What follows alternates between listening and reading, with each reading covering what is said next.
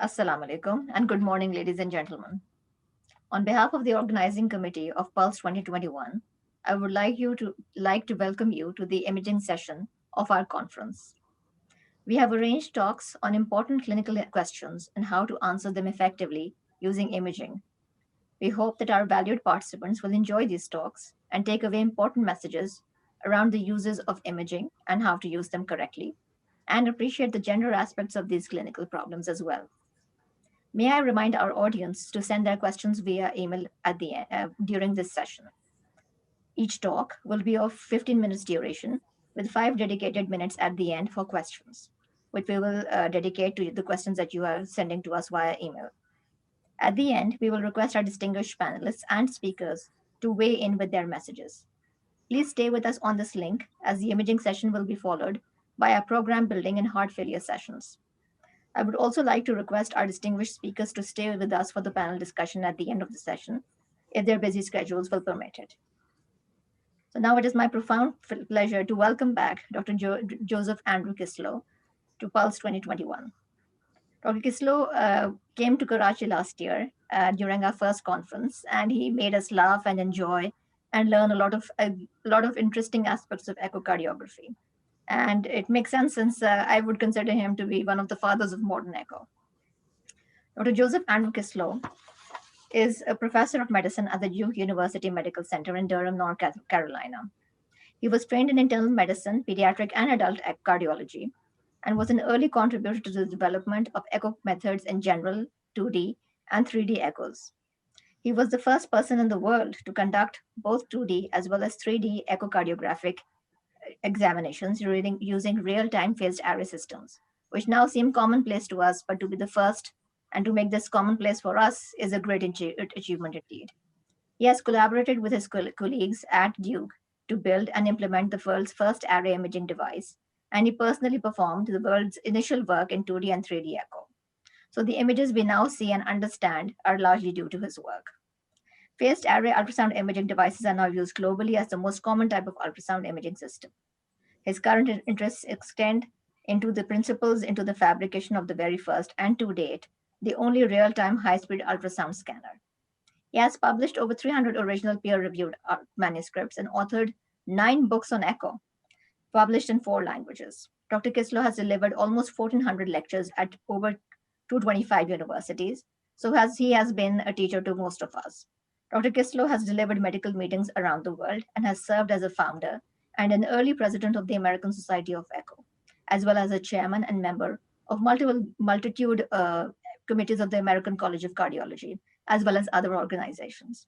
He has also participated in the establishment of many standards of practice, including organizing and chairing the ad hoc committee for continuing quality improvement in echo, as well as the Accreditation Society that has established the original standards recognizing cardiac sonography as a legitimate allied health profession. Many of his trainees have gone on to make him proud and become directors of echo labs in the US and internationally. Notably, some of his former students include Richard Schatz, Richard Stack, and Shikai Ohaza. Early in his career, Dr. Kisslo introduced routine echo into the operating room, performing over 2,500 direct epicardial scans as well. As transechocardiography developed, he helped establish the first standards of peri-op echo as well. Please join me in welcoming Dr. Kisslo for our keynote speech on strain imaging. Well, salam alaikum. Thank you very much. You should be seeing my screen now, at least hopefully you do. Let's just make sure my slide comes up. Should just be a blank slide and then a title slide here. Do you have it? Good. Yes, we can see. Thank you. Well, the title of my talk is How to Do Strain, which can be a very technical talk. I'm going to try to weave into it as to what does it mean and what are we actually measuring when we're doing strain. And I'm going to talk specifically about global strain. There's global strain on one hand, that's easy, and it's getting easier, remarkably easier. And then there's segmental strain, which is more difficult. And hopefully we can talk about that next time. But some people, as they approach strain, think of it as just a monster to be dealing with. What is it? What does it mean? How do we do this? What are the problems with it? And there are many problems. And some of these monsters that exist out there, we just have to learn to control and manage. So I know in many of these strain talks, what you've all heard before is this, and that's just blah, blah, blah, blah, blah. And then at the end of the talk, you really don't get an idea of what's going on. Well, hopefully I can change that. Let me separate it into a number of questions and major slides, and then we'll pick them off. Why do you want to do strain? Well, we'll be talking about global strain here and global longitudinal strain. We'll try to explain why. Well, you see these kinds of things published. You see better than ejection fraction in heart failure, heart failure with abnormal EF or normal EF, so coronary disease, valvular disease, endocarditis, chemotherapy, better than RVEF in all sorts of different things, which we'll hear about during this session. But one of the papers that came out that's just an example of why strain has taken on is this one, which was the detection of preclinical LV dysfunction in women undergoing breast cancer therapy using trastuzumab. And this is Hare's original paper, where he followed here with following patients over time with 2D left ventricular ejection fraction, 3D ejection fraction. And then in terms of 2D longitudinal strain, you saw effects. In other words, you saw the strain change prior to the ejection fraction.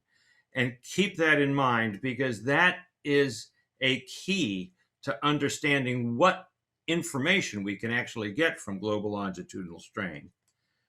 Now, some of you out there may not know what strain is, but let's just talk a little bit about that. What is strain? And here I've just depicted something here, which is just two objects in space.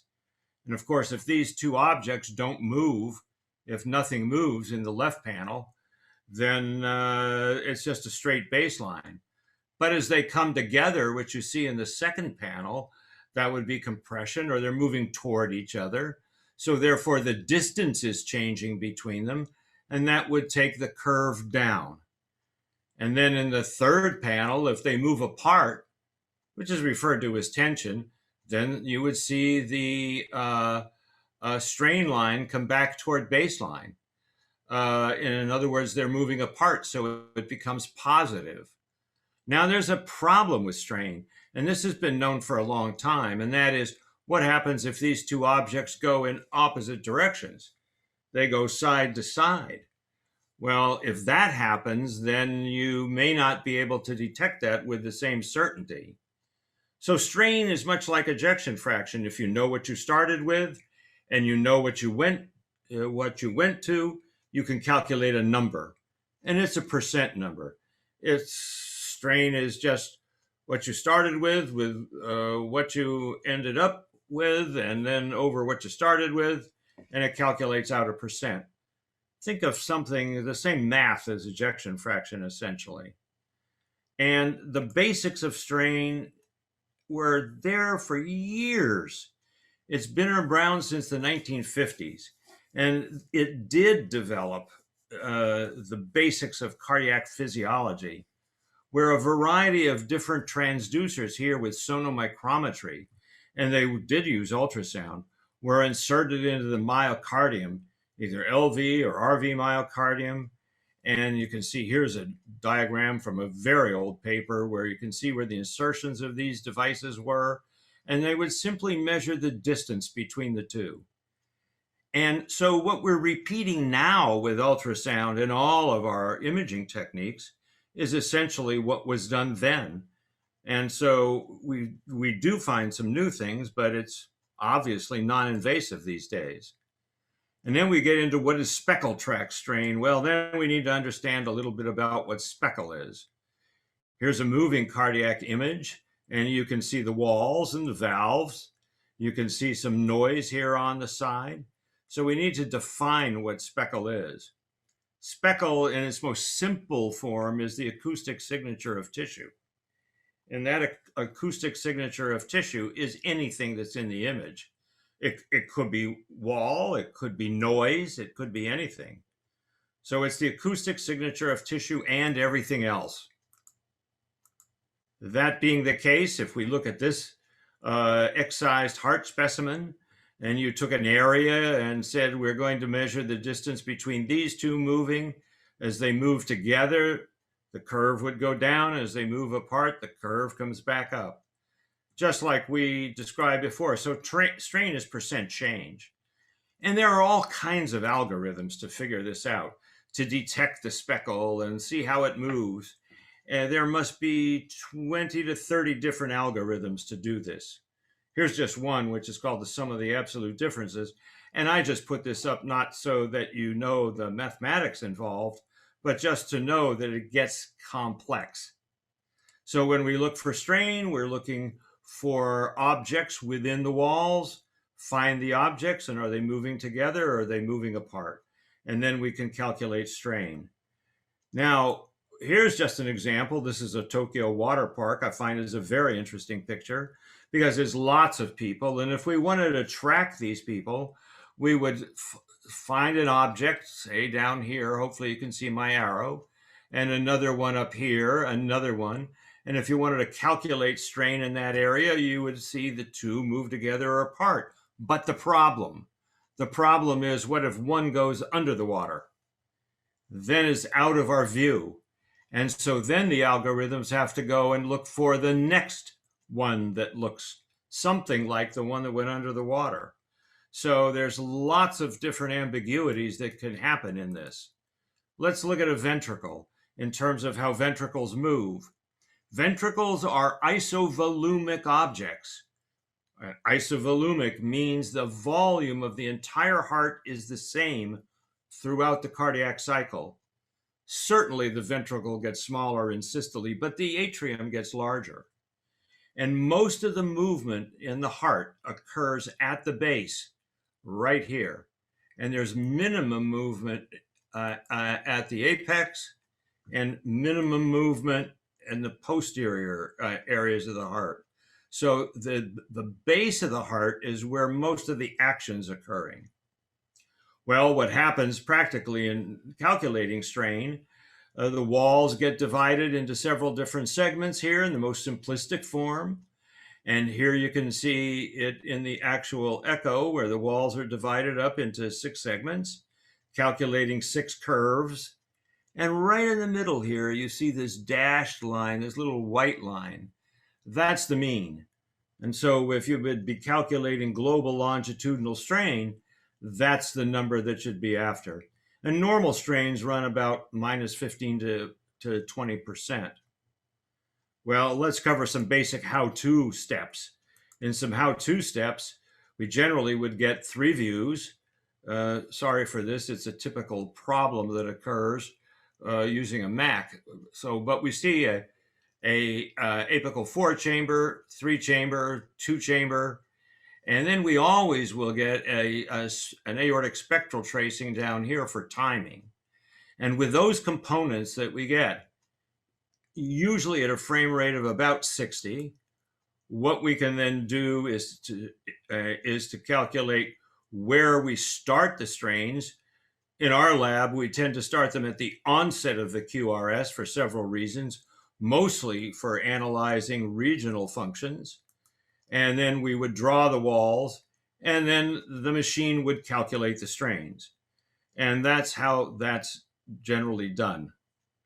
And so what results then is an image that might look like this, where you see the machine has applied all the walls, calculating all the numbers and the curves, and here come all these numbers.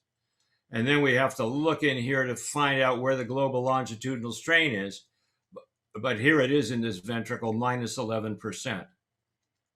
And sometimes we get other factors here calculated for free, but this is the cardiologist wonderful thing, because we cardiologists love numbers. Strain types. Strain types are longitudinal, moving from base to apex. They're circumferential around the short axis of the ventricle. Strain can be calculated, or radial strain into the center and out. But for practical purposes, it's only longitudinal strain that's being used these days, and we'll show you a little bit of why. Here's a longitudinal example, strain in this direction. Here's circumferential strain, which can be around the short axis or radial into them.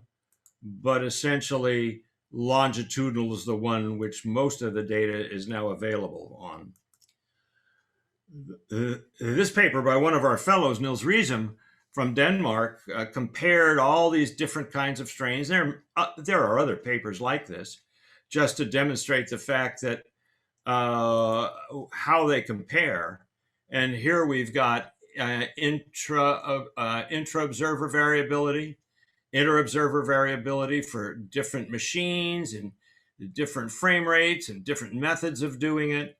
And you can see the variability is very narrow when you do longitudinal strain, either intra-observer or inter-observer. But when you get into circumferential strain, your variability starts to spread. And radial strains, it tends to really get bad. And then finally, for transverse strains, it's horrible. This is one of the reasons why we're into longitudinal strain, and because we can get reproducible data.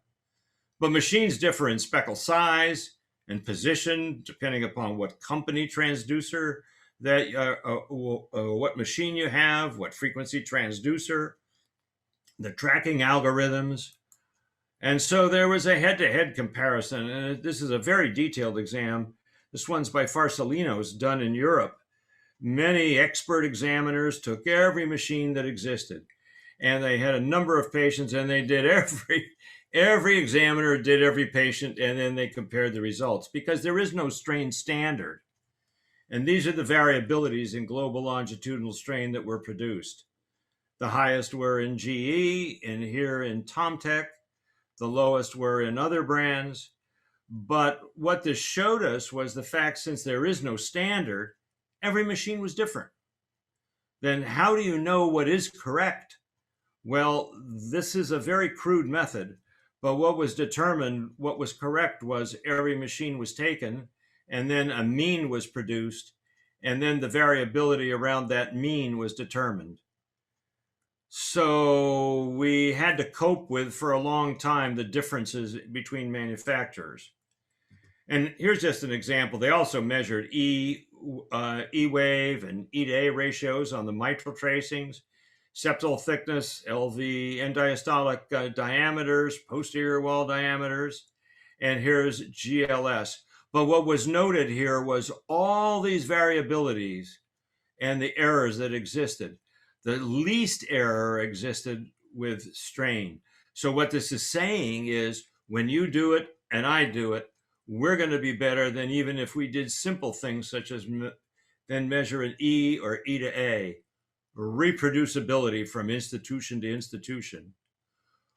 Where and when strain was calculated varied, and you can get strain from a variety of places. The endocardial surface, the epicardial surface, or the mid-wall.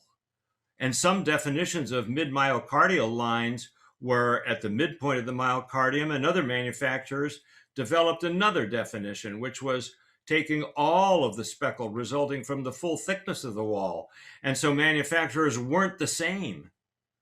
Well, as a result, over the years now, what is developed is most of our systems are giving us longitudinal strain from an endocardial surface.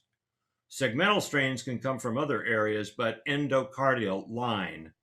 And that is now in all machines. But remember, inside your machines, anything can be calculated. So make sure all of your machines are set to endocardial line, and make sure they're all doing it from the same, in the same way. Then there's the kinds of strain. There's peak systolic strain, which could be at the peak during systole. This line is when the aortic valve shuts, right here. And here's systole. And here, if you had peak systolic strain or end systolic strain or a peak strain, would be in the same place. But here, if you look at this curve, which is peaking a little early, you can see these start to separate because the peaks are occurring before end systole. And here you've got peaking after the aortic valve closes. Now you start to go into this. And then you've got bulging, say the wall bulges instead of contracts. But for this, you can see what kind of strain is your machine calculating. Peak systolic strain, end systolic strain, or peak strain. Now, I must say that some systems are calculating peak strain, peak anywhere during systole or diastole. And other systems are calculating peak systolic strain or peak strain only here in systole. This would be more GE, this is more TomTec, anywhere in the cardiac cycle. That has not yet been standardized. But what's happened over the years, instead of taking all of these curves and averaging them, because it does lead to problems, what most manufacturers have done now in agreement is to at least calculate a line, an endocardial surface line. And they calculate the length of the line in diastole, the length of the line in systole, and in global longitudinal strain, that's what you're getting, a line. And the line is calculated from the endocardial length, and it's simply change of the length of the line. And now this is adopted by most manufacturers. So you have to be careful that you understand what this is. And remember, strain's just a number, but please make sure all of your systems are the same. Now, newer, there's auto strains where machines will just take pictures like this, and then they'll actually just pick out of the whole array of images that you have and automatically do it. They'll automatically pick the views that are proper. They'll automatically draw the lines. Then you can adjust it. Then you get all of the strain calculations. So it's quite interesting to see these work because they'll just automatically populate these segments and give you the 3 segments. Now, generally for strain, we're trying to go around 60 frames a second, remember, 3 standard views. And then out of it will come all the calculations that you need. This is now in most of our ultrasound machines, and it is an incredible time saver. Important as we move down toward the end here is to remember that geometry is a confounding factor in assessing ventricular systolic strain. And it is remarkable. And to make this story short, this is a paper by Stokey and rather significant that comes to the following conclusion.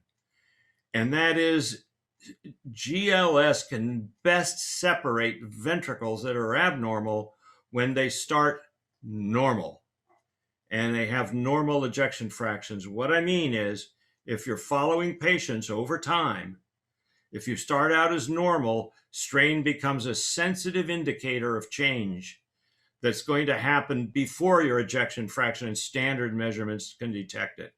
But once the ventricles dilate and the ejection fraction becomes normal, then strain does not have the same utility to it. Remember the slide we started with, hair slide way back with trastuzumab. That's what he did. He started with normal ventricles, and then trastuzumab was used over months, and it detected these differences. The other big paper to remember is this one by Park from South Korea, which is global longitudinal strain and mortality with acute heart failure, the largest of series published, 4,172 patients. And what he noted was strain was incredibly useful in predicting mortality. But of course, it was in the changes that occurred in the normal ventricles. Conclude here with a bit from Christina Hauge's paper, the editorial that accompanied that Park paper, where she said the following things. And that is that if we've ignored strain then previously, the paper of Park should convince those who are still in doubt that it's useful. she's advocated, which much of echocardiography community and I think medicine is now, that strain does have its place in daily clinical work. Let's take somebody here who's got an obviously normal left ventricle. Normal EF, I think you could argue there's left ventricular hypertrophy for sure. We'll look at this gentleman's strains and you can see they're reduced. They're not down around -15. They're actually less than that. The mean here is about -8. And indeed, if we look at another view, the strains are reduced. So this is someone that did go on to heart failure. And this is where it's most applicable in patients who start out with normal LV and you follow them over time. Then they're the ones where strain will detect it. You don't need the greatest pictures because you just need something from the wall. Global longitudinal strain is now a standard, especially if the LV looks normal, just to repeat that. Wait till next year, because next year, hopefully we'll do this in Karachi and we'll start to look at segmental strains. So strains are not that hard. You can conquer it too. So I appreciate your attention. Thank you very much. Thank you, Dr. Kisslo. That was a very interesting talk. And thank you for demystifying strain for us. We just definitely hope to see you next year in Karachi. That would be wonderful. In the interest of times, I'll reserve questions for this talk at the end of the entire session, and we'll move straight on to the next talk. I would now like to introduce Dr. Sabha Bhatti, who is an AQ alumnus and also an alumnus of the University of Cincinnati. She's an associate professor of medicine in the Division of Cardiovascular Medicine at Rutgers School of New Jersey. She's also the director of non-invasive labs and cardio-oncology at the Rutgers School. She will be speaking about imaging aortic stenosis and mitral regurgitation, something we all commonly falter with. Doctor, please welcome Dr. Sabha Bhatti. Thank you. I'd like to thank the organizers for the opportunity to present. It's always a good thing when you come back to a medical school and present. I want to give a shout out to one of my attendings from my final year cardiology rotation, Dr. Jafary, who's actually one of the speakers this morning. So, he was a great inspiration for many of my classmates. I have a monumental task here this morning of not only following one of the fathers of echocardiography, Dr. Kisslo, in the talk here, but also I have 15 minutes to present the imaging for the entire aortic stenosis and mitral regurgitation. As I was thinking about how I'm going to do this, I thought the best way would be to show you some cases. And the cases that I selected, I felt like the imaging was extremely important, and without the echo, the diagnosis couldn't have been made or would have been a delayed diagnosis. The echo then went ahead and guided treatment in some of those patients. So I hope that you'll find it helpful. So moving on right to the cases. Case one is a 60-year-old white male who presents to the emergency department in congestive heart failure, hypotensive on multiple pressors, goes into VT, gets shocked once, and a stat echo is performed. This is the patient's echocardiogram. We can't see your slides. Can you share your slides, please? You can't see this? No, we can't see that yet. All right, so let's go back. You need to click on share screen, Dr. Sabha.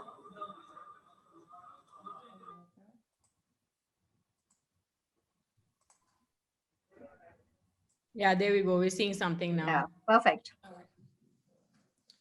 Okay, so like I said, case one. So this is the patient's echocardiogram. And so you can see here that the valve is extremely calcified and there's extreme restriction of the leaflets, the aortic valve leaflets here. And it's the ejection fraction is severely reduced. Here's a contrast opacification echo, and it essentially shows that the patient's ejection fraction is around 15 to 20%. So essentially severely reduced left ventricular function with a restrictive and barely opening aortic valve. So as I was looking at this echo, the physician from the CCU walked down to review it with me. I said, I think this patient possibly has low flow, low gradient aortic stenosis. However, the patient was quickly deteriorating, going into cardiogenic shock, escalating pressor doses, was going into liver and kidney injury. So decision was made to intubate, take the patient to the cath lab, do a transesophageal echo, see what else is going on. If the patient needs a cardiac cath, then that would be done in the cath lab. As we took the patient to the cath lab and formed an emergent transesophageal echo, we saw what you see here on this TE view, which is a restricted aortic valve with eccentric closure and calcification. And the short axis did indeed confirm that it was a bicuspid aortic valve with severe restriction. So the diagnosis was made of low flow, low gradient aortic stenosis. And since the patient was rapidly deteriorating, an emergent TAVR was performed right there in the cath lab. So this was a great case of quick diagnosis, quick management. Happy to say in follow-up, this patient has already had improvement in their ejection fraction to 40 to 45% when he was recently seen in follow-up. Case 2 was a 45-year-old patient, male patient, who was admitted with congestive heart failure, found to be new onset atrial fibrillation, was referred to our echo lab for T cardioversion. We perform all of those in the echo lab. So this patient's prior transthoracic echocardiogram had shown reduced ejection fraction and what they had read as mild mitral regurgitation. As I put the T probe down on this patient, the first thing I noticed was, okay, definitely not a normal mitral valve. There was extreme prolapse of the posterior leaflet with flail. And you can see here, even for the fellows and maybe even the students in the room, that is not a normal looking valve. There is absolutely no coaptation. The posterior leaflet is flail. And as expected with a posterior leaflet pathology, the jet is anteriorly directed and extremely eccentric wall hugging jet. A diagnosis was made of severe mitral regurgitation. You can see some, ruptured chordae up here. So, I obviously said to the team members in the OR that, this patient is in AFib, obviously because of a primary mitral valve issue, which they had no idea about. And so here's the patient's 3D. 3D echo has obviously become part and parcel of all our echoes. It's a routine part of the exam. You can see nicely here, this is the prolapse segment here on the 3D. So this patient was referred to surgery and underwent a bioprosthetic valve and is doing well.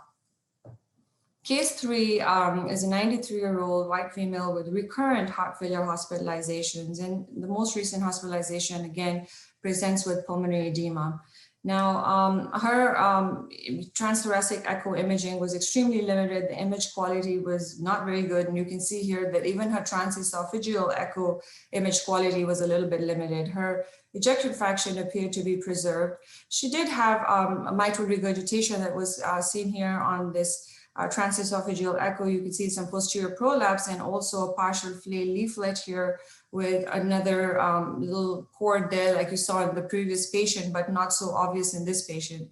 And maybe you can appreciate it more here. That's the posterior prolapse with color Doppler showing also severe mitral regurgitation.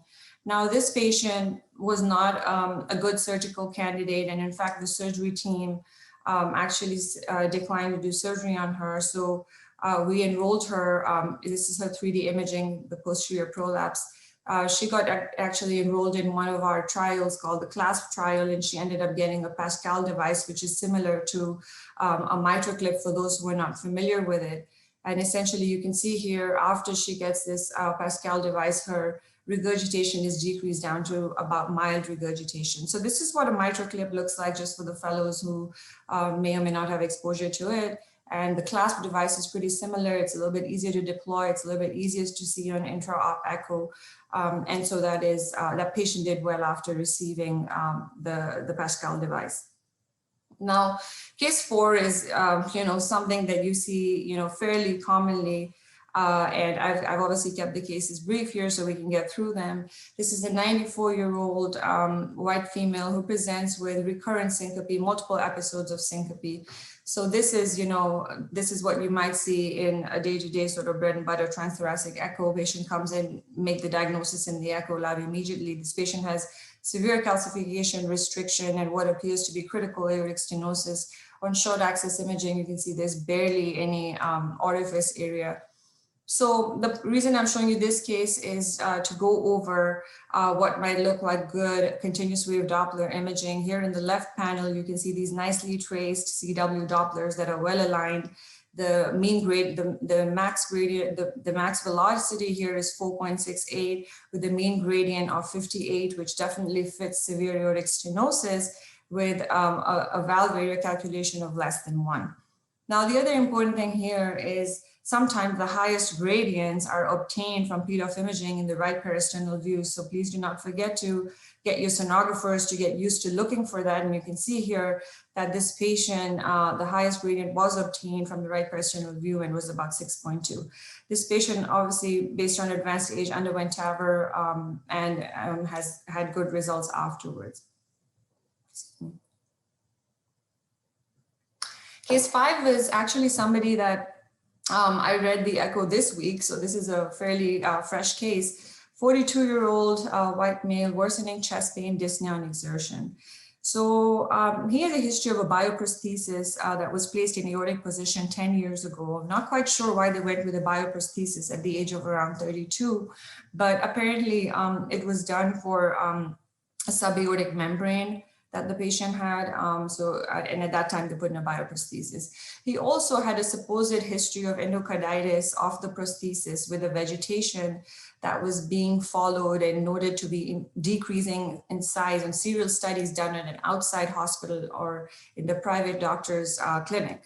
So when he got admitted to the hospital over the weekend, this was his echo, and essentially there appeared to be some calcification, but they were more concerned about this, I'm just going to run it again, a possible mobile echo density, which they were not sure whether it was calcium or whether it was vegetation, although the patient had no concerns for infective endocarditis. They did raise a concern for a mobile echo density. On CW Doppler imaging, you can see, I think the tech here is off axis. There's not much of a gradient here. So no aortic stenosis was called in this case. And essentially a transesophageal echo was ordered to look for endocarditis.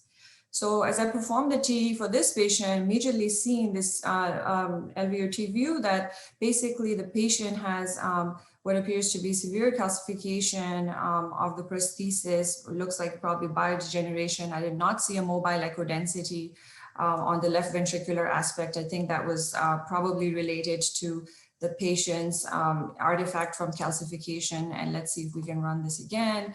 You can see here, on a color Doppler, the orifice is extremely reduced. So I started wondering if this patient had stenosis of the prosthesis for biodegeneration. So this is the patient's another zoomed in image, and it almost had like a mitral stenosis rheumatic kind of configuration, but here in the aortic position where there was just a tiny little orifice right here. And interestingly, on transgastric gradients, we were not able to get much. So when we got done with the TE, I asked the sonographer to follow up with some PDOF imaging.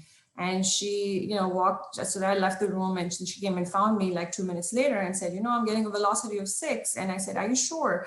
So we go back in the room, with the fellows, and we're trying to figure out, maybe she's picking up MR, right? So this is a big thing that when we're teaching our fellows, is it AS or is it MR? So we interrogated this from multiple different, and indeed the patient had a velocity of up to 6, also from the right peristernal view on PDOF imaging. So this patient did have significant aortic stenosis that had been missed on prior echocardiogram. The next day, the patient went to cath and had a peak-to-peak gradient of 100, which essentially matched what we got on echocardiography, which was 93. So this patient has been referred for a mechanical aortic valve and is going to be getting that today, actually. So, so those are some cases, and now I want to show you 3 or 4 slides on aortic stenosis and then 3 or 4 slides on mitral regurgitation to sort of do a recap. And I'm not really going to dwell on things that you can read up on a textbook anyway. So goals of echo, obviously establish diagnosis, quantify severity, assess left ventricular ejection fraction, and look in concomitant valve lesions. As far as aortic stenosis goes, obviously anatomy is important.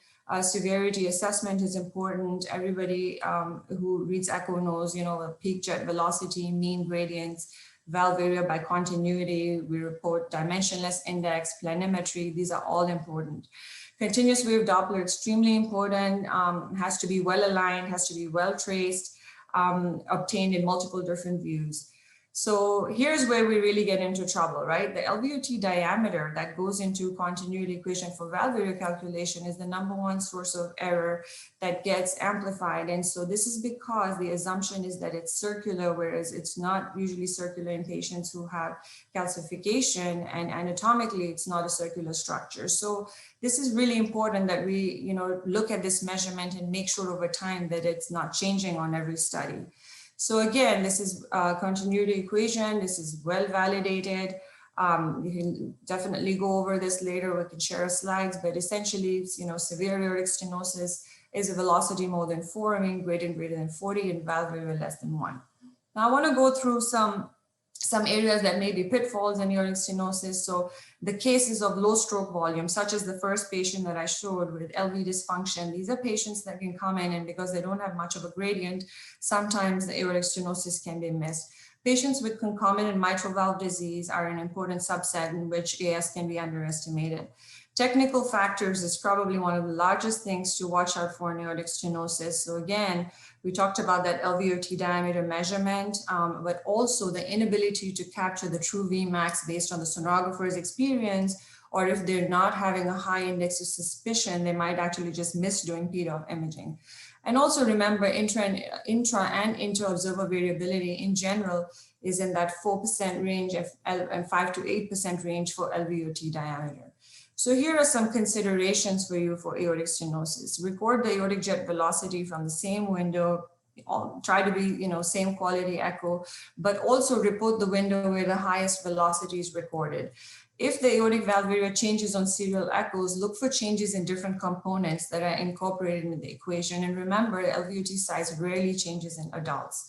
The PDOF buddy system is something that Zainab and her group at Duke have published. This is something we've implemented, and essentially, having 2 sonographers try always yields for us, at least, because they make it like a game and they're going to check it. But also it's important, in high volume labs like ours to continue to have a continuous quality improvement process in place. So I'm going to leave you for aortic stenosis, at least, with this algorithm that I find helpful, that helps separate patients into low gradient and high gradient aortic stenosis. And you can go down the pathway and try to figure out where your patient fits. A couple of slides on mitral regurgitation. Similar to AS, figure out what the mechanism is, the severity is, and what are the consequences on surrounding chambers. There are many different etiologies that can cause mitral regurgitation, and I'm not going to read these out. So mitral regurgitation is, again, another complex issue to try to read on a valve, because we look at many things. So if it's a flail leaflet, we are already thinking there's no coaptation, patient probably has severe MR. The vena contracta, PISA, these are all things that we look at, and there's criteria here that you can go over. We look at color Doppler. If it fills up more than 50% of the left atrium. Pulmonary veins are extremely important. Look for systolic flow reversal. And then, of course, an enlarged left atrium supports the diagnosis. So all of these are important, but I only have time to go through a few pitfalls. If you look here on the left panel, a small change in measurement of PISA radius of just 1 millimeter can lead to a change in regurgitation volume. And here on the right side is something we fairly commonly see in practice, is depending on the patient's blood pressure, their mitral regurgitation might look quite different. And this is very confusing to the surgeons, right? So we'll read it as moderate to severe regurg, and then patient will come for surgery and they call you from the OR, well, there's only mild regurg. So these are all important things to keep in mind. We also know that severe eccentric mitral regurgitation can be a big pitfall and is often underestimated if the tech doesn't angle the probe and try to show you the jet all the way into the roof of the left atrium. This is an example of a patient who presented with what looked like severe mitral regurgitation. However, after diuresis and optimization, you can see 3 days later, the patient doesn't really look like they have much mitral regurgitation. So again, remember, mitral regurgitation is going to change and can change and will change over time, depending on treatment, diuresis, what's going on with the patient, sedation during a TE. So all these echoes, all these factors must be taken into consideration. So those were some slides about AS and mitral regurgitation. And now this bonus case here is also, this was done 2 days ago at our institution. This patient has severely reduced ejection fraction, mitral regurgitation. Physician taking care of the patient felt like patient kept coming back in because of MR, but patient was not a surgical candidate. So this patient got enrolled in the SUMMIT trial for the Tendyne valve, which we're really excited to have our first case of the Tendyne valve this week. This is a tri-leaflet bioprosthesis that is mounted in a support structure and is a transapical approach. So this patient got the valve here. This is how cool the imaging looks on 3D. This is during deployment. This is the 3D image post procedure. And this is for those who haven't seen the Tendyne valve. This is how it looks. This pad sits on the apex. This tether is in the left ventricle. This supporting structure sits on the structure of the native valve. And then there's a tri-leaflet prosthesis in there. So again, echo has become essential in every part of patient care, starting from diagnosis, taking you through during procedures, and then after procedures, assessing for any kinds of complications and follow-up. So really echo is everything. So I think I've ran out of time. I'm gonna come back to the theme of this conference about gender. I wrote a recent editorial about, is it time to treat women differently in the world of heart failure? And the answer to this is yes, so you can definitely read that. This is a textbook written by one of my partners, and it's all about gender differences in management of heart disease, including valve disease.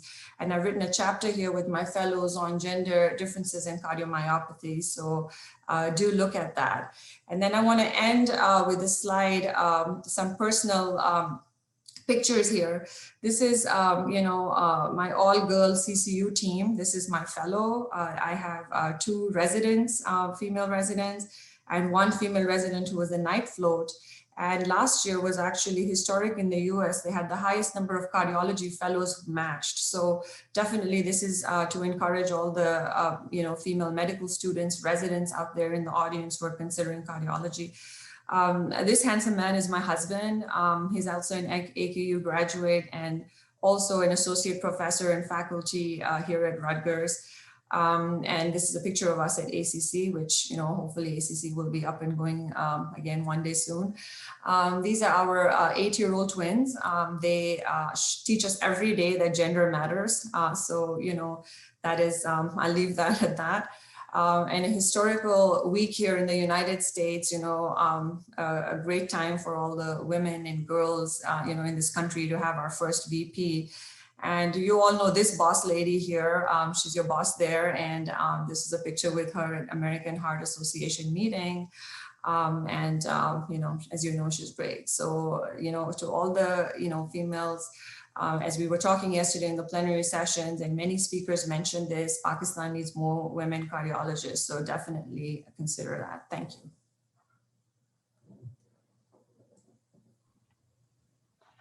Thank you very much. That was an excellent talk, Sabha, and a tough job as well.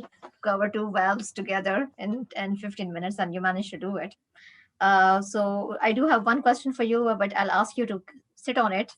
And the question is basically, the first few cases you showed us were basically acute patients who came in and something was underestimated. So what is the thought process that goes into thinking something has been missed here, we need to look a little more?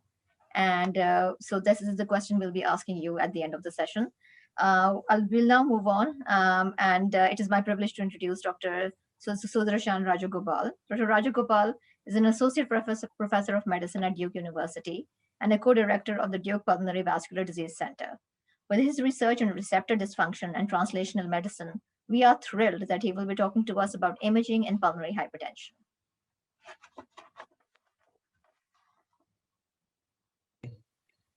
Thank you for the introduction, and I'd like to thank Dr. Bokhari and Dr. Samad and the organizing committee for the opportunity to present today.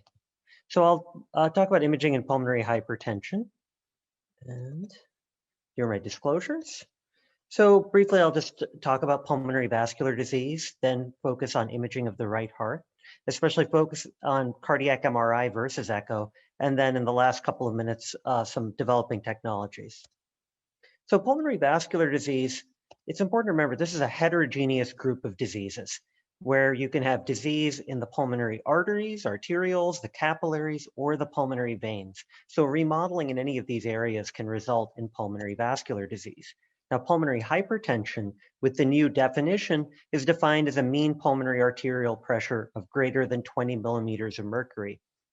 And pulmonary arterial hypertension is where we have that high mean pulmonary arterial pressure in the setting of a high pulmonary vascular resistance. And as the resistance vessels of the pulmonary vasculature are the arterioles, it's really due to arteriolar remodeling. And PAH is a rare disease, only 15 to 50 per million, but it does have a significant female predominance, 3 to 1. And so classically, these patients are the young women who present to clinic in their 20s and 30s. But there are many causes for pulmonary hypertension. PAH, what we call group 1 pulmonary hypertension, is very rare, but something a lot of us focus on because of a unique set of medications we have to treat it. But group 2 pulmonary hypertension due to left heart failure is the most common. Around 60% of pulmonary hypertension is due to pulmonary venous hypertension. Group 3 pulmonary hypertension due to lung disease is around 30%, and that's we can see in any advanced lung disease with cor pulmonale, whether it's COPD or IPF. Group 4 PH is due to chronic blood clots, chronic thromboembolic pulmonary hypertension, and group 5 sort of miscellaneous category, which is associated with other systemic diseases such as sarcoidosis, sickle cell disease, and other hemolytic anemias. But it's important to remember that the patients we see in clinic today are older and sicker with multiple comorbidities, and it is very common now to see patients who cross these groups, who have elements of group 2, 3, and 1, and frequently it can be challenging to manage these patients. So why do people die with pulmonary hypertension? And they don't, while the disease is of the blood vessels in the lungs, they don't die because their lungs explode or of hypoxemia, they die from right heart failure. And that's because they have high afterload in their pulmonary vasculature. This initially leads to compensatory remodeling and hypertrophy in the right ventricle. But over time, just like in the left ventricle, when you have hypertension, the RV dilates. And at some point you get this ventricular vascular decoupling, and you get just severe right heart failure and death. So that's why it's so critical to follow these patients with cardiovascular imaging. Echocardiogram has been shown for many years to be associated with outcomes in pulmonary hypertension. This is a study now that's almost 20 years old, where if you just looked at survival based on patients, whether their right atrial size was enlarged or not, the presence of a pericardial effusion, or their eccentricity index, again, so assessing the left ventricle and the degree of septal flattening that was occurring due to RV enlargement, you could identify patients who are at higher risk for death. But when you look at these echo parameters and you try to combine it with clinical parameters in patients with pulmonary hypertension, echo doesn't add very much. So this is the REVEAL risk score that's used for prognosis in pulmonary arterial hypertension. And as you can see, the only echo parameter that came out as adding utility to all the clinical parameters that were here was the presence of a pericardial effusion. And if you've taken care of patients with pulmonary hypertension, when you see a pericardial effusion, that's usually a very end-stage PH patient, and so end-stage disease. Now, there are other issues with echo as well. Frequently use it as a screening tool. Indeed, it is the screening tool for pulmonary hypertension before we confirm the diagnosis with right heart catheterization. But there is a poor correlation with the estimated pulmonary arterial systolic pressure between echo and right heart cath, as you can see here. While from a research perspective, this is useful, it's a good correlation from that perspective. For an individual patient, there's significant issue in terms of the either underestimating or overestimating the degree of pulmonary hypertension from echocardiography. So echo really, you could argue, doesn't add much value when you incorporate it with other clinical data. It doesn't do as great of a job as estimating the pulmonary arterial systolic pressure. Okay, how about MRI? Everyone tells me MRI is the coolest thing in the world. So let's see. So similar to echo, cardiac MRI parameters are associated with outcomes in PH. And so when you look at stroke volume index, RV mass index, and indexed end diastolic volume, you can see that all of these are associated with survival in pulmonary hypertension. And we even have stronger data from cardiac MRI that RV function correlates with survival even better than pulmonary vascular resistance. This is some really interesting work from Anton Vonk's group in Amsterdam. And they essentially looked at a cohort of patients and they followed them based on their pulmonary vascular resistance. And indeed, patients who have a higher PVR do have slightly worse survival, reaching statistical significance. But when you look based on right ventricular ejection fraction, there's a significant difference between patients with a lower right ventricular ejection fraction compared to a higher one. And then when you combine these groups and you looked at patients who have a high right RV ejection fraction, even in the setting of a high PVR, these patients still have a good outcome. Again, which really hammers home the point that what determines outcomes in patients with pulmonary hypertension is their RV function. And indeed, they followed these patients and they looked at survivors versus non-survivors. And non-survivors didn't have a significant change in their PVR at follow-up, but they did have a significantly worse change in their right ventricular ejection fraction from MRI. And this has led some groups to follow their patients with MRI. And indeed, decreased RV ejection fraction at follow-up.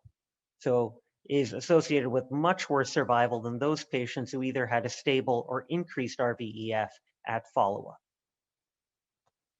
These same parameters from the cardiac MRI, they also appear to be more sensitive in detecting clinical worsening than our typical clinic assessment of these patients.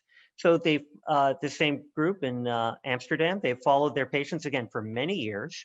And this cohort of patients was followed by cardiac MRI and typical clinical parameters, a 6-minute walk distance and functional class assessment in clinic. And you can see that patients who had progressive disease compared to those who had stable, very early in the course of their disease, they could see worsening in their indexed end diastolic volume and end systolic volume far before they would see changes in their 6-minute walk distance or functional class, suggesting that the cardiac MRI was much more sensitive at picking up preclinical worsening of pulmonary hypertension. So cardiac MRI must be better than echo, right? I mean, but most of the echo parameters that I mentioned before, they're really not measures of RV function, right? And we now have better 2D parameters of RV function. And of course, we have 3D echo. So maybe some of these newer parameters are better at risk assessment in our patients with PH. So from the 2D echo, we can calculate TAPSE, and so this is the tricuspid annular plane systolic excursion. And so patients who do have a low TAPSE do have much lower survival than patients who have a high TAPSE in patients with pulmonary hypertension. And it's great that Dr. Kisslo gave his talk because TAPSE is essentially a poor man's strain. So in TAPSE, we're just looking at this excursion of the tricuspid annular plane here, and that change in length. And of course, now we can calculate the entire change in length with longitudinal strain analysis. And a number of studies have now looked at this, either global strain of the entire right ventricle or strain of the right ventricular free wall. And indeed, these strain parameters strongly correlate and are associated with survival. This is nice data from the Mayo group, and under Dr. Samad's leadership, we had similar data at Duke looking at strain in our pulmonary hypertension patients. But you can see as strain worsens, you have much worse symptom progression in patients. And if we look at the far right here, when you look at survival, patients with essentially normal strain have excellent outcomes compared to those who have a severely reduced strain. Of course, the issue with an echo is that you can't image the entire right ventricle in an echo, which is what you get with the MRI. That's the strength of the MRIs. You get to image everything, while when we're calculating our global longitudinal strain, we're really just looking at an RV-focused 4-chamber view. Now, don't get me wrong, longitudinal strain is great at monitoring the right ventricle because unlike the LV, at the RV, the majority of the motion, the majority of the fibers in the RV are actually oriented longitudinally, around 70% of them. So it's really well suited to studying the RV. The only issue that comes up is it's tough to do speckle tracking of the free wall just because of the amount of motion that you see, the amount of longitudinal motion.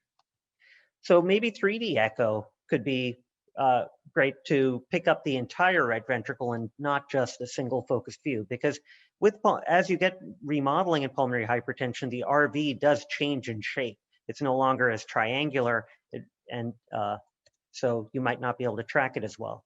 So this was an interesting study from a few years ago where they essentially did 3D echo in these patients, and they essentially defined people as either having an adapted RV, an adapted remodeled RV, or adverse remodeled based on their right ventricular ejection fraction from 3D echo.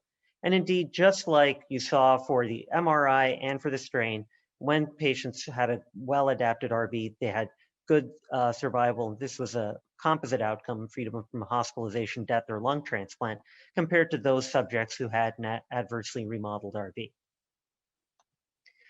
And then this is work also led by my mentor, Dr. Samad, as well as Dr. Fawaz Al-Anezi, where we looked at right atrial strain.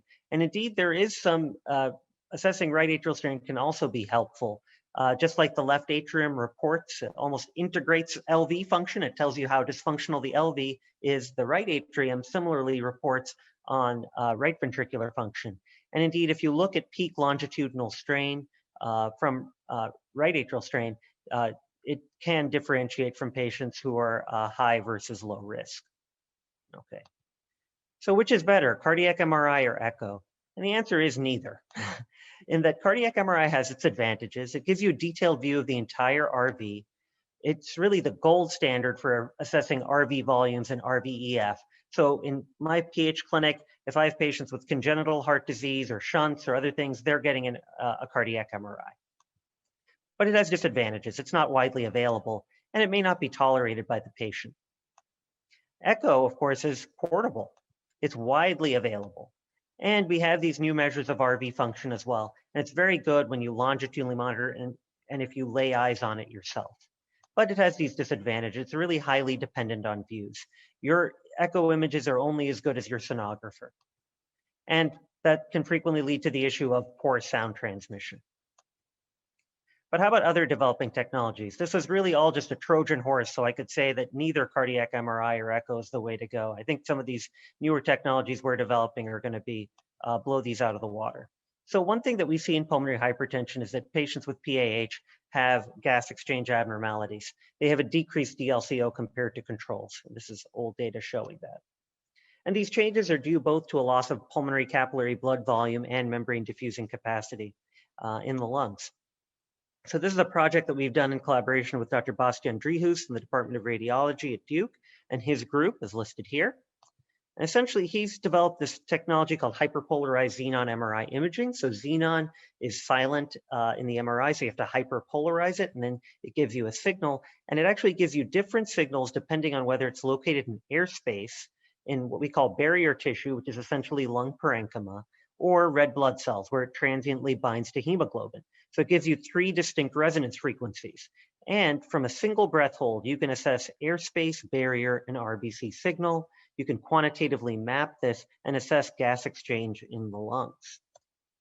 And so through some NIH funding, and we recently published this in 2019, we looked at cohorts of patients with COPD, IPF, left heart failure, and PAH to assess for these gas exchange abnormalities.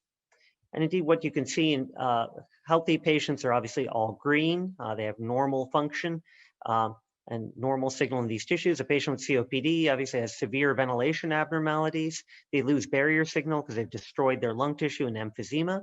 In IPF, the ventilation signal is relatively preserved, but you see very high parenchymal signal from their fibrosis and with a decrease in gas exchange to red blood cells.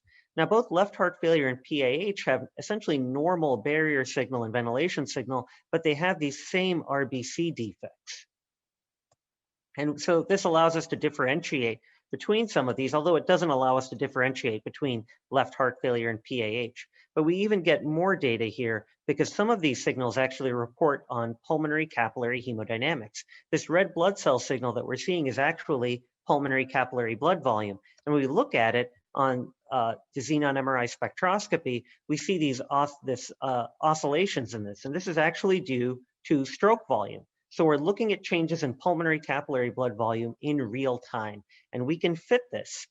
And what this allows us to do when we look at these different disease states is you can see that pulmonary arterial hypertension has significantly lower oscillations here than in left heart failure. Now, why do we think that is? Well, in left heart failure, you have pulmonary venous hypertension, you have increased impedance in the left atrium.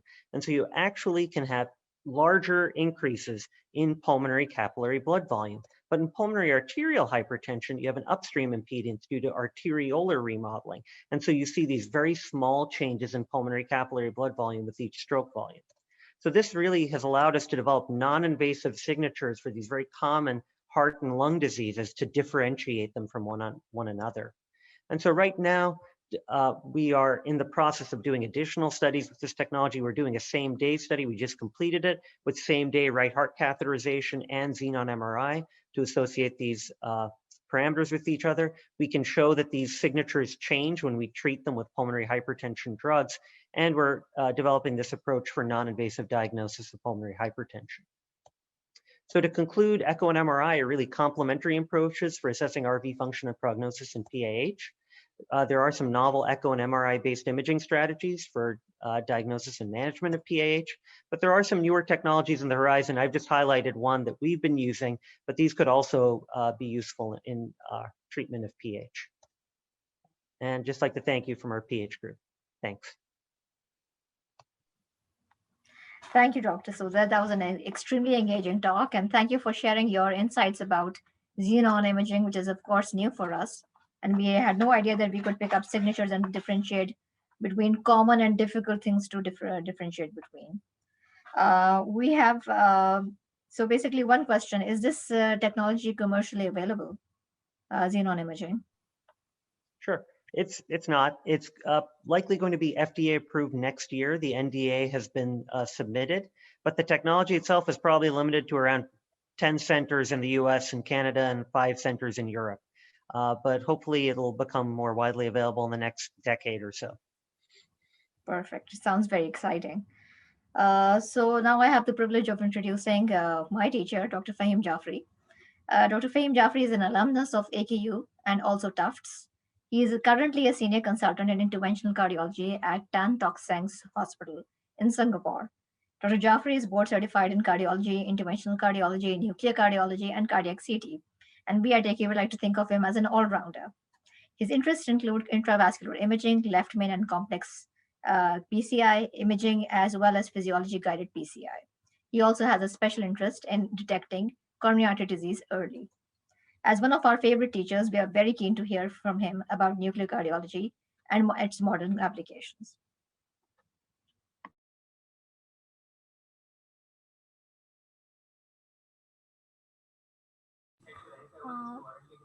Can you guys hear me and see my screen? Yes, sir. Right. Thank you, Sarah, for that very, very kind introduction. I'd like to thank you and Zainab and Osman and the whole group for this very kind invitation. It's a pleasure and privilege to be here, and congratulations to all of you for arranging such an amazing conference. You know, as you said, you know, I wear several hats. Of course, I'm in the cath lab for several days a week, but I also have a passion and sort of affiliation with imaging, particularly nuclear and imaging and cardiac CT. And so as I thought about how to, you know, talk about, you know, imaging in 15 minutes, it's sort of a challenging task because there potentially is a lot to talk about. You know, and you know, when you start looking at things, I thought that, you know, I would talk about stuff that is relatively more pragmatic and relatively simple. Some of the material I'm going to talk about is probably well known to everybody, and so I apologize if it's very simplistic. But I'm hopefully for some members of the audience, at least, there will be some information that's useful and new. I think we all know about nuclear cardiology, and it's been around for a while. And so some of the, you know, the standard indications have not really changed. I mean, you know, the diagnostic aspect, does the patient have coronary artery disease? And then not only that, but then if he has coronary disease, is it ischemia producing? And of course, prognostic, you know, how is the patient going to do long term? I think these have pretty much not changed over the last several decades. We use nuclear cardiology for viability, and I think that that's one aspect that is changing, certainly with the advent of cardiac MR and even PET scanning, which I'm not going to touch too much on because it's sort of relatively less available to most physicians and centers.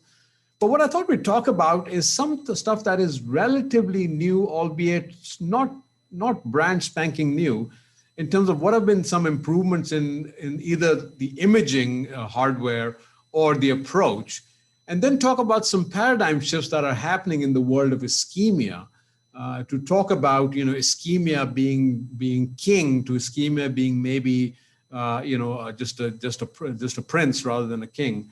And then some briefly touch on looking beyond perfusion in, with hybrid imaging in 2021.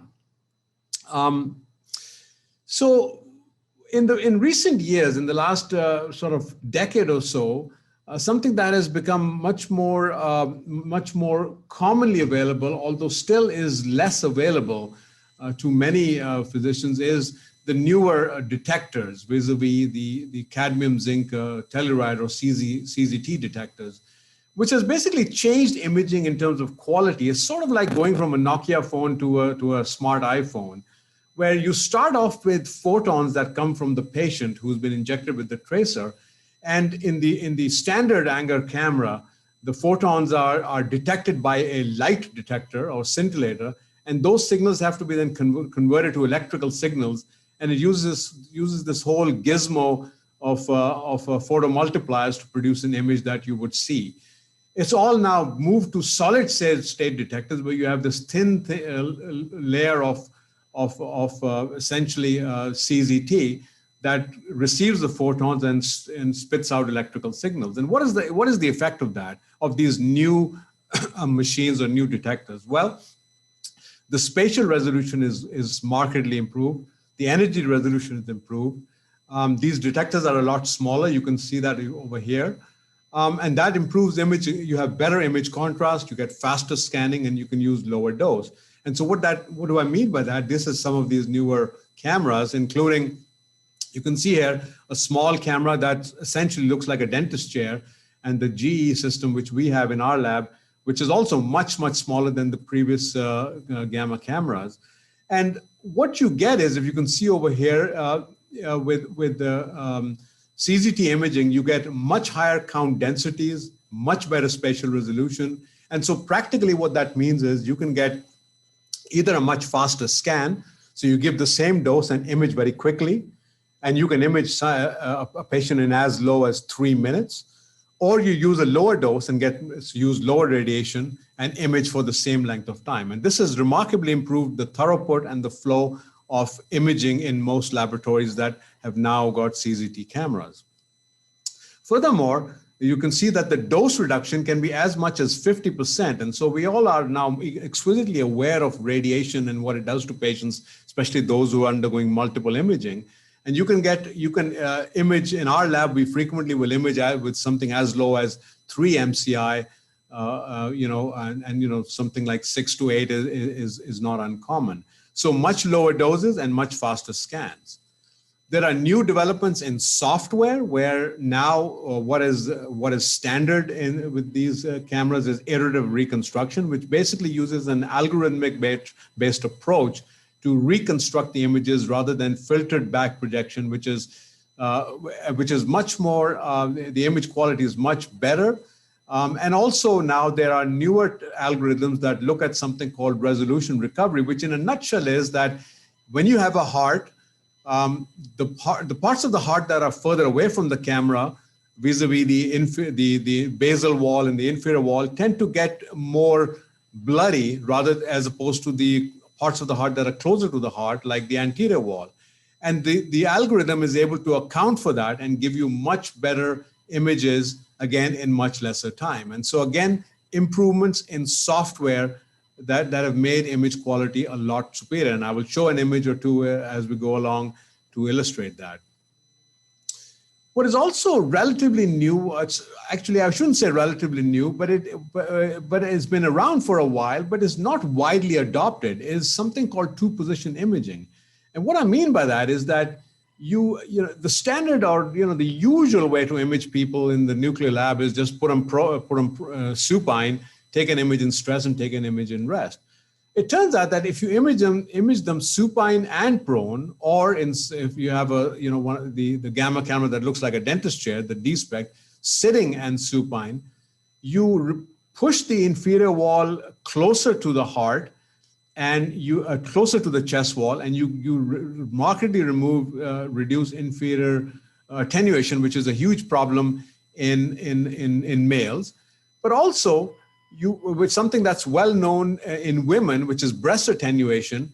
When you prone them, when you put them prone, though that attenuation, that shadow that was due to the breast moves away, and you can sort of resolve or sort out that the anterior defect you are seeing in the image is actually breast attenuation. And so it takes away a lot of that guesswork.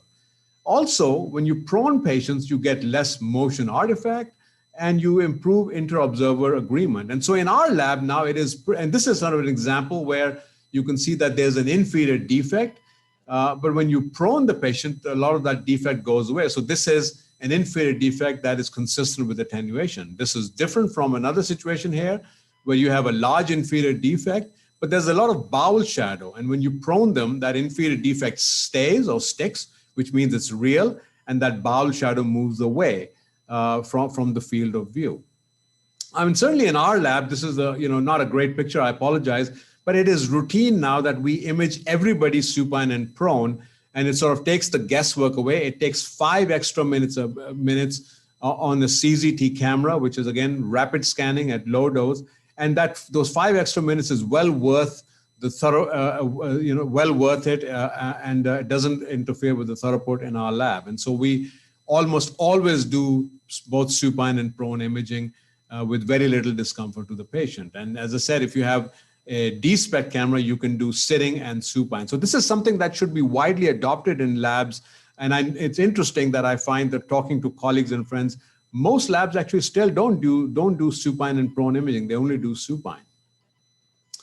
I thought it's important to talk about a paradigm shift that is happening in ischemia. Ischemia was king and still is important. But the question you have to ask is that, is ischemia dangerous? And when I was a fellow, we were taught to fear ischemia. In fact, this goes back to the early data generated in the 90s, where clearly when the more abnormal your scan, in other words, the more ischemia you have, the greater the event rate, whether it's death or MI. And this is from the classic Hakamovich paper published in the 90s. And so as a result, the standard was to then revascularize these patients. And certainly in my day as a fellow, if somebody had ischemia, you had to cath them. And we know, and data from the same center has shown, and again, on a cohort going back to the 90s, that when you revascularize these patients, the event rate is lower compared to just treating them medically. But of course, there were limitations with this data, and the limitations is that most of this was observational single-center data taken from a cohort at the time at which time medical therapy was not only relatively limited, there was no concept of high-dose statin, lowering the LDL to the 50s and 60s, and certainly medical therapy was not standardized. And of course, because it was observational, there were a lot of biases. If you think about it, which are the patients that are going to be sent for revascularization? It's going to be the more good and robust patients as opposed to the frail and elderly.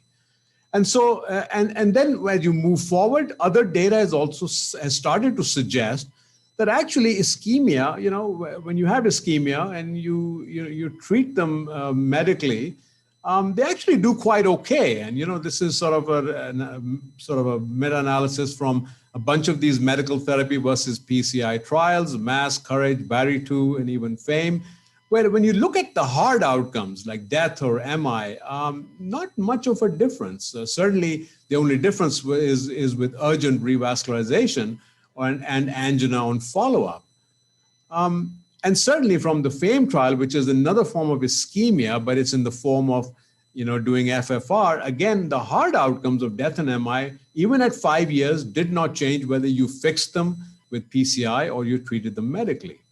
And so with this background came the ischemia trial, where, of course, as most of you are familiar with already, ischemia took people with moderate or severe ischemia, randomized them to either an invasive strategy with excellent medical therapy or conservative treatment with just medical therapy alone.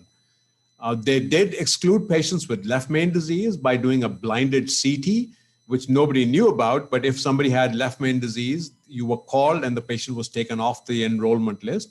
They excluded patients with low EF, and then of course people with recent ACS or intractable or accelerating angina, which kind of made sense. And the long and short, we don't have time to talk about ischemia in detail. There's so much to talk about, but the long and short of ischemia was that basically there was no difference in the hard outcomes in the form of whether you treated patients medically or invasively at the outset. Sure enough, there was an improvement in angina. So patients' chest pains got better. And so at the end of the study, there was less angina. During the study, there was less angina, and that was certainly maintained throughout the course of the trial. But as I said, but there are caveats to ischemia, which means that it excluded patients with left main disease. So you needed anatomical definition. It excluded patients with low EF and severe angina.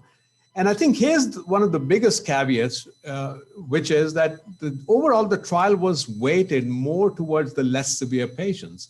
About a third of patients had no angina in the last month before they were enrolled. And there was a more preponderance of moderate rather than severe ischemia. And we were one of the centers for ischemia. I was one of the co-investigators for our site, and I was the interventionist as well as the nuclear guy for this trial. And I can tell you that many patients who had, severe ischemia, large ischemic defects, when we talked to the primary cardiologist, they wouldn't enroll them in the trial. And so despite our efforts to do so. But nonetheless, ischemia trial is a groundbreaking trial because it leaves you with the thought that it can be okay to leave ischemia, and medical therapy for stable ischemic heart disease is okay. Now, for a lot of us who worked in Pakistan or are still working in Pakistan, this isn't rocket science or new information. We've been treating a lot of patients back home with ischemia, even when we thought they were high risk, with just medical therapy, because patients would either not be willing to go through an invasive procedure or actually not being able to afford it.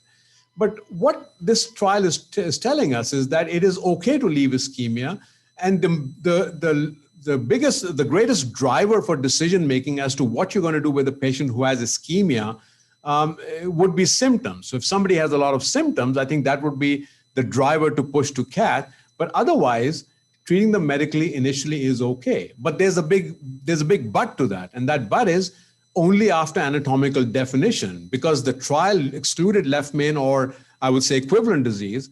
And so you got to know whether they have left main disease or not. And from that perspective, certainly in our center, we tend to often do limited CT scans of the left main to make sure that's not the issue before doing, sitting with the patient and performing what we call shared decision making. But I think as a result of this paradigm shift, I think there will be a shift more towards CT imaging, but ischemia still remains important. I'd like to spend the last few minutes just talking about looking beyond perfusion in 2021, from the sense that we all know that ischemia is important, but may not be prime. And certainly from the ischemia trial, atherosclerotic disease seems to be more important than ischemia. Can we integrate anatomy with perfusion imaging? And something that we have been, and this is particularly important in the modern era, because as all of you would probably agree, that the frequency of abnormal tests in the nuclear lab is actually significantly declining. In fact, most patients are normal, and this has been the experience globally, worldwide, and certainly our experience too. But yet, despite that, we see a rise in heart disease, especially in Asia, especially in women, and certainly in Southeast Asia, we're seeing this a lot. And so one of the paradigms that is gradually changing is to combine SPECT imaging with coronary calcium score. Now, as you all know, coronary calcium originally was designed to look at asymptomatic patients, but patients with chest pain can get significant benefit if you do a calcium score at the same time. And while there's a lot of data on this, this is some recent data that show that while scans can be normal, and most scans that we do in the lab are normal, at least 60% in our lab, about 3/4 of those normal scans have a calcium score of more than 0. In other words, they do have subclinical coronary atherosclerosis. And about 1/4 of them actually have calcium scores. So 1/4 of normal scans have calcium scores that are above 400, where the outcomes we know are substantially affected. And certainly this is recent data that shows that while ischemia is uncommon if your calcium score is low, if you have a calcium score that's more than 400, if you look at the right lower corner, if your calcium score is more than 400 and you still have a normal SPECT, which is in light blue, your event rate is quite significant. It's roughly 3%, which is what we would consider high risk. So calcium score, in addition to a normal scan, incrementally influences prognosis. And this is a patient of mine that I've been following for the last 8 years or so. He was, I think, 37 when I did his nuclear scan. And this is, again, a stress rest. He went like 10 minutes on the treadmill. So very good prognosis. Normal as hell scan. I mean, you couldn't get any normal. This was a low dose CZT camera scan. But when we did a calcium score on him, you can see a blob of calcium on the right coronary artery. There's calcium in the left main. There's calcium in the LAD, and his calcium score is 439. And so about 8 years ago, we started him on high dose statins. His LDL runs in the range of about 1.4, which is about 55 milligrams per deciliter. And so far, so good. Touch wood, he has done well. And this guy had a family history of everybody having coronary artery disease in his family. So what I'm trying to point out is that a calcium score significantly modified our approach to this patient by identifying subclinical atherosclerosis, despite the fact that he had a normal scan.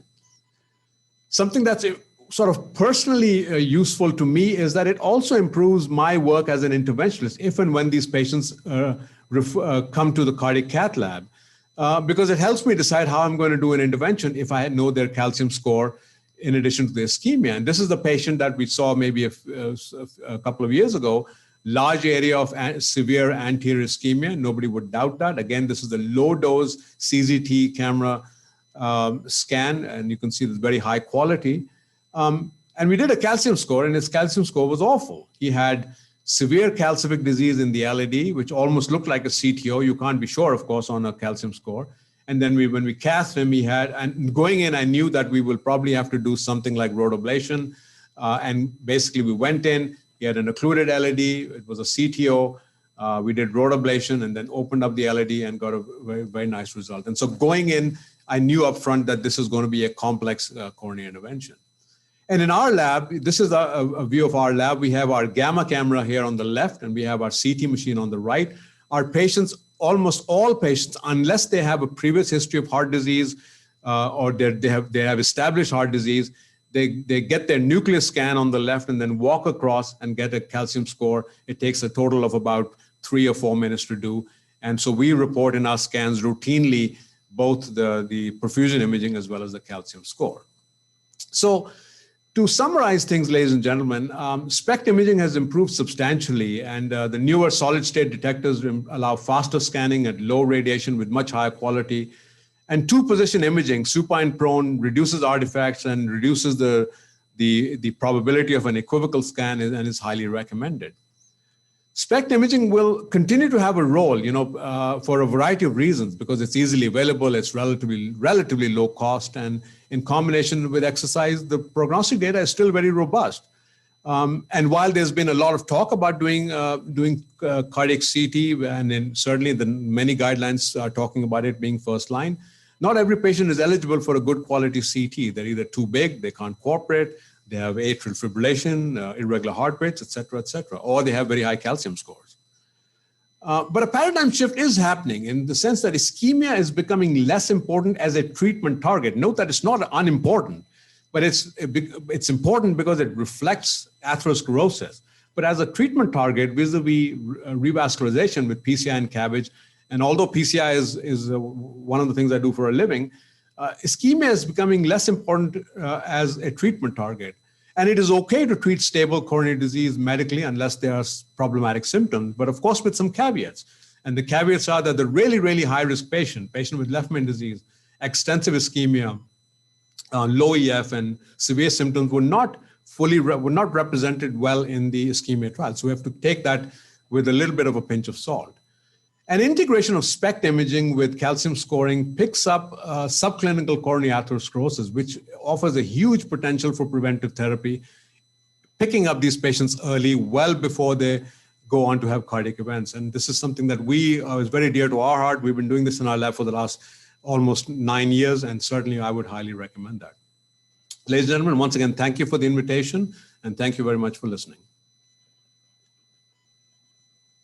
Thank you, Dr. Jafary. As usual, that was an excellent talk and we learned a lot. I'd just like to comment that proximal LED did not make into your high-risk group. Would you like to comment on that? Yeah, I mean, I think you're right. In the ischemia trial, that was not an exclusion as per se, it was left main disease. I think that proximal LED itself is, you intuitively think that you want to revascularize them, or you have to. But I think that they can also be treated medically and do quite okay. The left main is the cohort where there's so much ischemia that they just can't be treated medically. Now, of course, if somebody has a prox LED lesion and they have an occluded circumflex, it's left main equivalent. So there is some grayness to that paradigm. But in general, a single vessel disease, they can be treated medically and they will do okay. I'm not saying everybody should be, but certainly they can be. Thank you. The data seems to be lessening our guilt here in the developing world where we sometimes don't actually get to ischemic patients treated, intervened on. So thank you, Dr. Jafary. Our next speaker is Dr. Nina Kukar. Dr. Nina Kukar is an assistant professor and director of cardiovascular imaging at Mount Sinai West and the ICANN School of Medicine at New York. As an expert in multimodality imaging and the director of a very prestigious cardiac imaging lab, she will speak about the uses of cardiac CT and gender aspects. Thank you, Dr. Bukhari, for the invitation. Thank you, Dr. Shahab, also for having me. I know I'm with an enlightened group of people when an interventionalist is supporting the use of medical management for ischemia, so I very much appreciate that. Let me just get to my slides here, and bear with me 1 minute. Let me go to... Okay, can everyone see my slides okay?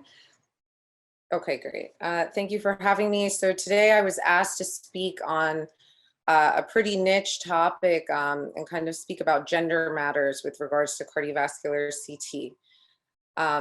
So cardiac CT in women, the risk of heart disease in women is significant. Every 80 seconds, a woman dies of heart disease. 48 million women in the United States have heart disease. I'm not familiar with the numbers in Pakistan, but I imagine in the South Asian population, that's also actually similar and perhaps even more as a percentage.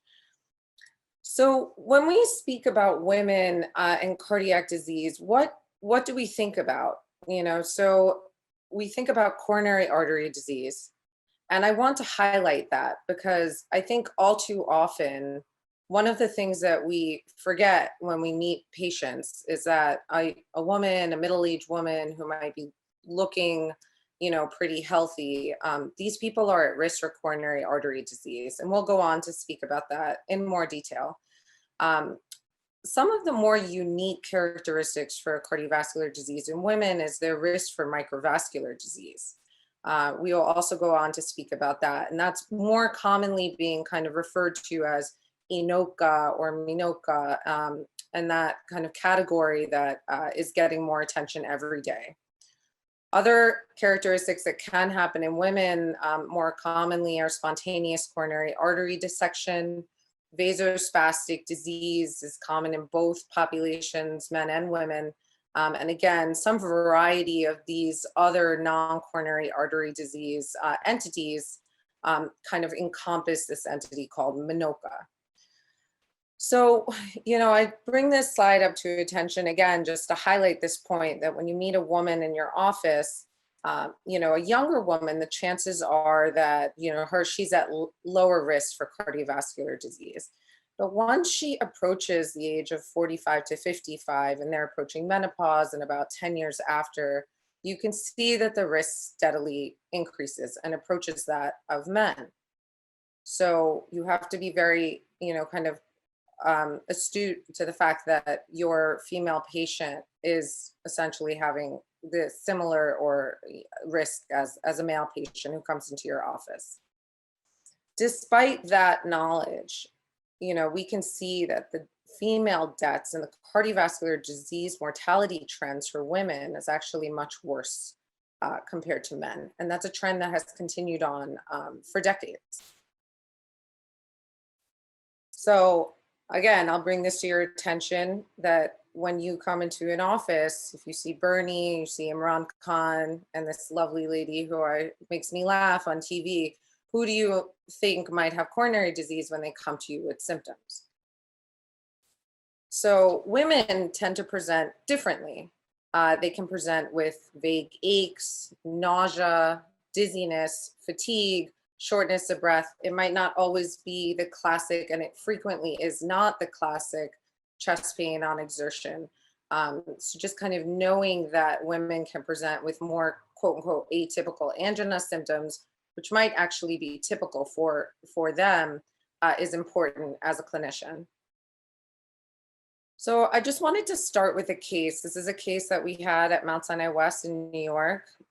This is a 64-year-old female. She presented with exertional shortness of breath on inclines. She had no chest discomfort and her dyspnea resolved with rest. She has a past medical history of type 2 diabetes, hypertension, hyperlipidemia, and HIV. She's a former smoker, and her family history is non-contributory, no premature family history of coronary disease. So we went on to do what likely most of us would do. We went on, we got her lipid panel, we did a stress echo. She walked 6 minutes and 30 seconds. She had dyspnea, as that was her presenting symptom at peak stress. No EKG evidence of ischemia. She had a normal blood pressure and heart rate response to stress, and she had no wall motion abnormalities on stress echo. So now we kind of go to, well, what are the next steps? And to the pulmonary hypertension specialist, I can tell you, I didn't put it on the slide, but she had no exercise-induced pulmonary hypertension. So some of us, most of us, and I'm sure we've all encountered this patient in our office, might say, well, your symptoms are not related to coronary disease. Maybe you're deconditioned, maybe you need to go out and walk more. And I hope I can change your mind about what to do and how to approach the woman with atypical symptoms. So she went on to have a cardiac CT because we recognize in our institution that the sensitivity of stress echo might not be to the level that's kind of reported in the literature, which is 80 to 85% of detecting coronary disease. So as you can see here, this is a cardiac CT with significant calcification in the left main, significant calcification in the LAD, the osteoproximal LAD. She also had significant disease with low attenuating plaque in the circ, as you can see here. And she had significant disease also in this osteoproximal ramus with high-risk features of low attenuation plaque as well. So I want to speak for just a few minutes about the accuracy, the sensitivity and the specificity of these different modalities. Many people have studied this topic. This is a particular case where JARSMA in 2012 looked at the, essentially a meta-analysis with SPECT, CMR, and PET. and basically found that all of these modalities had very good sensitivity for the detection of coronary disease, specifically obstructive coronary disease. But the specificity was quite variable. And von Bollmuth went on to study a meta-analysis of cardiac CT and found that actually the sensitivity was extremely high in the detection of obstructive coronary disease. But in addition, the specificity was also very high. This is another study published in the American Heart Journal, where they looked at 661,000 patients who had an elective cath, and about 386,000 of them basically had non-obstructive disease. This study is very interesting because we look at our patients and we say, well, what are your symptoms? And let me let this drive what I do or what I don't do. And so, they basically found that, the C index for clinical factors versus the C index for non-invasive testing was quite similar. And so you essentially come to the table and you say, well, my time in the office, is that really even, am I detecting this by asking these questions? Is that enough? Is it sufficient? So they basically looked at, stress echo, MPI, and they found that, the percentage of obstructive cath findings, despite non-invasive testing and clinical symptoms, was actually less than 50%. And the utilization of coronary CT essentially increased that to 70%. And not only would that also benefit your patient, but also I'm sure and again, increasingly, I think we're moving towards this level where CT might actually become a diagnostic cath where the interventionalist can make the planned procedure based on those findings. Much higher yield for the detection of coronary disease. This is another study published in CIRC where they looked at 475 stable chest pain patients with an intermediate likelihood of disease. And I won't belabor this, I know for time's sake, but just to kind of emphasize again that, multiple studies have basically shown that's a sensitivity and specificity for the detection of obstructive disease really does favor CTA versus any other stress modality. So not only is it an accurate test, but it can also help with prognostic signification. So, this is a meta-analysis of 18 studies where they studied almost 10,000 patients. And you can see that, with obstructive disease, there's an increase in major adverse cardiovascular events, death, MI, and revascularization. And this is based on cardiac CT. Not only can cardiac CT detect traditional disease, we actually have, technology now that enables us to very nicely image in-stent restenosis. We can find non-cardiac findings for why patients have symptoms, such as this patient in our institution who presented with a little bit of a troponin and chest pain and wound up having bilateral PE. Another patient who also had symptoms, and it makes you really wonder because we go and we just very easily put people on treadmills and we stress them, and this is a whole slew of pathology that might actually be dangerous to have them do these exertional symptoms and give them adenosine. Regardless, this patient actually wound up having an aortic dissection. So what do we do with cardiac CT in the symptomatic woman? And my first part of this talk was really to kind of emphasize that my number one take-home point is that when you look at the woman who comes into your office with symptoms, albeit atypical, consider coronary disease. And perhaps don't stop when you hit stress testing, and consider the addition of anatomic imaging. And the nice thing is you can avoid the invasive procedure and proceed with a non-invasive cardiac CT to obtain that. Now there's a whole second part of women that have a different subset. This is a cardiac CT that's absolutely normal. They're normal epicardial arteries. And again, let's say you're presented with the woman who has dyspnea on exertion at 6 minutes, who goes on to have a coronary CT, unlike the last patient I showed you, and has a normal study. And now you ask yourself, What do I do for this patient? Do I say this is not cardiac?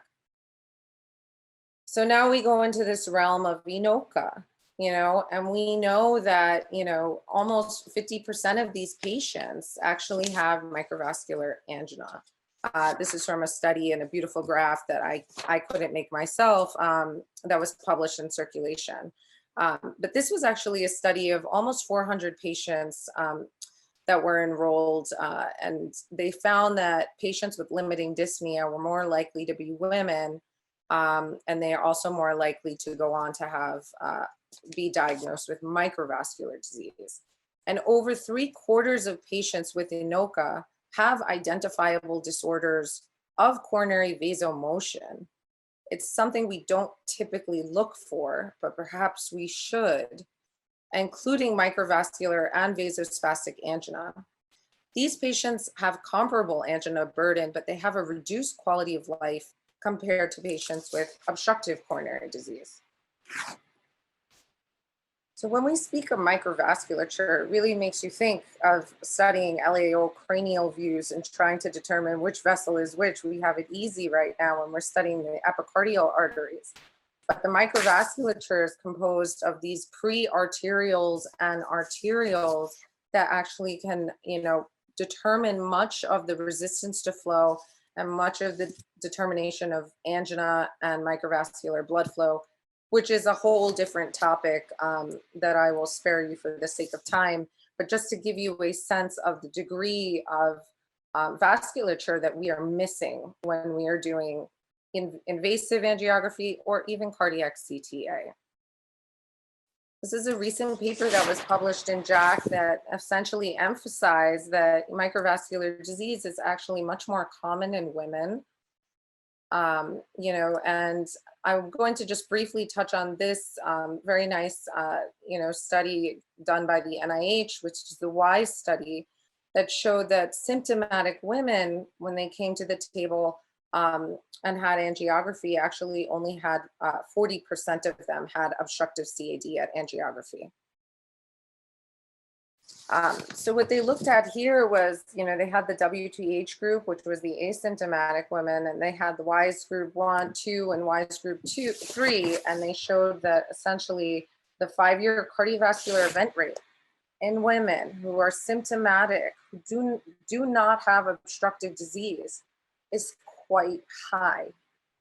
And so you ask yourself, when you give a woman a clean bill of health and you say, you're fine, the stress echo is normal, you have no epicardial coronary disease, we're actually missing a huge subset of people that actually do have a significant increased event rate.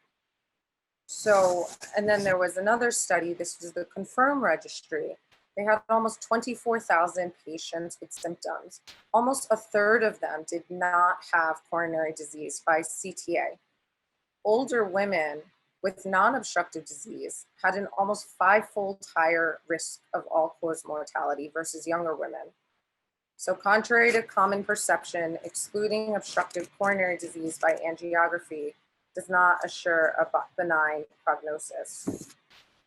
So how do we image microvascular disease? There are multiple techniques that are emerging and have good data to support them. Most of them are PET-CT, MRI, and invasive testing. This is a study that essentially showed that coronary microvascular dysfunction as detected by PET-CFR is a powerful predictor of MACE, both in men and women. And they used a coronary flow reserve of less than 2. And just as kind of an example, this is also from this study, this Campisi study, and you can see that essentially you have normal perfusion at rest. And they go on to do, to do vasoreactivity testing, and the patient has, essentially reactive ischemia. And this is microvascular dysfunction. This is what it looks like. Normal coronary arteries, normal rest perfusion imaging, and it's only with provocation that they go on and you can detect microvascular dysfunction with PET-CFR. What I do more frequently with Dr. Shahab, who's outstanding, we do stress CMR. We had a patient just like this, actually just yesterday. And basically you can see that with provocation, and we use adenosine, you can see that you can induce a resting perfusion, sorry, not a perfusion defect with adenosine. And again, this is a patient who had normal coronary arteries, normal rest perfusion with nuclear imaging, and with adenosine stress MR went on to have a perfusion defect that is very indicative of microvascular dysfunction. If I'm getting late, please let me know. So just to touch on a very brief topic, go ahead, Dr. Bukhari. Yeah, thank you. Could you maybe wrap up in the next minute? Yes, absolutely. Okay, so Hunana will tell you I'm a little bit long-winded sometimes. So just to kind of touch on the topic of SCAD, it is more common in FMD. You know, there are multiple different ways that, you know, this can happen. And for the sake of time, I'll just skip over it. This is a typical FMD picture with the beads on a string. But I want to emphasize that actually in the coronary circulation, it does not always look like that. And actually focal stenosis or tortuosity might be a sign of SCAD or a sign of FMD in a female patient. So to wrap up, we covered just the multiple different ways that women can present and the multiple pathologies they might have. I hope you consider that the female that presents to you with symptoms, maybe we should not stop at functional and anatomic imaging. Consider your perception. And with that, I would like to say thank you. Thank you, Dr. Nina. That was an outstanding talk, and I hear you made it while on call, so we really appreciate that. And thank you for being such a strong advocate for women's problems. The next speaker is Dr. Farzaneh-Far, who is an Oxford scholar and trained at Royal Brompton, Women in Brigham's, New York Presbyterian, and Duke University. He's an associate professor of cardiovascular medicine and radiology at the University of Illinois, and he also ran their CMR lab for over a decade over there. He's adjunct faculty at Duke, and he will speak about the assessment of microvascular angina.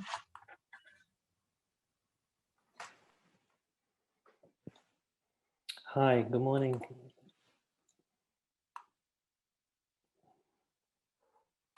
Can you see my screen? Yes. Great. Thank you so much for the invitation to talk today, Dr. Bukhari, Professor Samad. I'm going to talk about the CMR assessment of coronary microvascular dysfunction, just to follow up from Dr. Kukar. I'm initially going to just touch on the basics of coronary physiology, and then make a few, give you some examples of the measurement of coronary microvascular dysfunction with CMR techniques, including coronary sinus flow measurements and gadolinium perfusion techniques, including semi-quantitative methods as well as fully quantitative methods. I wanted to start with just a simple case. This is a young to middle-aged woman who had a long history of atypical chest discomforts, mostly at night. And on one occasion, she had this ECG recorded, which, as you can see, shows these lateral ST depressions. Interestingly, she'd had multiple treadmill stress echoes previously, and she had good exercise capacity and no abnormalities were seen. She walked 12 minutes. Eventually, because of the recurrence of the symptoms, she was set up for elective coronary angiography. As you can see, the coronary luminograms are normal, completely normal. Maybe the left system fills a little slowly, but the actual lumens are pretty normal. So this is not such an uncommon phenomena as was previously discussed by Dr. Kukar. In fact, in a sort of overall analysis of US data, this paper from Duke by Manesh Patel looked at 400,000 American patients without known CAD undergoing elective coronary angiography in the US, and up to 40% of them had no coronary disease detectable at all, and as many as 62% had no obstructive disease. Now, there are many reasons why this is, and one can discuss, but one one contributing factor relates to the fact that the current paradigm, and really the paradigm for the last 30 years in cardiology, has been imaging, assessment and treatment of the epicardial coronary vessels as seen on coronary angiography here on the right.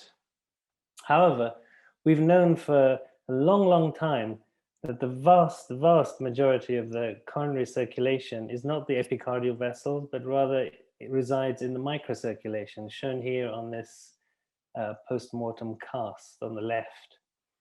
The microcirculation is responsible predominantly for controlling myocardial blood flow. And as we all remember, coronary blood flow is maintained across a wide range of coronary perfusion pressures through a variety of regulatory mechanisms. This figure from this classic New England Journal review shows the pressure drop across the coronary circulation as you go from the proximal coronary vessels all the way to the distal arterioles. And as you can see, the biggest pressure drop occurs as you go across the arterioles, the small vessels of the microcirculation. This is because the biggest resistance in the coronary circulation resides in these small vessels. And so they're able to regulate the vast majority of coronary blood flow because they're responsible for the majority of the resistance. And the control of flow in the microcirculation is predominantly metabolic, things like ATP, oxygen, CO2. This is where drugs like adenosine and regadenoson act that we use for our stress tests.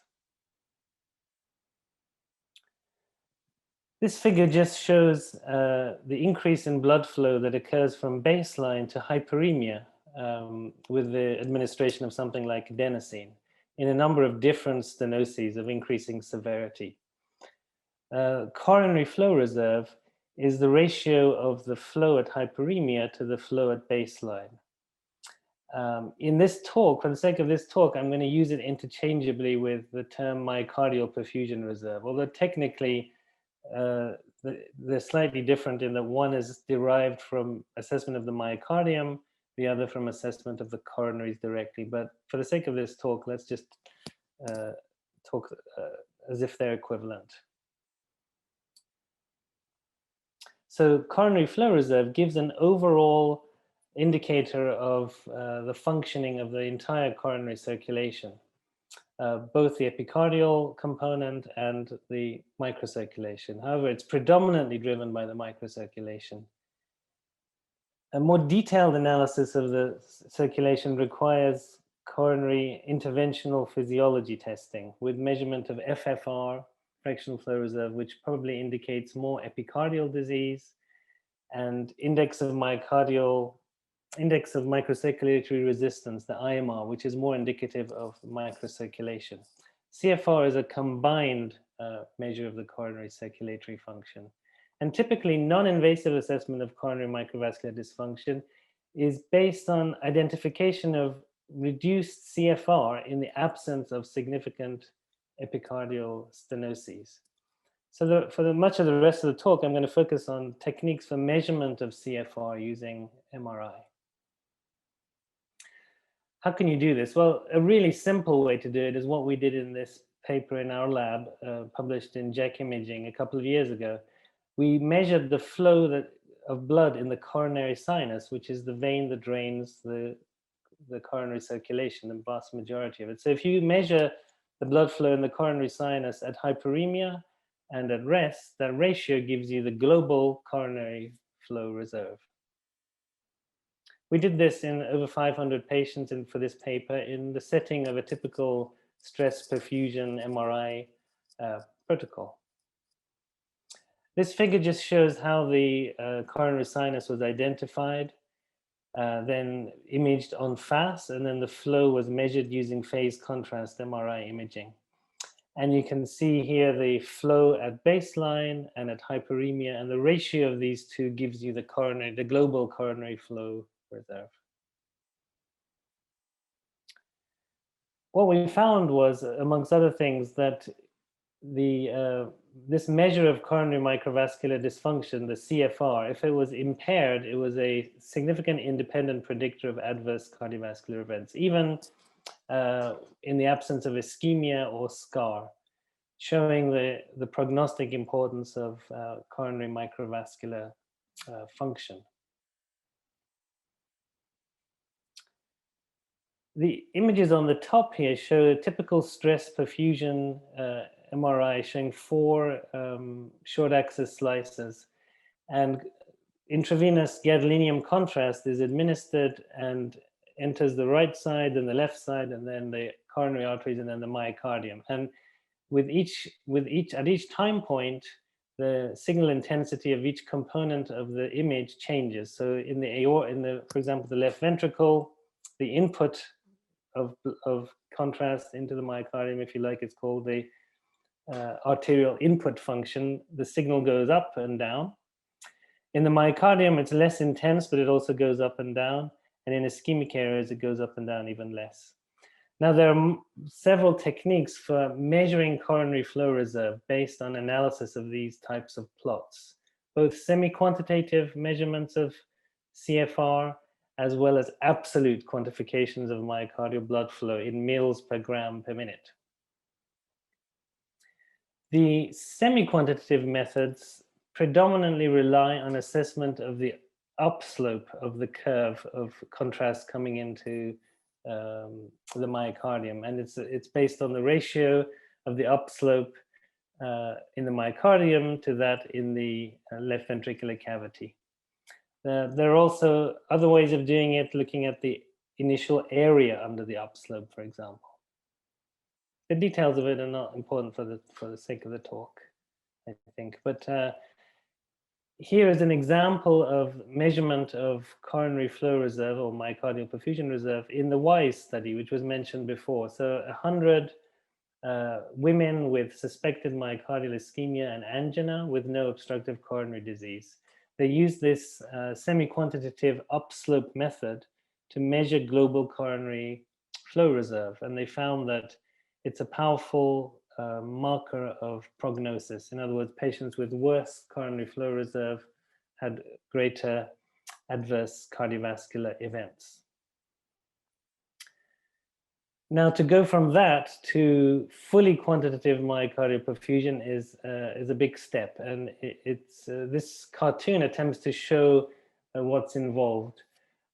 Just briefly, initially you generate signal to time curves in the myocardium, and then based on a number of assumptions, this is converted to gadolinium concentration to time curves. So that's what's in the myocardium. You also know what's coming into the myocardium by doing the same thing in the LV cavity. This is the so-called arterial input function. Through a various mathematical modeling systems, you can do what's called deconvolution with a variety of different techniques to derive something called the residual function, which models the behavior of gadolinium within the myocardium itself.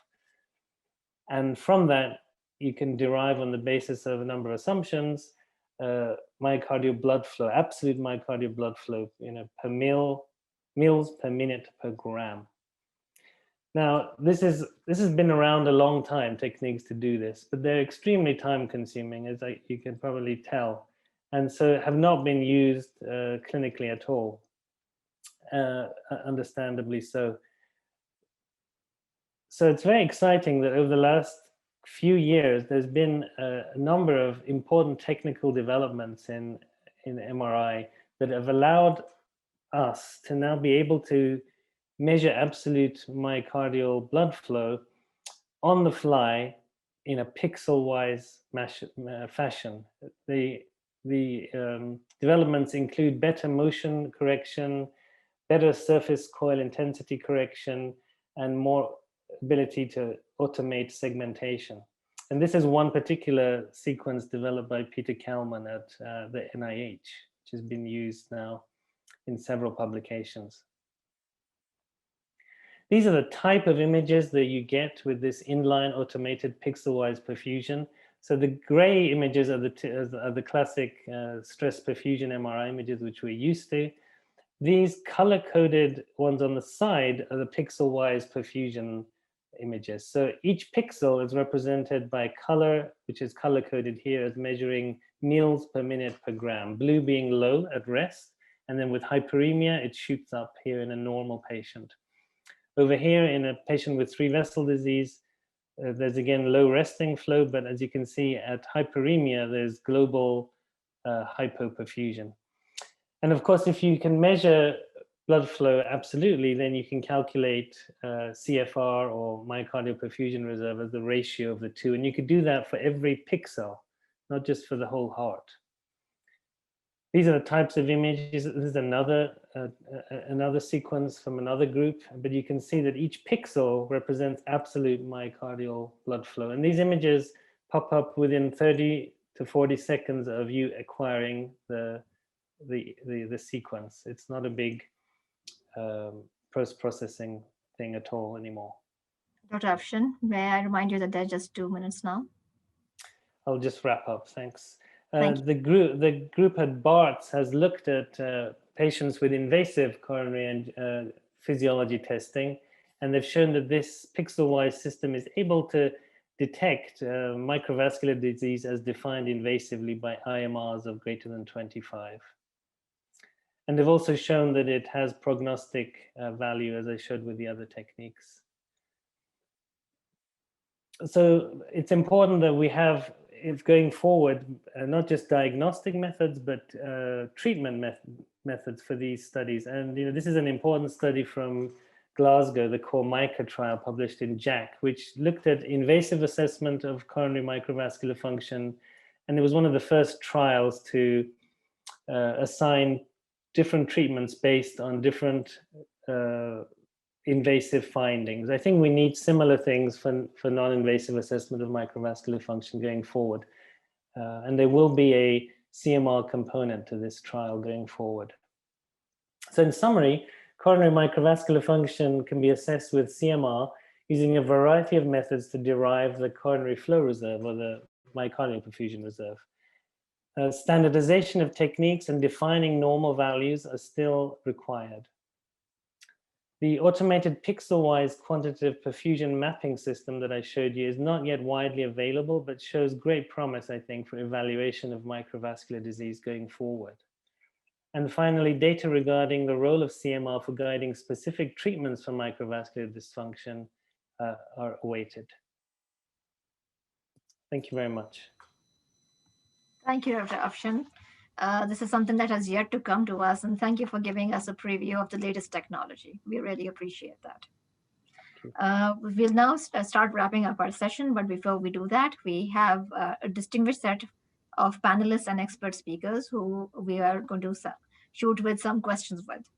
So we have our speakers, of course, and then we have Major General Farhan Tayyab, who is a professor of medicine at the Armed Forces Institute of Cardiology.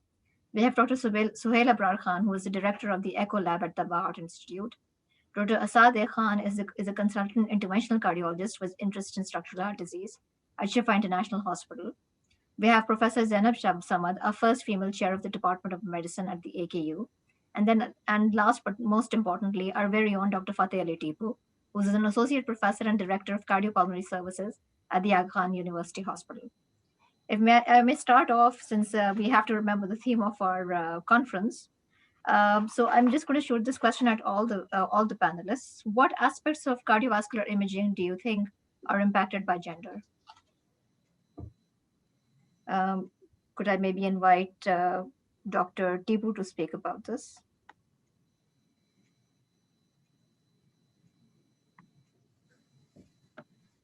Can you kindly repeat your question? So what aspects of cardiovascular imaging are impacted by gender? What aspects of cardiovascular imaging are impacted by gender? I think there are a lot of things. Maybe we can ask some other person and then I can give the answer. Okay, so maybe Dr. Nina Kukar would like to weigh in. Sure, I'm happy to. I think every aspect of cardiovascular imaging is affected by gender, whether that might mean female anatomy affecting, acquisition of echocardiographic imaging. We know that there's significant attenuation artifact that can happen on nuclear imaging. Certainly, cardiac CT and cardiac MR are excellent studies that kind of enable us to avoid some of that those anatomic issues. But kind of as we alluded to on the talk, maybe looking for more specific things, such as, if you do a basic cardiac MR and you don't see much, some of the very interesting techniques just presented might need to be pursued. So I would say that almost everything really can be affected by gender and maybe should guide how we approach the patient.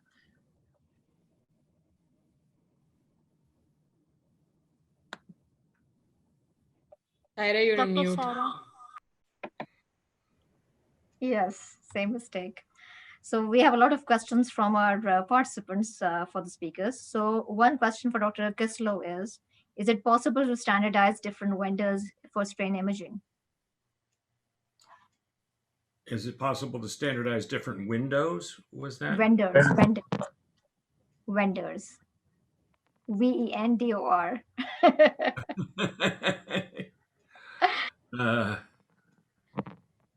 Yeah, I'm still not sure what that is, but spell it again for me. VENDOR, vendors, like Siemens or vendors. Tomtec. Yes, Tomtec. Yes. Yeah. You got it. Well, it's too early in the morning here. Yeah, the best standardization that we can get for strain now is the derivation into endocardial length of line. And that seems to be what all vendors have gone to. Now, the problem is still left over is there are going to be differences in speckle between vendors because what we call beamformers, or the things that make the ultrasound reflections come back to us, are going to be the same between vendors. The frequency of transducers is going to change the size of speckle. The algorithms that are used are still going to be different. The multiple factors are still going to make differences. Now, the main thing right now is if you look at two major players in the strain game here, one's General Electric and the other is Philips Tomtec. And they still haven't given us the same strains even from length of line. Example, GE is giving us only in systole, and Tomtec is giving us throughout the cardiac cycle. So there are committees that work on these things, and getting the vendors together is still problematic. So there still will be differences. What's best in clinical practice is to think about following a patient on the same system. Now, the problem with that even becomes, as you upgrade systems every several years, you will find that the manufacturers will change the way they do things along the way. So there is no practical way to get the same thing all the time. But I think for clinical practice, we try to do the patients on the same machines they were last done. Now, remember the importance of global longitudinal strain. It's best determined, the changes are best detected in patients that start out with normal ventricles that look good by EF, normal size, normal everything. That's where the use of strain really can detect the preclinical disease. Once you get into dilated ventricles, in those papers that I discussed, or hypertrophied ventricles, strain starts to change and does parallel ejection fraction. I might add, though, one of the big things that we sometimes forget about in cardiovascular imaging is EKG.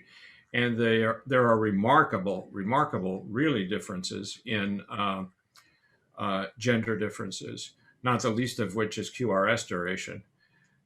which will be different in males and females. So it pervades in all the quantitative indices that we do. Hopefully, I haven't discouraged it too much about the vendor differences, but they're So, Dr. closer Kisslo, than they are for practical purposes useful still. So, Dr. Kisslo, you managed to answer 3 different questions that I had for you. So, so then my next question is for Dr. So my next question is for Dr. Sudar, and the question is, what parameters do you absolutely need on an echo for pulmonary hypertension follow-up on your patients?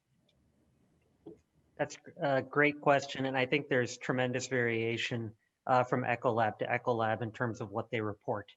I have to say, in general, I think TAPSE tends to be something that is rather straightforward to perform at most institutions. I think also the estimated right ventricular systolic pressure, although that really isn't what your focus is when you're following your echo. You really want to focus on what RV function is. For me, myself, I have to take a look at the images, because unfortunately, what's on that echo report frequently doesn't come across as to just looking at the image of the RV, looking at all aspects of the shape. It's just not quantified that well in our current echo reports. Right. We always felt like we don't do enough for pulmonary hypertension patients. So it looks like it's a global problem. It's another pandemic, apparently. So I have a question from one of my teachers for Dr. Nina Kukar, actually. And the question is, does she believe that women have hormonal protection pre-menopause? And if she does not ascribe to that, what do you think is the reason that women catch up with men after menopause? Oh, well, thank you for that question. I do agree that pre-menopause, there is evidence that estrogen is protective.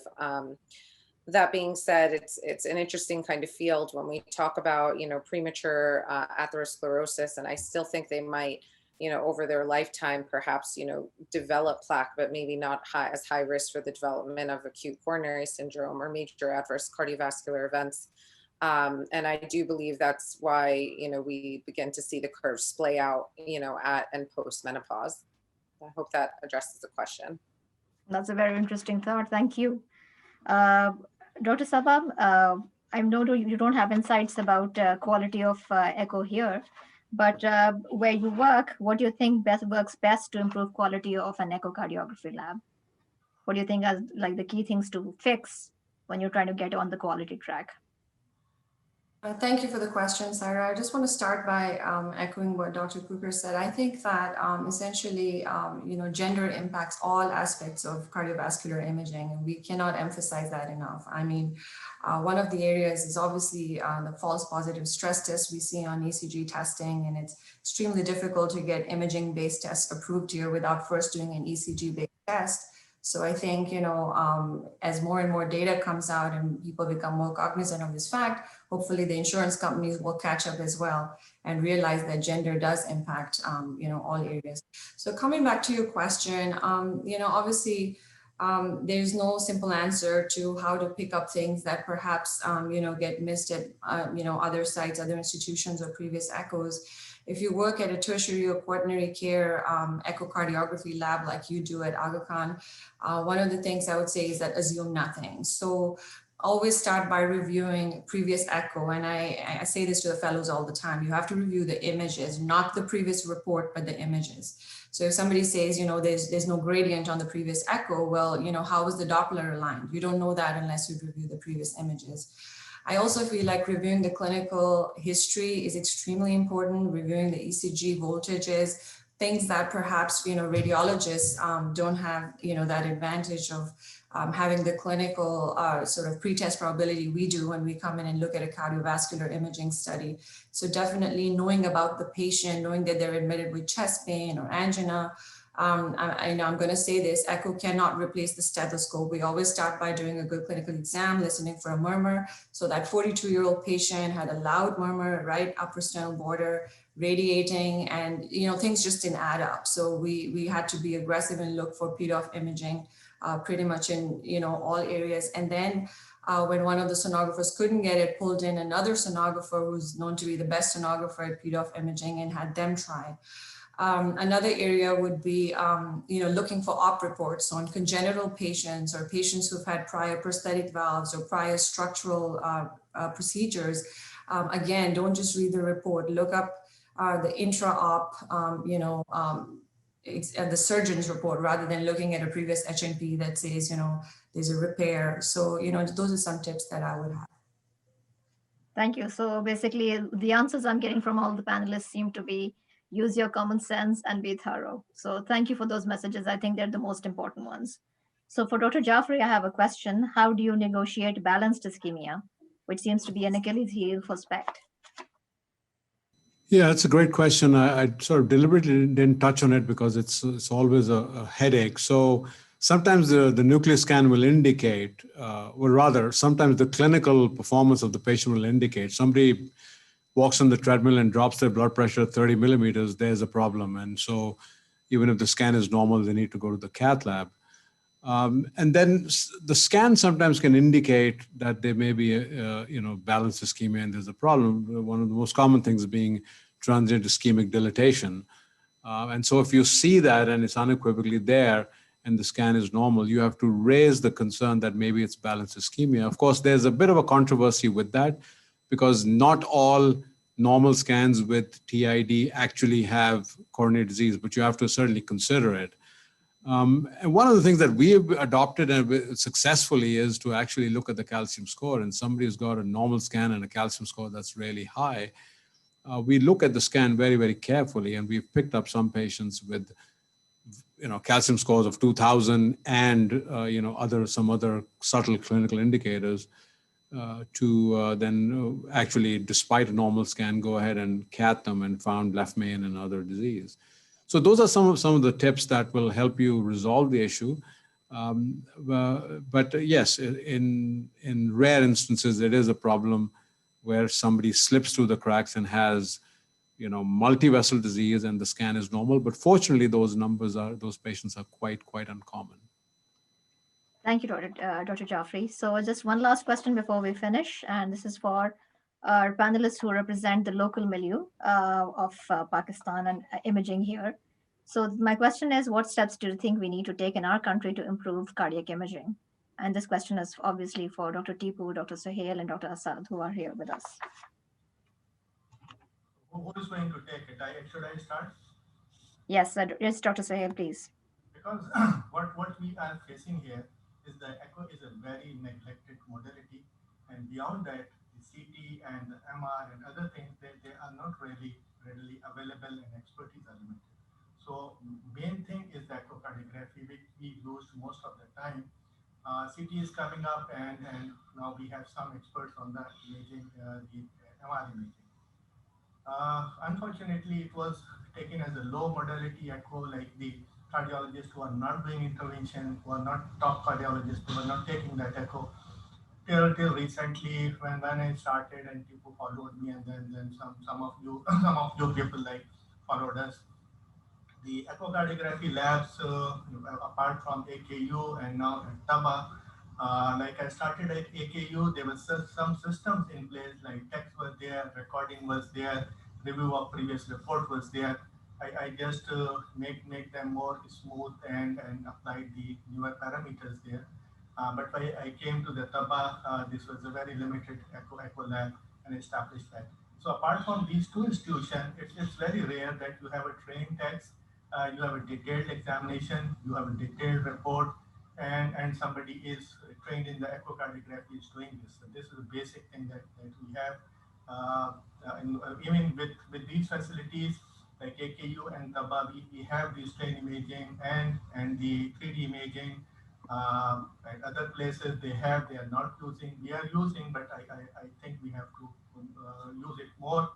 And with the talk prior to initial talks on pulmonary hypertension and Dr. Kisslo's talk, emphasize that there is a need of strain imaging, which has become very simple nowadays. We have to apply it, although the technology is expensive, but these institutions like AKU, Taba, they have, and many other government institutions they have, but they are not using it. So I have to improve on all these things. We have to train our techs, we have to train our cardiologists on echocardiography, and we have to use this technology. Thank you very much, Dr. Sahel, for that detailed answer. And yes, we agree. Thank you for sharing your passion for echo. And Sarah, a can I lot say more something? needs to be done. Dr. Yes, Sarah? sir. Yeah. Ji, sir. Okay. So I agree with Suhail for increasing the standards of imaging. First of all, we need to improve the awareness about the imaging. This is also a subspecialty of cardiology. And in fact, in Pakistan, in countries like Pakistan, there is still not much awareness about the imaging. People think that cardiology is basically the intervention. So we need to improve the awareness and we need to improve the training. The training programs should be there. So we don't have much training programs in Pakistan about the cardiac imaging, multimodality imaging especially. And we need to improve our standards about the reporting and other things. And we need to standardize our labs. And so these are the main things. And the last but not the least thing is the monetary benefits for the imaging cardiologist. And that's an important issue in Pakistan. So we need to improve all these things. But these we can improve the standards of cardiac imaging. Thank you, Dr. Tipu. So we'll wrap up our session now. I think we're already over time. And let me just remind all our participants to stay with this link because our next session on program building will start at 6:45 p.m. local time. And we hope to see you continue with us on that session as well. Thank you. Thank you for an excellent session on imaging. Allah Hafiz. Thank you. Thank you. Thank you.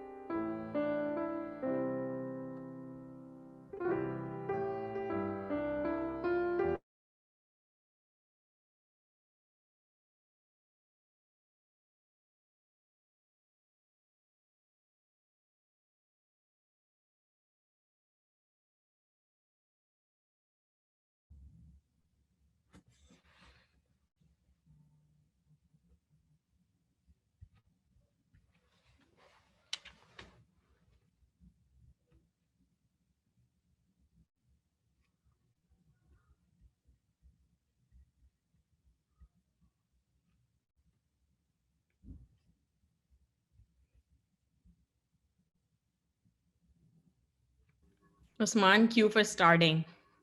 Right. No, I was waiting. We can't see your video. I was waiting for you to come on. All right. Good morning and good evening, everyone. Welcome to the next part of the day 2 of Pulse 2021. I'd like to welcome you guys back, and let's get started into this very important session on topics that have global impact, but even more so in the Pakistani landscape. So it gives me great pleasure and it's an honor to introduce Dr. Jason Katz. Dr. Katz is an MD, MHS, and a Duke Healthcare System Director for Cardiovascular Critical Care. He's co-director of the Cardiac Intensive Care Unit, co-director of the Mechanical Circulatory Support Program, and Associate Professor of Medicine at Duke University School of Medicine Division of Cardiology. His extensive research focuses on optimal models of care for critically ill patients, key care processes for the management of cardiogenic shock, and outcomes in temporary and durable mechanical circulatory support. And he's going to talk to us today about critical care and a new specialty, and we're very excited to have him here. So Dr. Katz, over to you. Great. Can you hear me okay? Yep, we can hear you. Great. Okay, I'm going to go ahead and try to share my screen here then.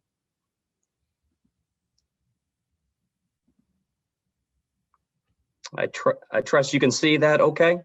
Yes, we can, and we can hear you really well. Oh, fantastic. Well, good. It is an honor and a privilege to present here today virtually from Duke University. It's particularly an honor to be invited by Dr. Samad, who I trained with and I knew was destined for greatness a long time ago. So it's such a fantastic opportunity. And I've been tasked with discussing critical care cardiology and making a case in about 15 minutes for this being a reasonably evolving new specialty of cardiovascular medicine. So in the interest of time, we'll move along. I have nothing to disclose financially relevant to this discussion. I start and end with a quote from a famous person, and I think hopefully we'll sort of tie this discussion together from an evolutionary perspective. And now Albert Einstein once said, "If you always do what you always did, you will always get what you always got." And I think that's perfectly sums up this impending discussion here. So how did we get to where we are right now? I think here's a little history lesson in a slide or two. So the evolution of critical care cardiology really began a long time ago, and we are in fact standing on the shoulders of a number of giants in the field of cardiovascular medicine. In the 1960s, Desmond Julian, at the time a registrar of the British Thoracic Society, was the first to really articulate this concept of the coronary care unit. Thomas Killip, with his buddy Dr. Kimball, partly responsible for the Killip classification, a risk stratification tool we use for acute MI patients, but also a real pioneer in demonstrating the utility of coronary care unit care for acute MI patients. These guys, Dr. Swan and Gans, responsible for the development of the balloon-tipped Swan-Gans catheter that we use very frequently to measure invasive hemodynamics. And Dr. Kantrowitz, a cardiac surgeon who invented the balloon pump. And there were many, many other pioneers as well that helped us to establish the contemporary cardiac care unit. And it really has been quite an evolution since the 1960s, when the coronary care unit started as really a resuscitation unit for acute MI patients, where they convalesced for a long period of time.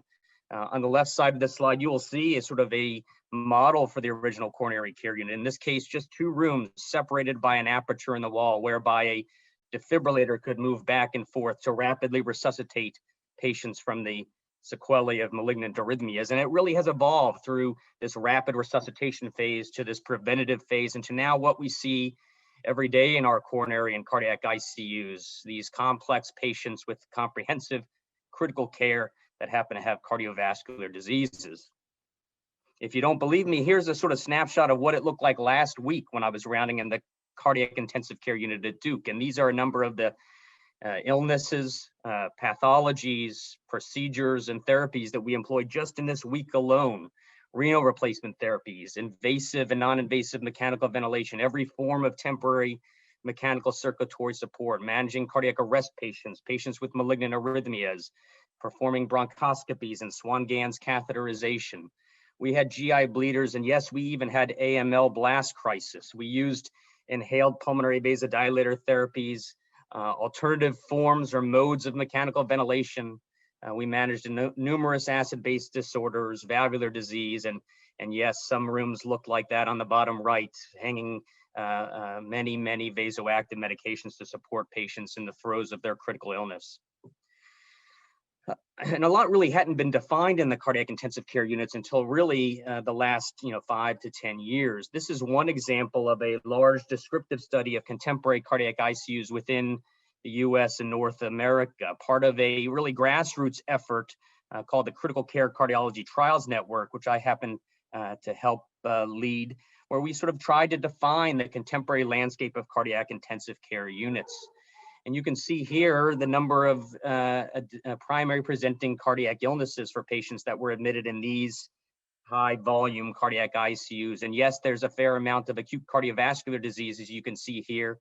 Although what started as pure units for patients with ST elevation MIs, have now that disease entity or that illness has become really the minority of presenting illnesses in the contemporary cardiac ICU. You can see here numerous ICU therapies now leveraged in the cardiac intensive care unit. You can also see, interestingly enough, at the bottom of the slide, almost 40%, a little over 40% of patients who really required no ICU therapies, which raises a number of questions of who should be in these ICUs, who's going to derive the most benefit from being in these ICUs, when is it safe for them to leave, et cetera. And the mortality rate is quite heterogeneous across illness presentations, primary pathologies, and really even across institutions for that matter. So if I've made the case that patients have evolved and certainly set the stage for a need for unique skill sets to potentially manage these patients, then you might ask, in this new specialty, who should be managing these patients? And that's a question that I think still remains to be answered. Who runs the coronary care unit or the cardiac ICU? Are they general cardiologists? I think the majority would suggest no, that they don't feel comfortable or have the necessary skill set to primarily manage all of the intensive care. Should they be the general critical care doctors that we partner with quite frequently? Can they manage our cardiac ICU patients, or should we be developing a cohort of critical care trained cardiologists? I think if you're going to look to our colleagues who have non-cardiovascular critical care expertise, these next two slides should be somewhat humbling. I think we've known this for a long time, that there really is a critical care demand, this is in the United States at least, that far exceeds the supply of trained physicians in the US, such that there's a supply-demand mismatch that's expected to approach about 35% by 2030. So from a pure numbers perspective, there really aren't a lot of non-cardiovascular trained critical care providers that can really help us take care of our patients in the cardiac ICUs. How about from sort of expertise and experience? So we did this a number of years ago where we spoke to our trainees in non-cardiovascular critical care disciplines. And we asked them how much didactics are they getting in cardiovascular critical illness? How comfortable or confident are they managing non-cardiovascular compared to cardiovascular procedures? And you can see the trainees at various levels of training felt very uncomfortable managing the type of procedures and therapies we commonly employ in the cardiac ICU. And this, you'll note, doesn't even include the temporary and durable mechanical circulatory support devices. And I think the next point is even more critical. And that's when we ask these critical care trainees in non-cardiovascular disciplines how comfortable they feel taking care of sick cardiac patients. The answer is not very comfortable. 88% said that they did not feel comfortable primarily taking care of these sick patients. So not only is there a supply-demand mismatch, but there's an expertise mismatch. And we've published a number of studies sort of highlighting the general landscape, talking about the critical care crisis, how we're going to employ a ready workforce to manage these increasingly ill and evolving patients. And for the longest time, we wanted others to help us manage these patients. We wanted to defer the leadership to others. And I think now has been the time, as this field has evolved, to really take on the responsibility. It is our responsibility, in fact, now to generate this qualified workforce of cardiologists who are equipped with the critical care expertise to take care of the evolving cardiac ICU population. And our trainees have noted this as well. This is from our COTCATS training document provided by our fellows and trainee. This I will call the tree of cardiovascular medical knowledge. And you can see sort of all the areas, the subspecialties, the areas of expertise that our trainees are expected to learn and perhaps evolve and advance in. And I was super proud when I saw this to at least see a twig on the medical cardiovascular tree of knowledge for critical care training. And I hope to see that twig evolve into a larger branch and perhaps its own tree at some point. This I call the job security slide, and this is the first study to look at the influence of critical care trained cardiologists within the contemporary cardiac ICU and assess the influence or impact on mortality, both CICU and in-hospital mortality. And whereas this is a small study, and this study comes out of Korea, nonetheless, it is the first to suggest that there is a benefit from specialized training.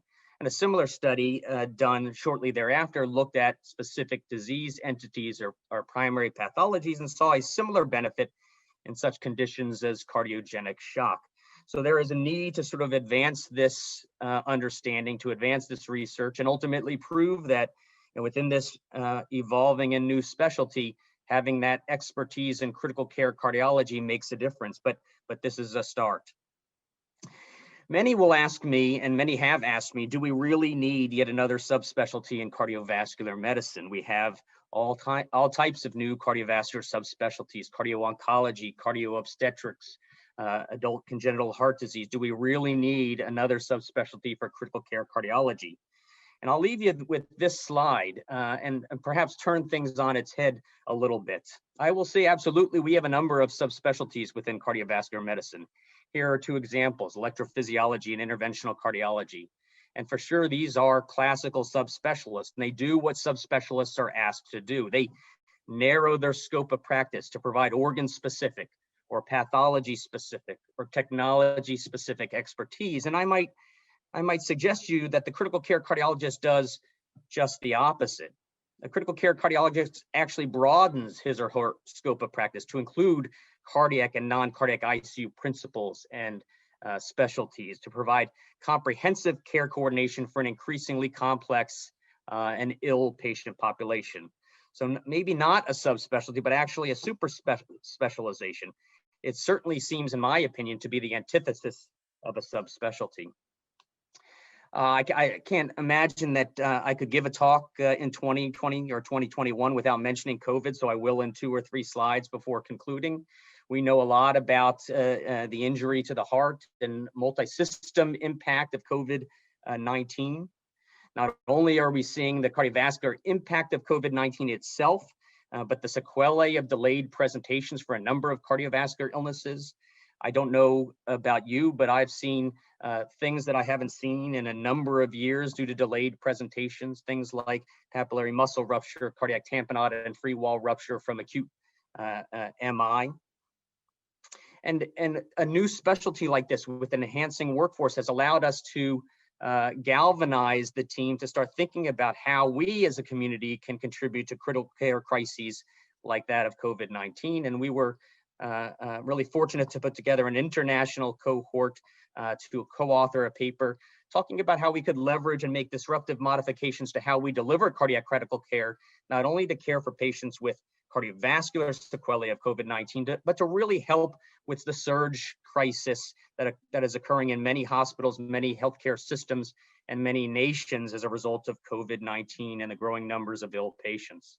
So not only providing sort of a conductor's role to coordinate cardiovascular critical care to the growing COVID-19 cohorts, but also to really help with the critical care crisis that has developed due to an increasing number of critically ill patients and a dwindling workforce of providers. So I hope I've made a reasonable case that cardiovascular critical care or critical care cardiology is indeed a new and evolving subspecialty or specialty, if you will. And like any specialty of medicine, maturation is a continual process. And this field has allowed us to ask and sometimes answer a number of questions that we haven't been privileged enough to ask in the past. And it is really an important area of medicine to investigate because these patients are complex and the care in the intensive care unit is quite costly. And so there's a really an important need to study these patients and a real opportunity to make a monumental difference. But there are numbers of questions that we need yet to answer. How do we develop and sustain this viable workforce? How can we help with other critical care populations within our hospitals and healthcare system? Who does belong in our cardiac ICUs and who can leave our units safely and not come back? How do we ensure constant competency and evolving quality in our cardiac ICUs? Should we be rationing care for patients that need to come into the cardiac ICUs, particularly considering the constraints that are levied on us with the COVID-19 crisis? If we are going to ration, how do we do that? Another question might be, are we already doing that and just don't realize that? And there are many, many more questions to answer and ask. And I will conclude, as I mentioned, with another quote, this by Charles Darwin: "It is not the strongest of species that survive, nor the most intelligent, but the ones most responsive to change." And I hope that you'll see that this new specialty of critical care cardiology has been responsive to change and is evolving to maintain relevancy and to care for our patients who are evolving over time. So thank you very much. I'll stop there. Thank you for the time. Thank you, Dr. Katz. That was a fantastic talk. Really, I think one that we'll have a lot of questions for towards the end of this session. Great. Moving on, we are going to move to Dr. Anna Lisa Crowley. It's my distinct pleasure and honor to be introducing her today. She's an associate professor of medicine in the Division of Cardiology at Duke.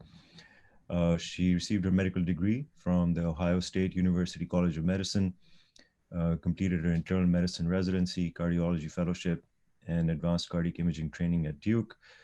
And she's currently the director of the Durham VA Echocardiography Lab, and has also served as the Cardiovascular Disease Fellowship Program Director since 2018. And we are extremely fortunate to have her here. She's going to be talking about gender equity approach in cardiology training. So over to you, Dr. Crowley. Okay, thank you. Thank you so much for that welcome. I am so excited to be here and thrilled and honored with esteemed colleagues.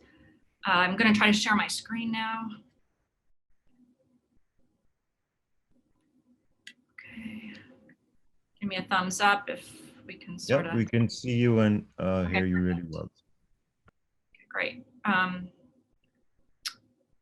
What I was asked to talk about today was building a diverse cardiology fellowship program. So I hope that in the next few times together, we can sort of get a better handle on how to do this. I have no financial disclosures relative to this talk. So we all know that there are disparities in healthcare. Multiple studies have documented disparities in cardiovascular care received by women. When compared with men, women are less likely to receive ICDs, biventricular pacemakers, coronary revascularization, and guideline-based medical therapy after myocardial infarction when clinically indicated. And some of these disparities have been associated with reduced survival. While the origin of these disparities is multifactorial, one potential driver is the lack of diversity in the cardiovascular physician workforce. While 50% of the world's population, 50% of medical students, and I got some of the information, I know the same is true at AKU, and internal medicine residencies are about 50% male, female. Only 21.5% of cardiovascular trainees are women, and 14% of practicing cardiologists are female. That's data from the ACC. I don't have a worldwide number, but if it's reflective of the world, then percentage is low. What's really interesting and notable is that there are benefits of having female physicians that have been previously published. It turns out that elderly and heart failure patients have lower hospitalized mortality and readmission rates when treated by female internists. In addition, chronic heart failure patients and those with diabetes are more likely to receive guideline-based care when cared for by female internists and cardiologists. And furthermore, female physicians are more likely to present and provide patient-centered communication and health counseling as compared with male physicians. I do have some references here and also references at the end of my talk, and you're welcome to have my slides for further reading on this. What's also interesting is that diversity extends beyond sort of delivering better patient care. It actually enhances company performance. There's data from McKinsey & Company that companies in the most diverse quartile financially outperform those in the least diverse quartile. And diversity has a positive impact on many aspects of organizational performance. You can get the best talent, you strengthen customer relationships, you increase employee satisfaction, improve decision making and enhance your company's image. So why then are only about 22% of the cardiology trainees women? Well, we've looked into this issue and it looks like there's a combination. It's multifactorial like anything. We believe that there are both trainee perceptions and training program perceptions that are both real and perceived that we've tried to get at to move the needle. This is an interesting study done by one of our esteemed colleagues at Duke, Dr. Douglas, and they surveyed about 5,000 internal medicine trainees about factors that influence their career choice. And this is sort of what were the drivers when residents, internal medicine residents, were trying to make their decision of what specialty to choose. And their driving factors were stable hours, family-friendly profession, female-friendly, and positive role models were the top 4. And you can see that's what's listed in the A panel, and they're listed by their order of weighted for importance. They seem to be statistically more important, these top 4, for women over men, but they were still important for men. When looking at what perceptions from these trainees were of cardiology, what we learned was that both men and women felt like the perception of cardiology, the strongest weight was adverse job conditions, it interferes with family life, it's not a diverse specialty, and a lack of positive career role models. What's interesting, again, if you look at panel D here below from this paper, is that those factors were statistically more important to women than men, but also, again, I would highlight important to both men and women.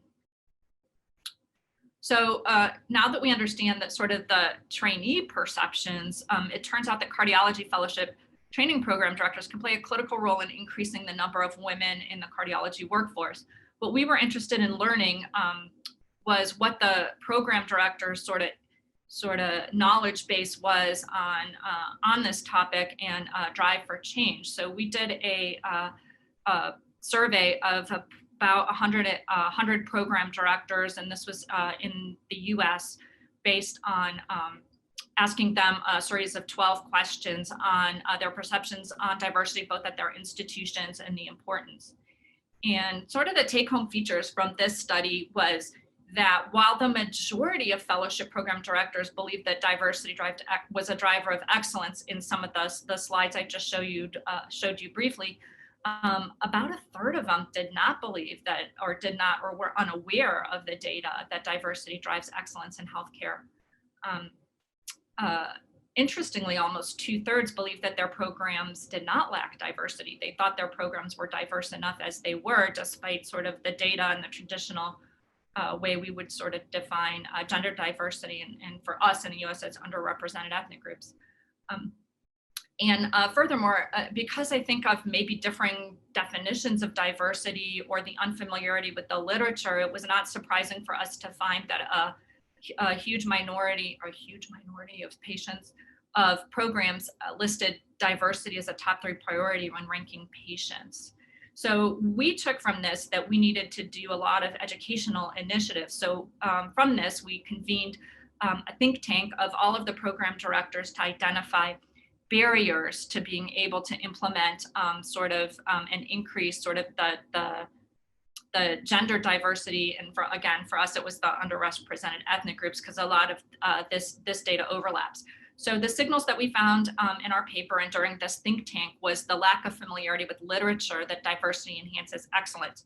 We thought this could be changed by reviewing literature in journal clubs, by doing online faculty development and implicit bias training.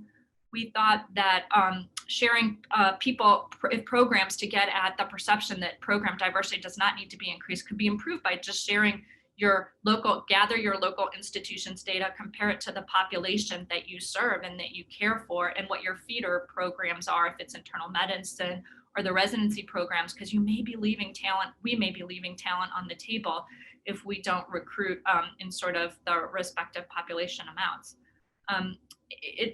You have to make it a priority to be able to get a diverse workforce, and that was sort of a highlight here. Other specific issues I think that came up to women in particular that highlighted from some of the survey data that I showed you earlier was that people felt like, or trainees felt like that the visibility of women in cardiology was not as prominent. And so I think highlighting our leaders such as Dr. Samad, I think every opportunity we get to show that we do great things. They're good role models, early exposure, deepening the pipeline so people can see themselves as cardiologists. To address the perception that the field is unfriendly to women, we thought programs could look at other programs that may be in other institutions. Again, there's lots of models from the business environment where they've set up programs to improve their gender diversity. Faculty development, again, and unconscious bias training could help here. And I think a lot of this does have to do with a culture shift of, especially with things related to parental leave, from dealing with it to being welcoming and supporting and encouraging parental leave policies. Like for us, it's the American Board of Internal Medicine, where we've tried to partner with them and the ACGME for gaps in training and offering longer paid parental leave regardless of gender. Another barrier is just the length of training that seemed to come out in a lot of these signals. It's longer than a lot of the surgical subspecialties at this point, and does appear to be a financial burden for some. So I think that one of the moves that's happening sort of at least nationally here and perhaps internationally is a move from time-based training to competency-based training. And this has sort of been a slow and imperfect transition, but I think can help decrease the time that it takes to get through training. We at Duke were very interested in trying to implement some of these things to see if we could get a have a successful result. We were very disheartened in it was the 2017 matriculating class. We had matched 0 women, and so we took this message to heart. We looked at the think tank, we reviewed all of the data, and just tried to see if we could come up with a systematic recruitment initiative to increase the number of women. And also for us, it was the underrepresented racial and ethnic groups. And this is sort of a busy slide. Again, it's mostly for to give you information about sort of the comprehensiveness and the steps that we thought that we needed to get. One was to define a culture of inclusivity, and it really starts at the top of the institution and on down. And we were fortunate in our institution to have the support behind the initiative from our division chief, our department chief, and our dean. So that was sort of the first step. Then we convened a division-specific cardiology and inclusive task force that investigated our recent data, looked for any sort of biases, and we had directives moving forward based on the SWOT analysis from that. We did have some fellowship leadership changes. We did have more female representation in the cardiovascular program leadership changes, and we changed our fellowship recruitment committee to be more inclusive. When we looked at the nature of our fellowship recruitment committee and looking at some of the biases that we see before us, so there's systemic bias if whatever population you're interviewing is not at least 1/4 representative of all populations. So if it's women, you need to have at least 1/4 women, or else systemic biases will play in. So we wanted it was important to us to have our fellowship recruitment committee contain at least, and we were able to achieve at least over 25% of both women and underrepresented ethnic groups. We did do some interventions at the recruitment and the application level changes. We removed the USMLE scores as a criteria. We blind our applications to the photos of the applicants. So we don't know who we're actually interviewing. Now you can tell from the letters, but it's the initial sort of your initial bias to the picture that you're seeing. We tried to remove from the process. Again, because of this data, we wanted to make sure that we were interviewing at least the choices that we had to interview to, even though it's not a quota, we just know that it has to be at least above a threshold. So we didn't have a set number that we had, we just knew we had to be above 25% for each of the, whether it's women or an underrepresented population. We had 3 independent application reviews of every applicant. We then had a separate committee go through all of the applications that were women and then all of the patients that were underrepresented ethnic groups to make sure we didn't exclude anyone, because our chief goal was to be as inclusive as possible. We did make some interview day changes that included, highlighting our women faculty, having people interview, solicit from our applicants, who they wanted to meet with, try every attempt to match them by their specialty of interest, and also for the women to see, the women in leadership roles and interview with the women. At one point, we did have sort of end of day informal receptions with all of our women faculty and fellows. And Dr. Samad was actually still here when we started this. This was before she left, so she partook in some of these activities. And then for our applicant ranking changes, we elevated diversity as one of our criteria. I mean, obviously it's not our only one. We certainly want, obviously clinical excellence, research potential, and all of the other amazing things, but we elevated diversity to at least be one of our priorities. And the important thing here too is you can recruit people, and as I'm sort of learning, I mean, we always learn along the way. There's definitely been some press over the past year that women or underrepresented populations in cardiology feel like they may just be a number. So the importance is, while diversity is a metric, it's not the end game. The end game here is to be able to mentor, foster, so that you can be inclusive and help with belonging. So the real work actually starts once you recruit the trainees. You have to promote their successes. You have to ensure strong mentorship to get them through. We continue to try to hold division journal clubs on the benefit of diversity in medicine. A little bit harder because that's a better one to do in person rather than via Zoom. We also try to work hard on the pipeline. So have people involved early from the School of Medicine and others. And I think I have a few, so I just wanted to show you kind of the results after we had sort of undertaken those initiatives. Obviously, we don't have the long-term data of fostering the careers.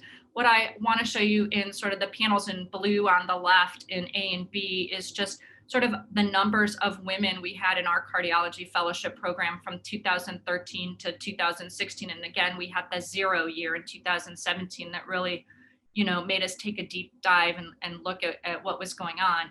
After we sort of initiated these initiatives in 2017, our last 3, and this data was actually just published this year, so it doesn't include our matriculation year, but our women this year too are also at 50%. So we've been able to increase from a mean of just about 20 to about 50% women. And the bottom panel here is just the overall fellowship. So as you increase the matriculating fellows, the overall nature of your fellowship will increase over the years as well. The panels in orange here are underrepresented ethnic groups that were very low, under 10% for years, 0 for several years. We've been able to elevate that to approximately 1/3 of our fellowship after our interventions that we've been able to maintain in this past match year. And this, the last panels on the right in tan are just showing what our sort of results were for either women or being an underrepresented ethnic group. So I think over 50% of our fellowship right now is either represented by women or an underrepresented ethnic group. So we were thrilled with these results. So I think sort of in my final couple slides, what I wanted to mention was just to highlight that diversity drives excellence. It improves patient outcomes. It enhances organizational performance. And there are successful strategies that exist to increase women in cardiology training programs. But I just want to caution you, it's not the end game, it's just the beginning. The ultimate goals are inclusion, belonging, and equity.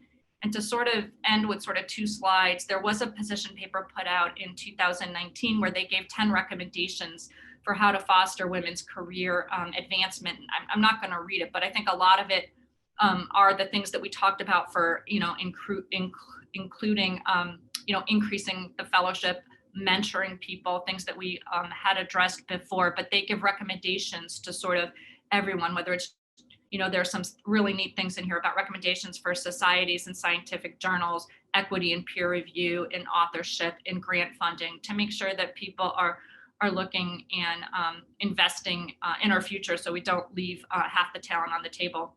And I think my final slide is actually just, I think I like this rubric that the ACC uses when they think about it. They want cardiology to be a culture of inclusion. And we start by developing the deep pipeline. Recruitment is sort of what I talked to you guys about today, because we want to, again, get the best talent. We want to keep them, and we want to promote them to leadership positions. So I think that is all I have to talk about. So happy to open up for questions or wait for the end panel or the next speaker. Thank you, Dr. Crowley. That was a fantastic talk. At AKU, we've, for the last couple of years, roughly half of the cardiology training fellowship has been women. And interestingly, something to think about, we'll do more detailed questions at the end of the session, but almost a half of most med schools in Pakistan graduate women, and there's a steep drop off post-graduation. They all get their degrees, but they either don't pursue it or they may compromise it later on in the career. So I think your final few slides about continued leadership and support really are very relevant to our landscape as well. So we're going to move on to our next speaker, and it is again my privilege and honor to welcome Dr. Martha Gulati. She's an MD, MS, FACC, FAHA, FASPC, and FESC, and the president-elect of the American Society of Preventive Cardiology. She is a professor of medicine and inaugural chief of cardiology at the University of Arizona. She's previously held the Sarah Ross Sauter Chair in Women's Cardiovascular Health and was the section director for Women's Cardiovascular Health and Preventive Cardiology at the Ohio State University until 2015. She's a well-published author, especially of the bestseller, Saving Women's Hearts. She's the editor-in-chief of the American College of Cardiology's CardioSmart, which is a patient education and empowerment initiative. She serves as the chair of the National Chest Pain Guidelines that will be released in 2021, this year. And little caveat that part of my journey as an interventional and structural cardiologist involved 6 months of unaccredited fellowship in preventive cardiology with Dr. Paul Thompson. So it's a subject that I've had experience with. So Dr. Gulati, welcome. And she's going to be talking about preventive cardiology program and the value of setting it up. Okay, guys, I'm having some trouble sharing my screen, and this is why you never have a new computer that you haven't set up beforehand. I'm sorry, I may end up having to do this without slides, and I apologize. So I think I'm going to do that to just, I really apologize. I have pretty slides too, so this is disappointing to me, but are you guys okay if I do this without slides?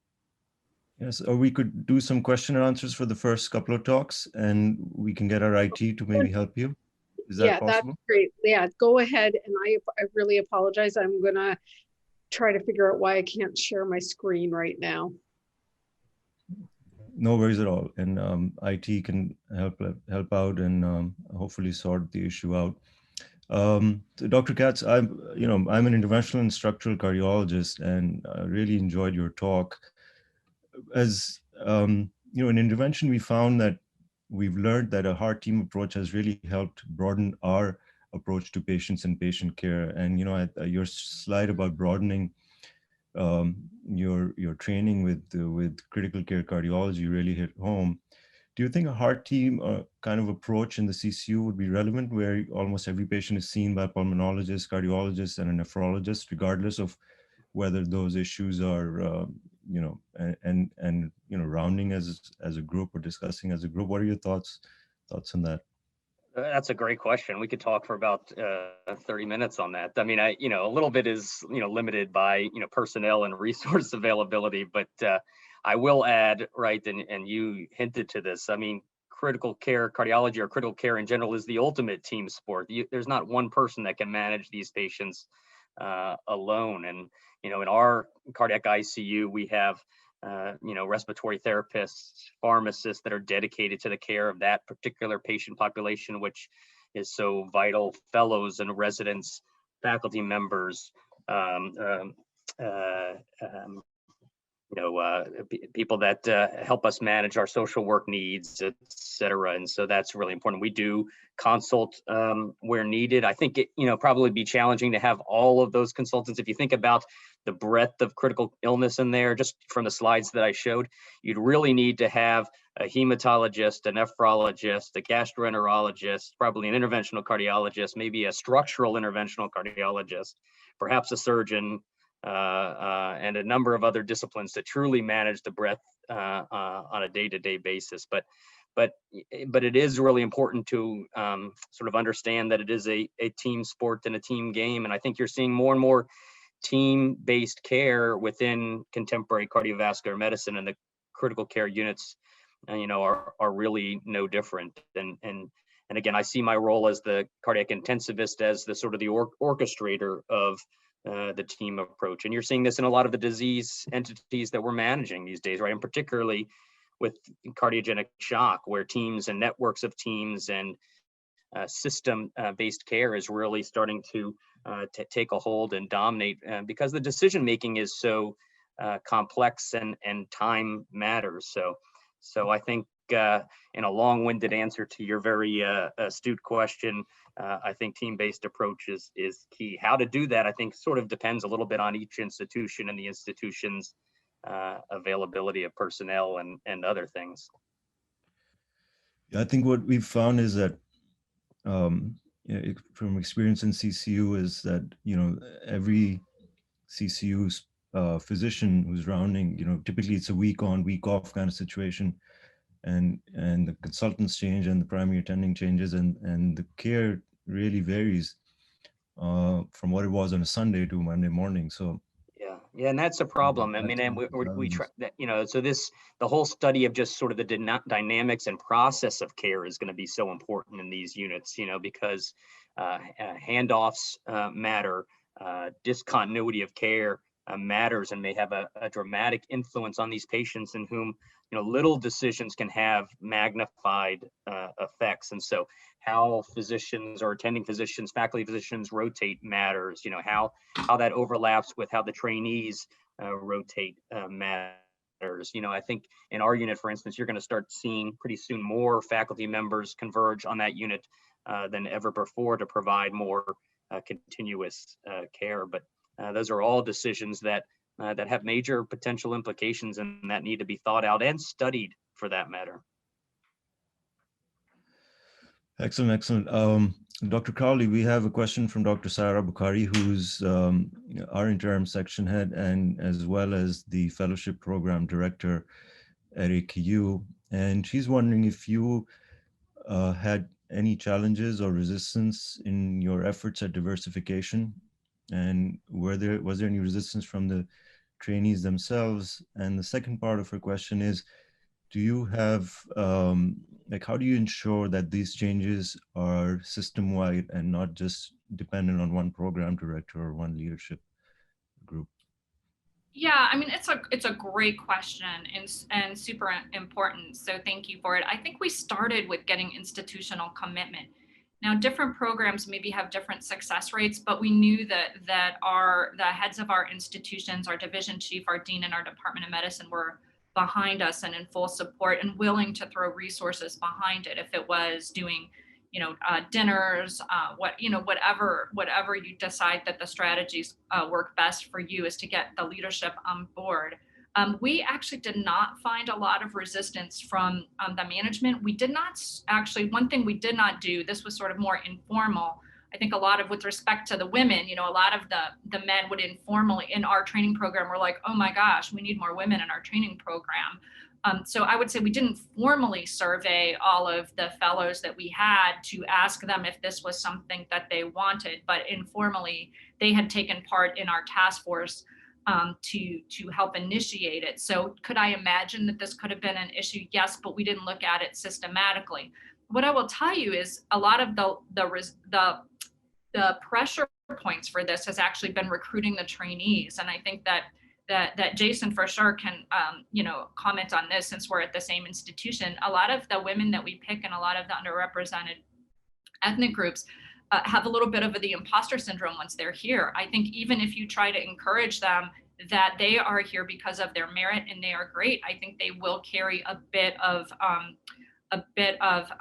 they will harbor just a little bit in their head of like, was I just a number here? So for us, the largest challenge has been to be welcoming, inclusive, hold every fellow to the same standard, give them all the same opportunities that you can, to be equitable, and really highlight mentorship and opportunities that they can have. That's been the biggest challenge of the program, was getting the trainees on board to say, no, you're here. This is your, I think Dr. Douglas likes to say, diversity is just inviting somebody to the dance. But once they're in fellowship, it's getting them to actually dance on the, to inviting them to dance on the floor. And Pam takes it one step further, and she likes to say it's giving them the feeling that they're allowed to dance without anybody watching, or assuming nobody's watching them. So I think it's the harder lift is to promote people and make them feel welcome and give them mentoring. That's the heavier lift has been our experience. Check. Wonderful. We're going to check back in with Dr. Gulati. Hopefully we've had some success in getting her to share her screen. Yeah, I don't have success in, I've emailed it to somebody that's asked me to email it to them. I don't know if they've received it yet. Dr. Martha, have you emailed it to me on? I really apologize. But yes, I've emailed it about right away. So Irma, could we refresh our emails and make sure that we received it? Sure. Sometimes Dr. Martha, can you see the screen share option at the bottom of the Zoom screen? Are you able to click on it? No, I have no problem knowing how to screen share. For some reason, it's my setup and it's a new computer. So I've been on Zoom far too much to not know how to share my screen, but it's just a new laptop and I think I have to change my accessibility, although I'm struggling with that part right now, what it's prompting me to do. the email should hopefully work, and then we can skip through the slides for you. Irma, can we check our email accounts? And sometimes the aq.edu filters out large attachments, so maybe a Gmail account might work better. Exactly. Actually, Dr. Gulati, why don't you go ahead and get started? And if we get the email, we get the PowerPoint, we'll get going. I'm sure we will all love to hear from you with or without slides. So this can be done like a regular keynote speech. Absolutely. All right, I will start with that. So I apologize, and I'm very honored. I was very excited when I heard this conversation was going to take place, and it's my honor to present this. So, I mean, shifting, you just heard about the need for an intensive, cardiac critical care. I'm shifting the whole other way. Let's prevent people from getting into the hospital. We've seen with COVID just how influential cardiac risk factors are, even in terms of susceptibility to disease. And so for cardiovascular disease, I think everyone knows it's the #1 killer in the world. And in the entire world, the prevalence of cardiovascular disease it affects 423 million people all over the world, and 17.9 million people die each year from cardiovascular disease. And more than 85% of that is due to heart attacks or strokes. So, heart disease remains the #1 killer, but over 80% of heart disease is actually preventable. And we really need to be focusing on what we can do to prevent illness rather than putting all our money up front dealing with disease. It's much more expensive strategy, as you already heard. Now, in terms of deaths, globally, 13% of the it's actually increased by 13%, both due to population growth, but also due to the increasing rise of cardiovascular disease, particularly in low and middle income countries where it is really growing exponentially. So, in high income countries, cancer, if you add up all the cancers, it causes more deaths due to cardiovascular disease alone. But in middle income and low income countries, it's actually cardiovascular disease far outweighs those deaths. So, we have a choice now. Of course, we can treat cardiovascular disease, but that's really secondary prevention, and not to minimize it, but it is important, and it's what we all do really well. But in our cardiology community, we also need to focus more on primordial prevention and primary prevention. And just to remind you, primordial prevention is creating healthy behaviors at the beginning of life, throughout life, though. Whether we're talking about children and infant health, whether we're talking about not, stopping smoking from even initiated, keeping healthy diet, keeping people physically active, keeping a healthy body weight, and also focusing on our environment in terms of pollution. Of course, that has an influence on cardiovascular disease. Primary prevention is identifying risk factors that are present and treating them before someone develops cardiovascular disease. So we have our prevention guidelines that were released in 2019, and we called them really the ABCs of prevention. So there's an ABC and a D and an E, and all of those need to be focused on when we're dealing with prevention. And it starts with assessing cardiovascular risk. Today is not my day.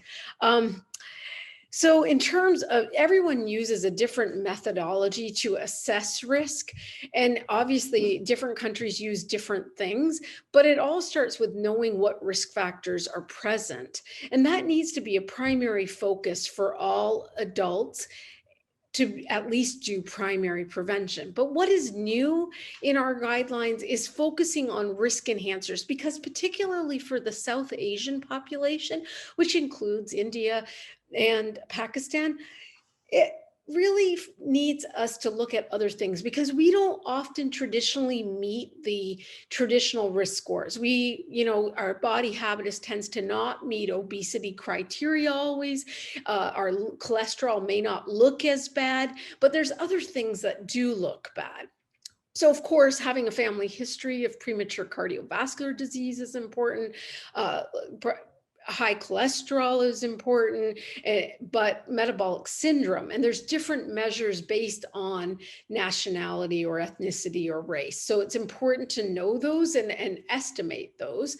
Chronic kidney disease, diseases of inflammation, but other things that we don't often think about that are specific, for example, to women, like the fact that women get pregnant. There's things that can happen in pregnancy, like preeclampsia, like small for gestational age, which actually happens more in the South Asian population than any other population. So we need to take those into account. Premature menopause, also very important. And actually, South Asian ancestry is considered a risk enhancer. So again, we just need to identify ourselves and our population that we're taking care of as at high risk. Elevated Lp(a), again, something that we see more often in a South Asian population, and other markers of inflammation have been identified. So these are things that we really need to be considering, and why we need a specialized focus on that, because I think that, a lot of cardiologists just treat cardiovascular disease once it's present. We need more people on the upfront side. And that is a partnership between our internists, our family physicians, and cardiologists for the specialized care.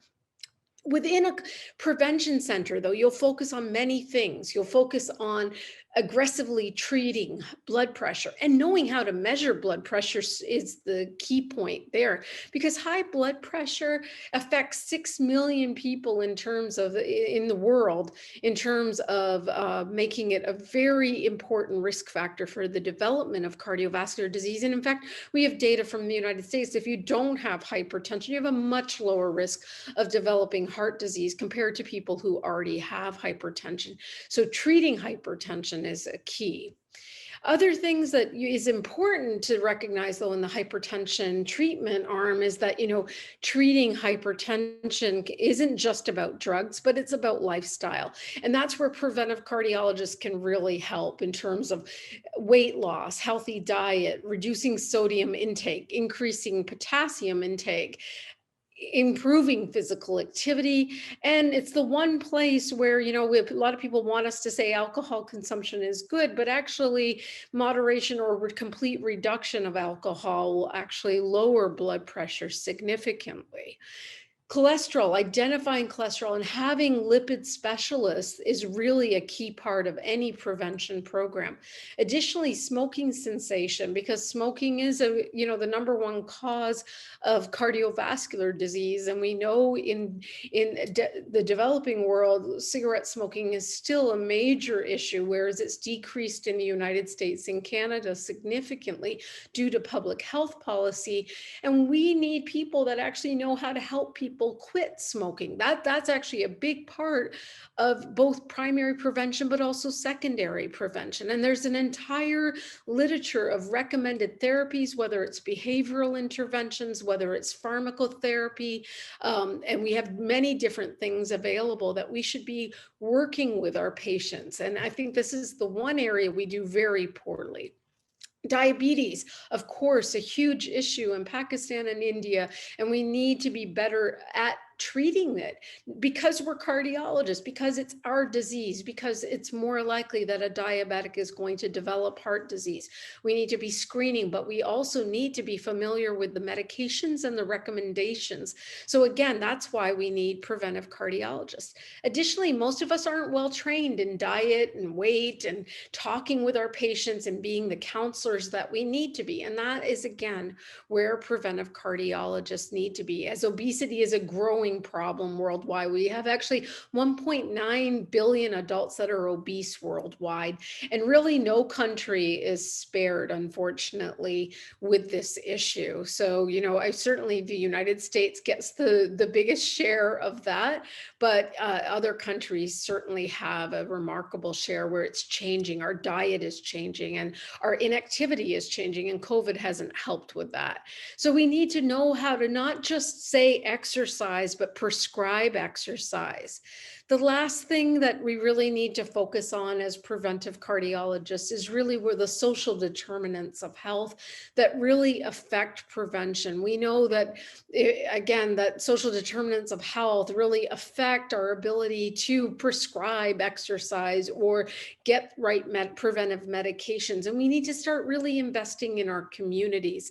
And if I could have shown you my last slide, it really was showing that the investment of primordial prevention is really pennies compared to the real expense that comes for secondary and tertiary prevention.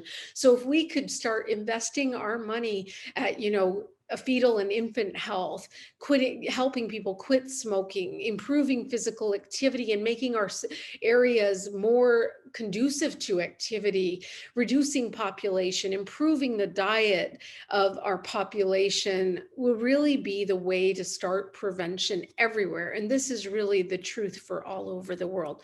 So if you get a chance, I'd recommend you read the primary prevention guidelines through the American College of Cardiology and the American Heart Association.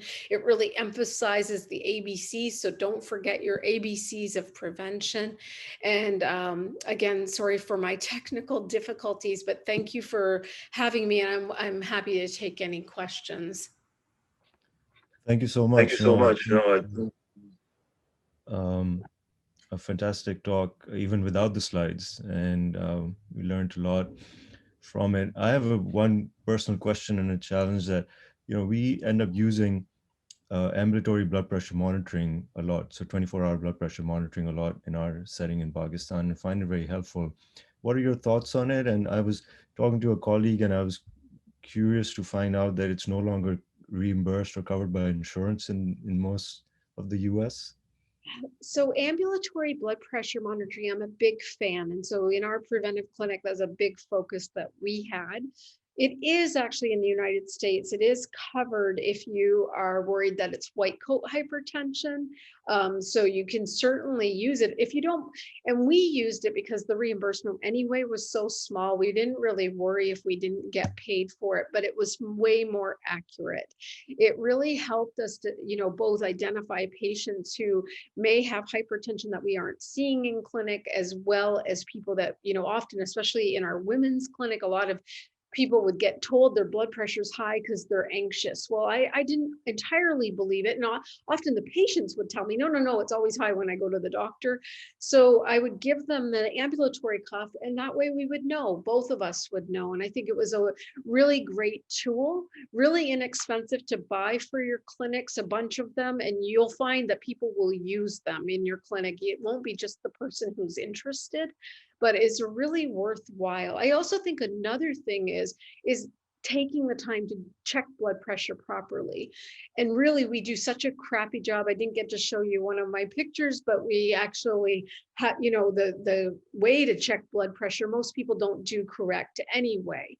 It means having a patient in a room, their bladder empty, their feet uncrossed, their arm resting at their heart level, and not where they're supporting it, but where it's supported by a level, usually a level table. We would lift up our table so that it'd be at the appropriate level, and using an automated blood pressure cuff. Get out of the room. Don't talk to the patient. All these things that we don't seem to even train. All of us, when we were medical students, we didn't get taught how to really take blood pressure. You did it once, everyone said, oh, great, you heard the Korsakoff sounds, great.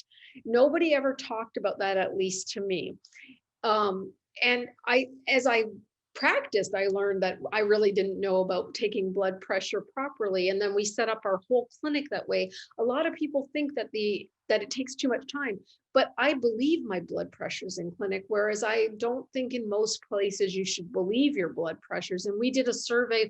We presented it just recently at AHA, and we're hoping to publish it soon. But we did a national survey just showing how poorly people check their blood pressure, yet they all think they believe their blood pressure, except only a small percentage actually are checking it in the correct way.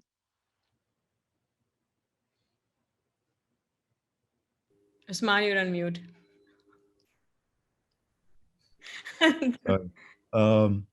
So yeah, I find it's an indispensable part of our clinic, especially busy practice where nurses are quickly checking the vitals and rolling patients in through. So we have two questions which are sort of interlinked, and one of them is from Afghanistan, which shows you how many people are logged on and watching from all over. And the other is from Dr. Hamid Sharif, who's in charge of a very busy public sector hospital in Pakistan in the north. And that's about, in a resource limited system, how do you balance the desire to, or the initiative to try to get as many women enrolled into your training programs as possible versus just developing the resources to have enough cardiologists to serve the population. I'm going to address it to Dr. Crowley, but I think everyone must have some perspective on it, and feel free to chime in as well. Yeah, thank you for the question. I mean, obviously, if it's a problem, it's, yeah, what you're saying, I mean, it sounds like you just need all hands on deck. I think, I think it's a challenge. I'm not sure that, I'm not sure that I have an answer or a perfect answer. I think the idea would be to, in that circumstance, I think a lot of it would be, you would probably want to be more receptive, more welcoming, or encouraging about the benefits. And I'm sure there's gratifying opportunities of patient care. I mean, we know that at least there is data from the underrepresented medicine population from the US data that those populations, when you train them, have a tendency to serve the underserved more. So I think I would try to role model, get the message out there, especially in resource poor sessions, because you will be doing your population a favor by recruiting more. It's not a great answer, but I think Dr. it's a Crowley, if I could add to that, I think the one thing if you do have even one woman there, showing them doing their job, using them as an example, and also mentoring if there is any medical students rotating through, mentor them, because show them that they're needed and maybe they will be the future. I think that we have to take whatever is lacking in our own communities and try to let them know that these are jobs they can do and they're needed. We need them there. Absolutely. I think all three topics were such phenomenal presentations and such topics that have a global impact and close to all of our hearts that we could probably spend the next few hours discussing them and talking about them and trying to get our queries answered. But unfortunately, in the interest of time, we're going to have to wrap up this session here so that we can begin our next session. I'd invite all of you to stay logged on if your schedule permits, because we have a fantastic set of speakers following. But I would really like to thank Dr. Katz, Dr. Crowley, and Dr. Kulati for taking time out from what I know are very busy schedules to educate us, to share your thoughts with us and share your experiences.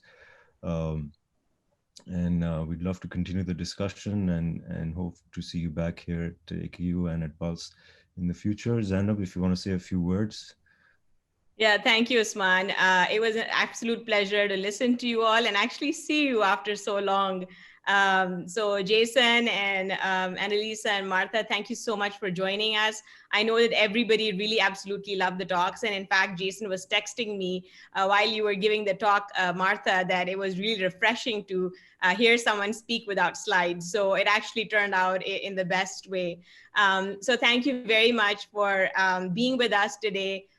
This is great. And I really hope that when the pandemic ends, that we're gonna be able to have you all over to Pakistan and see our campus and be with us in real time and interact with our fellows and residents and colleagues. Thank you so much. Thank you for the opportunity. Thank you. Thank you. Thank you.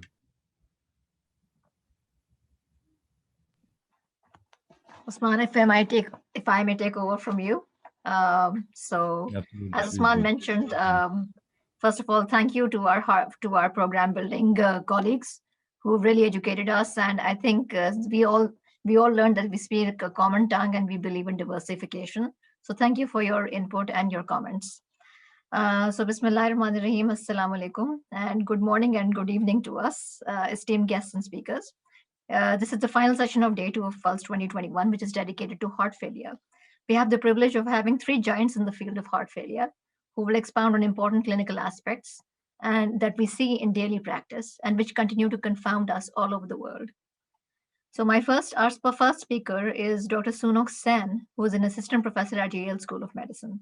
He specializes in advanced heart failure, heart transplantation, and mechanical circulatory support. He has trained at the University of Pennsylvania, Yale, Mass General, and Duke University. He will speak about inpatient management of heart failure with a focus on HFrEF. Please welcome Dr. Sounok Sen. Thank you very much. Let me just get this going.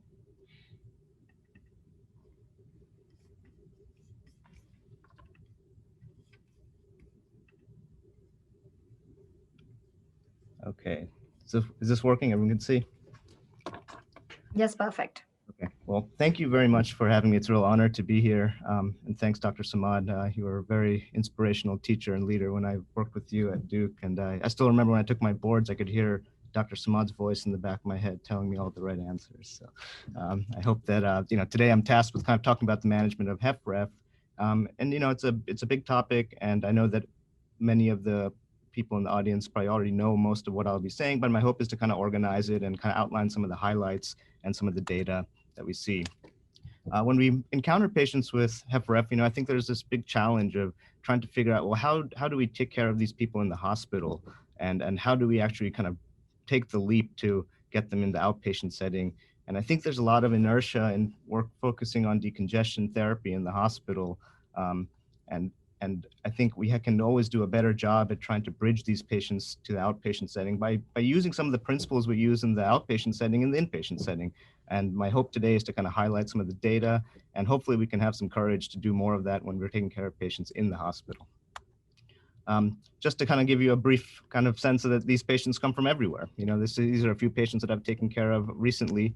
This is a 72-year-old gentleman who had an ischemic cardiomyopathy and had very severe chronic systolic heart failure. And he tolerated medical therapy for some time, and then eventually, didn't, and then ended up needing mechanical circulatory support. But we were able to manage him for several years on medical therapy alone. And kind of in the opposite end of the spectrum, this is a 22-year-old lady who's completely healthy, who had progressive shortness of breath after delivering her baby, and developed kind of really bad heart failure, systolic heart failure from a peripartum cardiomyopathy, and ended up actually needing a heart transplantation eventually in the future, and wasn't able to tolerate medical therapy at all. And this was a 19-year-old swimmer, a college student who came in with a few weeks of fevers, chills, increased shortness of breath, and had acute LV failure that eventually got better, required temporary mechanical circulatory support, and was found to have acute heart failure from viral myocarditis. And my hope is just to kind of highlight that these patients with heart failure have all different types of reasons to have reduced ejection fraction. And some of the reasons I highlighted here, and Dr. Ibrahim, I think, will be talking about the other end of the spectrum, where we have patients who may even be more complicated with HFpEF or with heart failure with preserved ejection fraction. And today we'll kind of focus on the left hand of the screen and talk about how we manage these patients with medical therapy. Importantly, individuals with both HFrEF and HFpEF, I think the landscape is really changing in the United States, and I imagine worldwide. We're noticing a much higher prevalence of individuals with heart failure syndromes with normal or borderline ejection fractions, and the incidence and prevalence of individuals with HFrEF has been declining. However, I think the survival with both types is abysmal, right? If you look at this graph here, you notice that the median survival in years for individuals that are 65 or plus is less than three to 4 years with individuals with HFrEF and HFpEF. So I think there's a lot of opportunity to improve our medical management of these patients as we can, and learn more about how we can do so. As alluded to earlier this morning, I think we have to have increased recognition that there's the number of non-cardiovascular comorbidities in these individuals is quite high. On this graph over on the left, you can notice that almost 30% of people have greater than 3 non-cardiovascular comorbidities, from diabetes, obesity, COPD. And I think as we talked about earlier, we need to have a very multifaceted approach of how do we manage these patients who oftentimes are very complex. Kind of moving forward, I think the focus of today's 15 minutes or so, next 15 minutes or so, will be kind of looking at stage C heart failure, individuals with known structural heart disease who have symptoms, and how can we control their symptoms, improve their quality of life, prevent hospitalization, mortality, and improve their survival. And this is important to kind of understand their stages because it has prognostic relevance. We know that individuals at stage C or stage D heart failure do much less well than individuals with stage A and B.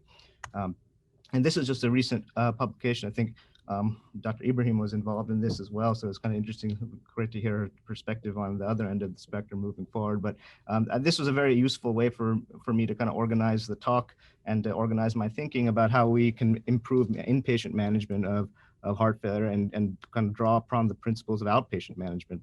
And so individual stage C heart failure, looking at the data for RNA ACE inhibitors, ARBs, and then in select populations, how do we add aldosterone antagonists, SGLT2 inhibitors, ivabradine, and in select populations, hydralazine and iserdil. And I hope today that we can kind of highlight the importance of these medications and look at some of the key features of the data that kind of motivates these recommendations, and talk about how we can implement them in practice. So to start off, I think instead of going backwards to forwards. I'll start at the more recent, with some of the more recent data with neprilysin inhibition and heart failure. So we know that neprilysin inhibition may lead to decreased degradation of endogenous vasoactive peptides that have positive effects on neurohormonal deactivation, improvement in vascular tone, reduction in fibrosis, and reduction in sodium retention. And this is the kind of the highlight data from the paradigm trial showing that compared to ACE inhibitors and enalapril, that there was kind of a hazard ratio of 0.8 and 21.8 versus 26.5% reduction in hospitalizations and mortality compared to ACE inhibitors. And I'll review the data moving forward on ACE inhibitors with a number needed to treat of 21.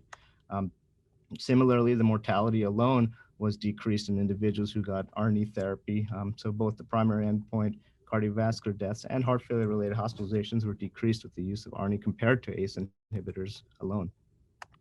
And this kind of highlights some of the decrease in mortality. There was a kind of an incremental 20% decrease in mortality with ARNI compared to ACE inhibitors and ARBs, looking at more kind of composite data. And so the recommendation right now is to try to use ARNI therapy first. Initially we thought that we should use ACE inhibitors in transition, but I think it makes more sense sometimes to consider ARNI therapy if we have it available and accessible to our patients to use it first and start trying to up titrate the dose as we are able to in 2 weeks or so. And monitor blood pressure, electrolytes, renal function. And we can oftentimes do this in the hospital even more rapidly and get people on good doses of medical therapy before kind of jumping to the clinic. And when ARNI therapy is not available, then we can think about ACE inhibitors and angiotensin receptor blockers, ARBs. And these medications alone have a very profound effect on mortality, death, and hospitalization and heart failure hospitalizations in this composite data of 32 trials of ACE inhibitors and heart failure. Similarly, ARBs have a pretty dramatic effect as well. So I think, when we are trying to battle what medicines are available to our patients based on where they are, what insurance they have, what kind of the costs are, I think we should always try to think of, anything that we can do to help, because all of these medicines have a fairly dramatic effect on their quality of life and heart failure hospitalizations and mortality.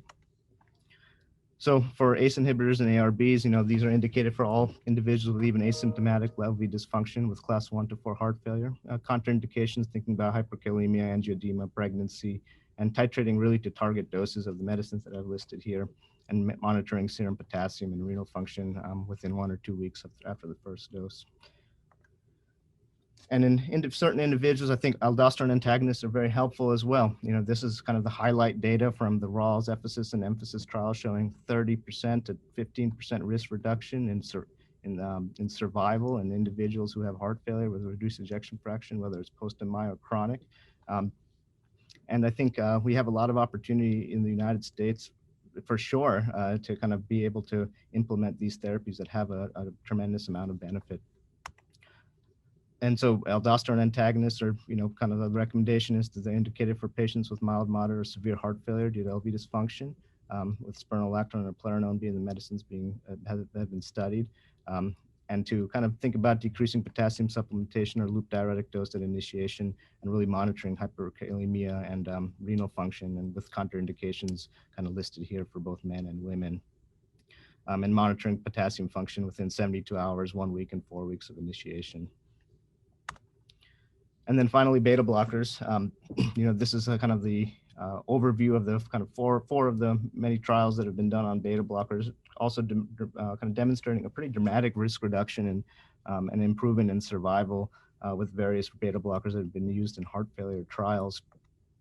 And with an important dose effect, particularly with the carvedilol trials, showing that the risk of mortality has decreases significantly with uptitration of carvedilol dosing.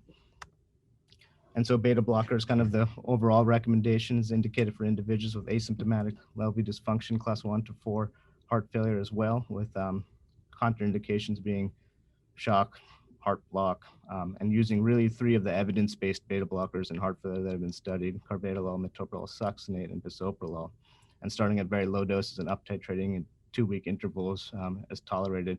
And I think, one of the interesting things to kind of comment on when we're thinking about the bridge between inpatient and outpatient management, I think we have an opportunity to start thinking about how we can up titrate at more rapid intervals in the inpatient setting. Because we have more monitoring, because we have the ability to check labs and really get people on all the medical therapy that we know have benefit. But how do we do in the United States? I think overall, I can say we can do better. This graph is from one of the US registries showing the usage of some of these guideline-directed therapies. And we can, as you can tell, the uptake of ARNI therapy has been quite low. MRA is also quite low, and everything is quite low. I think we have a lot of opportunity to be better and to have higher doses for these individuals where we know there's survival benefit. And importantly, on the right, I think it demonstrates that there's a big mismatch between the highest risk individuals kind of receiving the lowest rates of these medications. And I think we have a responsibility to try to have more courage in individuals who we think will benefit from these therapies to really get them on these therapies at reasonable doses. And talking about a few of the newer medications that are out, and reviewing some of the data. Ivabradine in heart failure was kind of the SHIFT trial, was one of the more landmark trials with this medication. This is an inhibitor of the funny current in the SA node that prolongs diastolic duration and slows the heart rate down with no other real action on other cardiac channels, and does not modify contractility. And in this trial, the primary endpoint, there was an 18% reduction compared to placebo in hospitalizations and death. With individuals who are able to tolerate ivabradine. So I think a new tool that we can sometimes think about in some of our patients who qualify for this medication. This medication, ivabradine, has shown on the background of beta blocker therapy to reduce heart rate. But I think one of the important things to note is that many of these patients were already not on really target doses of beta blockers for whatever reason. So in our patients who have blood pressure problems and still have elevated heart rates, we know that elevated heart rate by itself is a prognostic, negative prognostic sign for our individuals with heart failure. And so we should think about whether we can add on ivabradine therapy, as there may be some benefit in this population of patients. And finally, I think the newest kind of blockbuster drug on the market right now is our SGLT2 inhibitors, and this kind of data from the two big trials that have been recently published with both dapagliflozin and empagliflozin, demonstrating a reduction in cardiovascular death and heart failure hospitalizations in individuals independent of their diabetes status. And I think it's really been practice changing, and I've noticed it, in terms of even switching kind of places that I've been at in the last year or so, that adoption of SGLT2 inhibitors has been very remarkable in the last 6 months, and I think it's becoming more accessible to many of our patients. Still has some trouble, but I think we're moving towards this paradigm or construct where we really should think about quadruple therapy, or as many medicines that we know have benefit, and really trying to initiate them in the inpatient setting if we can for individuals that have been admitted. And I think it helps us kind of break the inertia and get our patients to survival improving therapies faster, and hopefully it can make an impact on how these patients do. So those are that was my quick, scenic, and fast route of heart failure with reduced ejection fraction. Thank you guys very much for having me today. Sounok, I'll have to congratulate you on excellent time management, and that was a wonderful talk. It really made us sit up and think about our heart failure prescription. So thank you for that talk. Our next speaker is Dr. Nasreen Ibrahim, MD, who is an assistant professor of medicine at Harvard Medical School and also an advanced heart failure and transplant cardiologist at Mass General Hospital. She is interested in cardiac biomarkers. She is interested in cardiomyomarkers, cardiac remodeling, access to healthcare, understanding mechanisms of health inequities, and women's leadership in academia. So she's basically the perfect person to deliver this talk. She will speak about a tough clinical entity, which is managing HFPEF. Over to Dr. Nasreen Ibrahim. Thank you so much for having me. I'm just going to pull up my slides here.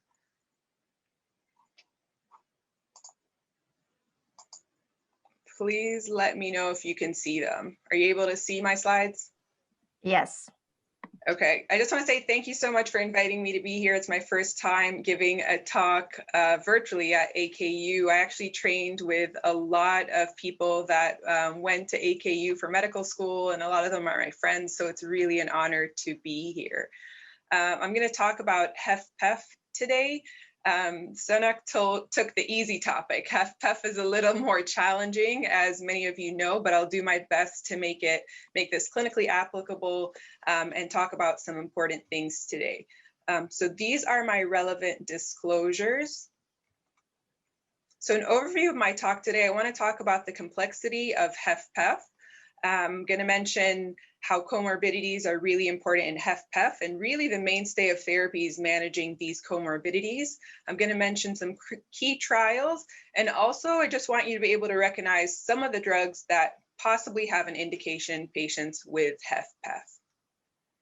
So the universal definition of heart failure with preserved ejection fraction. So as we know, heart failure with reduced ejection fraction, HFrEF, is ejection fraction 40% or less.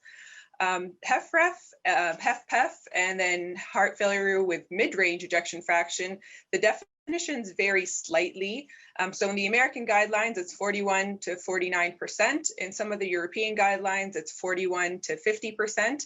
But heart failure with preserved ejection fraction, it's either greater than 50 or 50% or greater. But I think really those definitions are just a gray zone. It's most likely HFrEF and HFpEF that we need to be discussing. So the epidemiology of heart failure, about half of patients worldwide that have heart failure have HFpEF. This I found interesting. This was a European registry of about 9,000 patients. And I just found it interesting, depending on the region of Europe where you live, the distribution between HFpEF and everything else, essentially. Some data from North Africa and the Middle East, majority of patients with heart failure in the Middle East have heart failure with reduced ejection fraction, as you can see here, less so in North Africa. And then various parts of Europe, the majority of patients do have HFrEF. And the management is very different, as you are aware. So HFpEF is complicated. It's a clinical syndrome. There's lots of heterogeneity, and there's really no class 1 therapies. The therapies that we talk about in HFpEF are mostly class 2 therapies, and sometimes it's just by consensus that these recommendations are made. It's very frustrating to the clinician and the patients. I think in my practice, HFpEF patients are the most complicated to treat because we really don't have anything. In patients with HFrEF, as Sounok mentioned, we have 4 guideline-directed medical therapy classes that we can offer our patients, all of which reduce not just mortality, but morbidity and improve patient symptoms. For HFpEF, it's just much more complicated. And so this becomes frustrating to us as clinicians managing these patients and also to the patients themselves. This is an excellent review that I refer you to. It's written by Dr. Carolyn Lamb. She is one of the queens of HFpEF. And she talks about potential 6 mechanisms that are involved in the pathophysiology of HFpEF. 3 of them hemodynamic in the orange, as you can see here, congestion, volume overload, right ventricular dysfunction, which is very prominent in HFpEF, and pulmonary vascular disease, a comorbidity we see a lot in patients with HFpEF. Some cellular mechanisms, inflammation is big in HFpEF, cardiometabolic abnormalities, and then cellular and extracellular structural changes that contribute to the pathophysiology of HFpEF.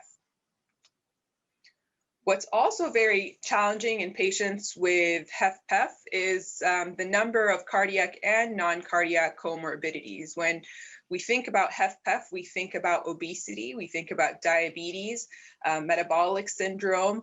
Also, renal disease and hypertension are prominent in patients with HFpEF. And so the difficulty becomes phenotyping patients with HFpEF. HFpEF patients vary from one patient to another, and management of the vast number of comorbidities in these patients. It's common in women, and as patients age, they have a greater risk of developing HFpEF.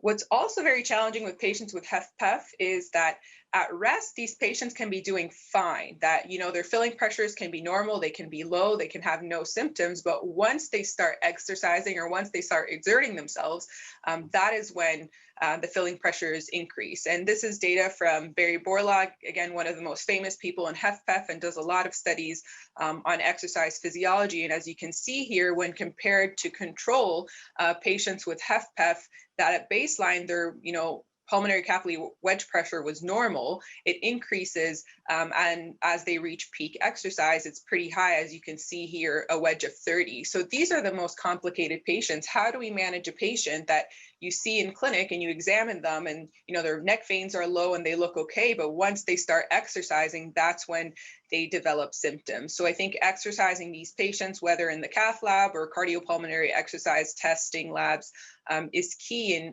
understanding their symptoms and differentiating between pulmonary causes of dyspnea and HFpEF.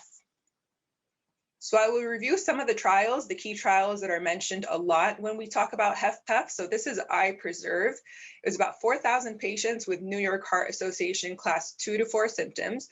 These patients had ejection fraction 45% or greater, and they were randomized to either placebo or 300 milligrams of irbesartan. The primary outcome here was a composite of death from any cause or hospitalization for a cardiovascular cause. And what they found was that irbesartan did not improve the outcomes of patients with HFpEF. A few years after that, we did TOPCAT, and I would say TOPCAT is probably the most famous trial that is mentioned when we talk about patients with HFpEF. So here they examined the effects of spironolactone on the combined endpoint of death, aborted cardiac death, and heart failure hospitalizations in patients with HFpEF. Although the composite endpoint did not reach statistical significance, there was a reduction in heart failure hospitalization.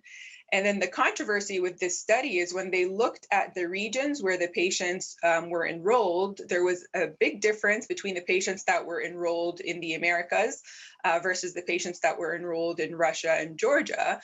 And they saw that the rate of the primary endpoint was much lower in the patients enrolled in Russia, Georgia, and they think it was because patients in that region were not enrolled based on the requirement for NT-proBNP or heart failure hospitalization. So there's a question about whether or not the patients enrolled in those regions really did have HFpEF, which goes to show that even the diagnosis of HFpEF is very difficult. With obesity, the physical exam becomes difficult, and I'll talk a little bit later about how the NT-proBNP concentrations are lower in patients with HFpEF compared to patients with HFrEF. And so this recommendation came from the American College of Cardiology that in appropriately selected HFpEF patients, meaning patients that had evidence of an elevated NT-proBNP or a BNP or an admission within the last year for heart failure, that management with spironolactone or a eplerenone or a mineralocorticoid receptor antagonist might be considered. Of course, you have to make sure that renal function is appropriate and their potassium is also appropriate before initiation. What about devices? And every time I talk about devices, I just want to make sure that, I'm not tone deaf. I know these devices are not available worldwide. The devices are expensive. And I, for one, am not one to push devices on all patients. I think a device like CardioMEMS, which is a pulmonary artery pressure sensor, has a role in a certain patient population and not for everybody. But this was the CardioMEMS post-approval study, and it had about 1,200 patients across 100 North American centers. And the primary outcome here was the difference in heart failure hospitalizations 1 year after the sensor was implanted compared to the year before the sensor was implanted. And of course, there was a reduction in pulmonary artery pressures because people were getting data and seeing, okay, if this patient's parameters were elevated, there was a knee-jerk reflex to change to optimize diuretics and medications. And what was interesting here was that even in patients that had heart failure with preserved ejection fraction, there was also a reduction in heart failure hospitalization and a lowering NPA pressures. And as I mentioned, I think in appropriately selected patients, a device like CardioMEMS is very useful. And for me, I pick the patients with HFpEF that their physical exam is very difficult, maybe because of body habitus, or in patients that have frequent hospital admissions, and I'm trying to keep them out of the hospital. And what we do is we end up once a week evaluating the data that we're getting from CardioMEMS, because it's no use putting these devices in if you're really not going to monitor the data, which of course uses up resources.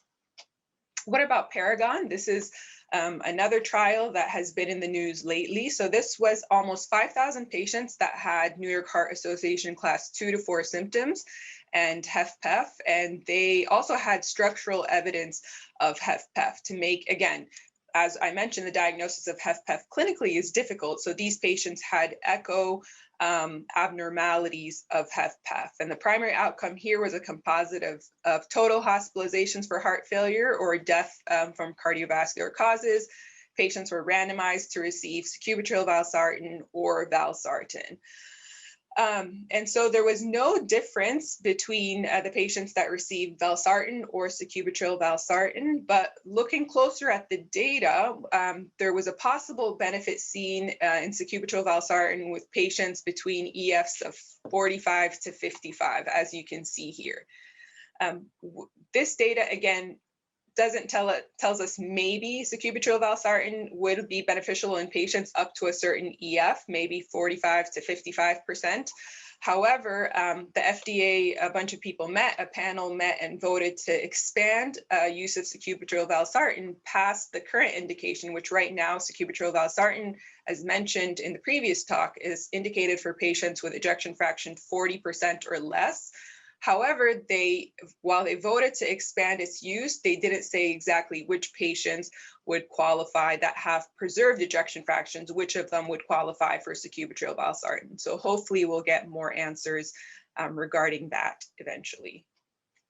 Another big trial that was all the buzz at the end of last year was Soloists and SGLT2 inhibitors, really the last, the newest kid on the block, especially with management of HFrEF. So this was making waves because now we have 4 classes of guideline-directed medical therapies for HFrEF, and could now SGLT2 inhibitors be beneficial in patients with heart failure with preserved ejection fraction? So this study was led by Deepak Bhatt. There was about 1,200 patients that had diabetes and a recent hospitalization for worsening heart failure. And it included patients with heart failure with reduced ejection fraction, mid-range ejection fraction, and preserved ejection fraction. The primary endpoint here was total number of deaths from cardiovascular causes and hospitalizations or urgent visits for heart failure. And the study ended early because they lost funding, but luckily they did show that in patients that received sotagliflozin, there was a reduction in the primary and composite endpoint. And what was also pretty interesting is when they looked at the separate subgroups, they looked at mid-range ejection fraction and patients with preserved ejection fraction. Those patients received benefit as well. So it was consistent across all EFs, which is exciting. This might be a new therapy available for patients with decompensated HFpEF. And sotagliflozin was started before discharge or shortly after discharge in these patients. More data is going to be coming up for SGLT2 inhibitors. They're dapagliflozin. There's a study going on currently in patients with HFpEF called DELIVER. And then Emperor preserved. We know Emperor reduced. We got the results of that trial last year, empagliflozin in patients with HFrEF, but now they have Emperor preserved going on. So an exciting time potentially for patients with HFpEF. So what do the guidelines say? And the American guidelines are pretty similar to the European guidelines. As I mentioned, the mainstay of therapy here is management of comorbidity. So patients with hypertension should be treated according to hypertension guidelines. Diuretics should be used just as a relief of symptoms, and as the same as in heart failure with reduced ejection fraction, diuretics do not reduce mortality, but they improve quality of life in patient symptoms. Coronary revascularization should be performed in patients that have angina or ischemia according to the usual guidelines for PCI. Management of atrial fibrillation, if contributing to symptoms, should also be managed according to the guidelines. And then also a class 2 indication is use of beta blockers, ACE inhibitors, angiotensin receptor blockers might be reasonable for management of hypertension. Also, class 2 indications, as I mentioned, is spironolactone, so that or aldosterone antagonists that could be used in appropriately selected patients. So these are patients that have EFs 45% or greater, they have elevated natriuretic peptide levels or a heart failure admission, and of course, that they have appropriate renal function and potassium before you start them with appropriate monitoring. No benefit for use of nitrates or phosphodiesterase inhibitors in patients with HFpEF. Studies were done to see if these can actually improve symptoms or quality of life, and none of them showed that. And then nutritional supplements. And I would say also a big thing in my clinical practice in patients that have HFpEF and obesity, it's difficult, right? When you're not feeling well and any type of physical activity causes dyspnea. So a lot of my patients I refer to the weight loss center for consideration of surgical weight loss. And so again, when you're seeing patients with HFpEF, management of the entire patient is important with the comorbidities associated with that. As I had alluded to, patients with HFpEF have lower NT-proBNP concentrations, both BNP and NT-proBNP. But regardless, NT-proBNP and BNP remain prognostic in patients with HFpEF, meaning the higher the NT-proBNP or the BNP, the worse outcomes. So what about the future of HFpEF? I think many people are working on this, but it's phenotyping HFpEF. I think it's difficult, again, because there are multiple comorbidities, the heterogeneity of HFpEF, and I'm not sure, like in HFrEF, where one drug works for everybody. I think the people that are working on phenotyping HFpEF will really help us discover the different pathways that might be targeted and the different medications that might be of use to reduce morbidity and mortality in patients with HFpEF, depending on the phenotype. Jen Ho and many others are working on this, and I think it's going to be really important as the number of patients with heart failure worldwide continues to increase, and we really still have nothing for patients with HFpEF. So take-home points for you is I just want you to understand that heart failure with preserved ejection fraction is a complex syndrome, and that management of comorbidities is key. And what are the potential drugs for HFpEF? Mineralocorticoid receptor antagonist has a class 2 indications. Potentially sacubitril valsartan might have an expanded indication. And the one I forgot to put here was a question mark next to SGLT2 inhibitors. Now we know there's some data for patients with decompensated HFpEF, but what about patients with chronic HFpEF? And I just wanted to say thank you for having me and thank you for listening. I'm happy to take any questions. Thank you, Dr. Nasreen. Actually, there are a lot of questions, but we're saving them for the end. We're saving the best for last. We will, and thank you for that excellent talk. We gave you the really tough topic. So we'll move on to our next speaker, the celebrated Dr. Terry Fortin. She is an associate professor of medicine at Duke University. Dr. Fortin specializes in congenital heart disease, pulmonary hypertension, and heart failure.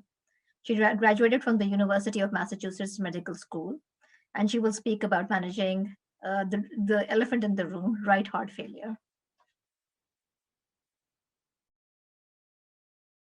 Terry, you are on mute.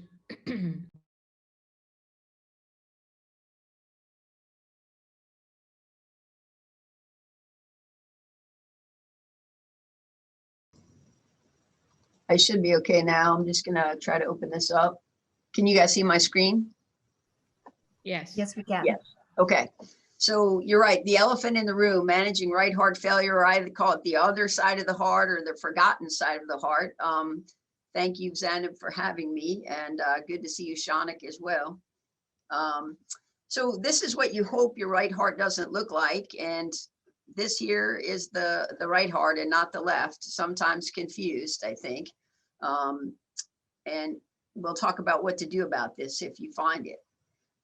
Just to recall that the right heart is interacting both with the lungs in terms of both the airways and the blood vessels in the lungs, and also the left ventricle. So it lives next to the left ventricle and is affected by it and affects it, but also we have to think about the airways and the blood vessels that are involved here.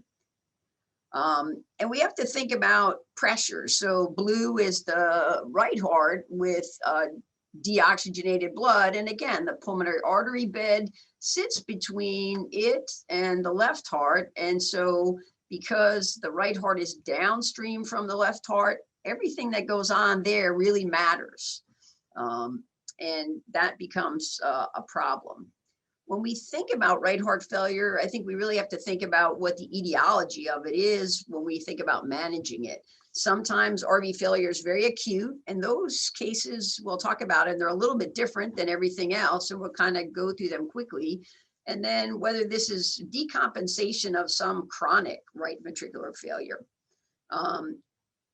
In the acute things that we typically see is RV infarct, which is treated very differently, or PE, pulmonary embolism, either massive or submassive. More commonly, right heart failure, most commonly is from left heart failure. There may be frank biventricular failure more often in non-ischemic heart failure than in sort of ischemic heart failure. Or it's a decompensation of some kind of chronic pulmonary hypertension, and that might be pulmonary arterial or just pulmonary hypertension from left heart or lung disease. Occasionally we see primary tricuspid valve disease. Sometimes it's acute if there's endocarditis. It's not very common. Sometimes surgically we can do things about that. I'm not going to really talk about that. Pericardial disease can cause right heart failure at the same time. It's usually affecting both ventricles. And again, we're not going to talk about the scope of that today. We'll mention it here and there.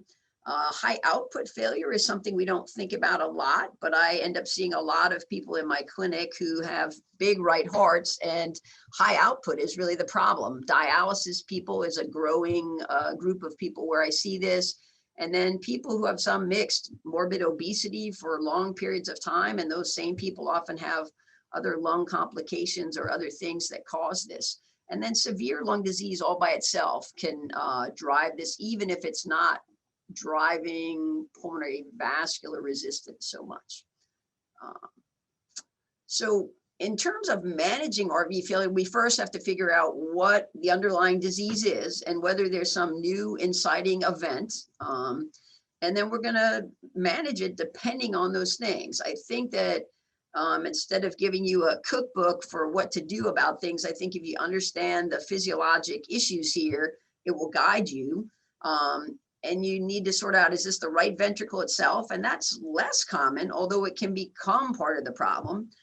Or is it something upstream? So upstream pressure or afterload or some other illness that's driving it. To go back to those acute things, and I want to do these quickly, RV infarct, right? Your history is important. The patient comes with chest pain, are they nausea, do they have diaphoresis, are there EKG changes? And if it's ST elevation, we should treat them just like it's a left heart infarct and go to the cath lab. Sometimes it's not so clear, and then echo may show this. They may present with shock, so you have to make this decision pretty quickly. And if it's just right heart failure, their lungs should be clear, unlike people in shock with left heart failure. They're hypotensive. This is one of the situations in right heart failure where sometimes giving volume actually helps them. Give a little, see how it does. If they tolerate it, give a little more, etc. Don't just dump it in, but actually may be responsive to some fluid. You may need to use pressors early on, and whether that's dopamine or norepinephrine or something to keep systemic pressure up to support the patient is important without trying to cause a lot more ischemia. When it is right heart infarct that you're worried about, we want to avoid giving nitrates or beta blockers or calcium channel blockers, because we don't want to make bradycardia worse, which is a problem, and we don't want to drop blood pressure. You may need to do some sort of pacing external pads or internally if you're in the cath lab. Again, dopamine helps, or atropine sometimes. If there's persistent shock, or you can't control it, you just need to go and see if there's something to revascularize. They would often then just get your standard DAP therapy. Again, you may be careful with beta blockers for a few days. Mechanical support may help. So intra-aortic balloon pump isn't going to help the right heart directly, but if there's some left heart involvement, or as you've added fluid, you start to drive the wedge up and you get pulmonary edema, unloading that may help. RV Impella's newly put in to support the RV in this sense. If you think it's RV infarct, and this has happened, I can think of a couple cases in the last few months, and you take that person to the cath lab and there's not a coronary lesion, then immediately you need to think about whether this is really a PE, because their troponins could be positive, their BNPs are up, a lot of the same things. The echo looks, abnormal, and maybe it's really a pulmonary embolism. And so some of that is similar. When we think about pulmonary embolism and RV failure, we're thinking about a massive PE or maybe some sort of submassive PE. Again, the history is what is leading you down that pathway, and it might be chest pain, just like RV infarct, but more often shortness of breath, syncope may be in it, and then is there some predisposing factor? The difference may be that they're hypoxic. Usually RV infarcts are not hypoxic. They're going to be more tachypnic typically. Burden of thrombus does not tell us if somebody's massive or submassive. I get a lot of phone calls and 2:45 this morning with the same thing. Lots of clot, no hemodynamic consequences. If they do have shock, then we call that a massive PE, and that may be systolic less than 90, tachycardic to more than 100, and different societies have different cutoffs, but in general, it's going to lead you down that path. And you're going to say to yourself, is this person that I think has a PE or that it has a proven PE, are they unstable and they're in shock? You're going to resuscitate them. Again, volume helps, pressors. And then if we know it's really what it is, or they're dying, then thrombolytics systemically can be given. If they're contraindicated because the person has had surgery or head bleeds or different things, other mechanical supports or things we'll talk about in the next block are valuable. Sometimes people are semi-stable or stable, but the status can change. They may come in looking okay and then get further progression. You're going to get started on anticoagulant, and the same thing. You're going to support them with volume. You're going to oxygenate them. You'll oxygenate the last group as well. And then there are some catheter-directed thrombolytics that can be given. Those usually go in over many hours. So if they're really unstable, that's not going to happen. More and more devices for suction thrombectomy are coming out and are very effective. Again, we don't send everybody to that. I would say we have a team approach and algorithms for these things. We look at people's vitals to really drive us to do that. If they may have a lot of clot and be completely stable, and then we don't do that. But if they're sort of rocky, we may do that. Sometimes we have to use ECMO actually for support if somebody's very unstable and can't get lytics. But think about those two things, RV infarct and PEs, as things you need to act on right away. Volume does help, pressors do help, unlike the other things that we're going to talk about in terms of RV failure. So RV failure can come from decompensated pulmonary hypertension, and whether that's pulmonary hypertension in this column over here, that's from left heart failure, or from mitral valve disease or aortic valve disease, and then any of those plus some other insult, right? If our heart failure patient gets pneumonia or something else, and they already have some underlying pH, especially in the HFPEF, as we just learned about, they can decompensate very much. And then we have our group that has some true pulmonary arterial hypertension, and we'll talk about what that means and whether, it doesn't terribly matter what is the driving factor. It may be that it's new and previously undiagnosed and you're seeing it for the first time and it's already in failure, or that it's treated and chronic and they're worse because something else is driving it or because their disease itself is just getting worse. Okay. Again, a little picture, right heart's big, there may be a pericardial effusion. This person has some hypertrophy, so this is not new, and their left heart is a pancake, right? So the definition of PAH, pulmonary arterial hypertension, is that the mean PA pressure has to be high. It used to be 25, now we say 20. The wedge has to be low or normal, and pulmonary vascular resistance is greater than 3 Wood units. If you like dynes, that's 240. PAH, if it's this idiopathic disease, is really a progressive incurable disease of the tiny little pulmonary arterioles. They have extracellular growth that's in those, they remodel. So it's not normal tissue that you're talking about. And at the same time, there's vasoconstriction around the arteriolar bed, and that will change and can change quickly, leading to this decompensation. So when we think about it, what should we do when there's right heart failure and there's some pulmonary hypertension? We have to think about whether it's upstream and involving the left side of the heart, and we call that post-capillary pulmonary hypertension. So pulmonary pressures are high, but the wedge is high, okay? Our pre-capillary are these pure people, pulmonary arterial hypertension, where everything upstream is normal, and the blockage in pressure or flow is at the level before the capillary bed. And then we see a lot of people with a little bit of both, and those people can be a big challenge to treat, and probably the most common thing that we're going to see.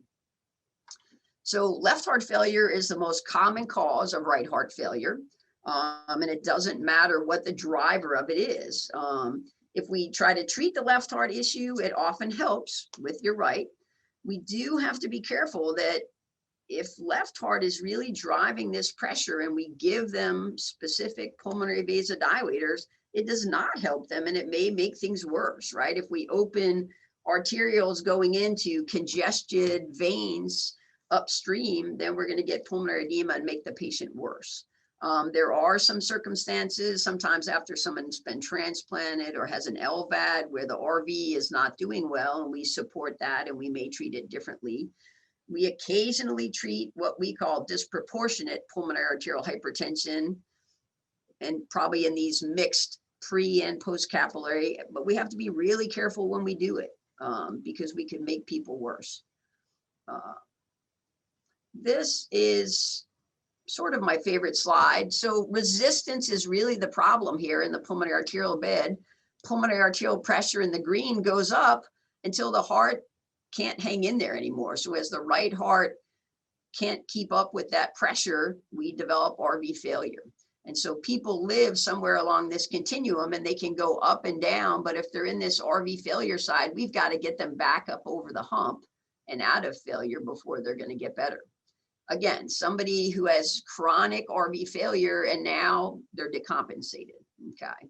And they'll have shock. So they have the same sort of, in part, symptoms as left heart failure, but a little harder to treat. Pulmonary vascular resistance is usually very low, as you know, but it will increase quickly if we give hypoxia, hypercarbia, acidosis, if someone goes on a cardiopulmonary bypass machine, if there's some sort of thrombosis going on, high lung volumes, low lung volumes will drive this, and then lots of other things that happen when people are in the hospital. So sympathetic states or catecholinergic states. If this, in chronic pulmonary hypertension, there's this abnormal or vascular growth that we talked about, but then this tone will change with these acute processes. We also have to think about the lungs that I said were tied in. And so we need to look at whether there's concomitant lung disease or whether that's COPD or ILD. Our body needs to ventilation perfusion match. And if we give pulmonary vasodilators in someone with lung disease and we send blood to poorly oxygenated areas or poorly ventilated areas, again, we're not helping the patient and probably making them worse. So we have to be careful about doing that. Occasionally we try nitric oxide or some inhaled therapies, but we always have to decide, is this right heart strain or failure the right amount for this lung disease? I'm going to use the next slide. This sort of says in words, I think, what the next slide says in a graph for time. So for whatever reason, the afterload on that RV goes up, output starts to go down. If that happens, preload to the left side goes down, and then cardiac output in as a whole goes down. At the same time, we can see ischemia to the RV, even if there's not a blockage, because we're not perfusing the right coronary, which again is a circular thing and makes it bad. As the RV doesn't work and forward flow goes down, tricuspid regurgitation goes up, and then the RV becomes more and more dilated, and it's sort of this cyclical thing that just gets worse and worse. We end up with the LV being very compressed by the by the RV, and they work together.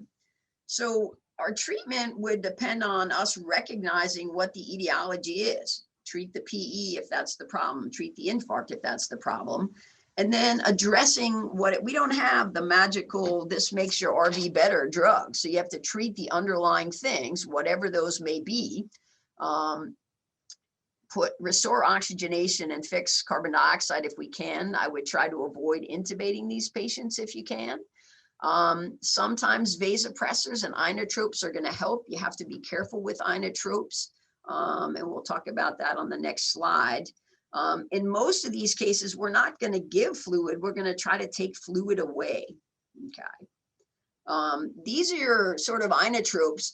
And many of them, if you think about milrinone, dobutamine, we drop SVR. So if our PVR really isn't going to respond because it's just abnormal to these drugs, and we give them hoping to get a little inotropy, our blood pressure may get worse because we're going to drop SVR more than we help their inotropy in most cases. So we're going to try to maintain some sort of systemic pressure so that the patient is perfusing all their organs with whatever that is. And then we're going to give a pulmonary vasodilator. If we're unclear about what's going on, nitric oxide lasts seconds, right? If you put it on and suddenly you're like, ooh, our oxygen's getting worse, our blood pressure's going the wrong way, shut it off and you're done. Sometimes swans help, or ABGs are helping, an A-line is going to help. If we really do have pulmonary arterial hypertension and someone's in shock, intravenous prostacyclin is what works. You have to know how to do it. You start at very low doses, and we can go up every half hour or 15 minutes. And people are going to get sick if you go up too quickly. If you're treating someone for this and they're getting worse, you need to think about whether you really made the right diagnosis. Again, sometimes we use inhaled prostacyclins if we're not sure. Maybe there's less systemic blood pressure drop with it, maybe less VQ mismatch. And those are just some of the ones that we can use depending on where you are and what you have. Again, airways are important here. So make sure your lung volumes are not too low or too high. Try to avoid all these things. Try not to intubate them if you can. BiPAP might help at some point, but you have to be careful that if their output is really low, we're not making that worse as well. So it's tricky. Sometimes advanced support is helpful, ECMO as a bridge, but many of these things are not going to help. I don't think RV impellers work for chronic PAH. It may make things worse, in fact. And ultimately, lung or heart-lung transplant for some of these things is the only thing that fixes them. I'm going to not give you that picture, but pretty quickly, if someone's in frank RV failure, you need to figure out why. Try to avoid it if you can, acute decompensated RV failure. Treat the underlying things if you can, because we don't have a magic bullet. And then if true pulmonary vascular resistance is the reason, you can treat that directly. But you need to remember to keep assessing your response, because if you're treating the wrong disease, you're going to get into trouble very quickly. Thank you.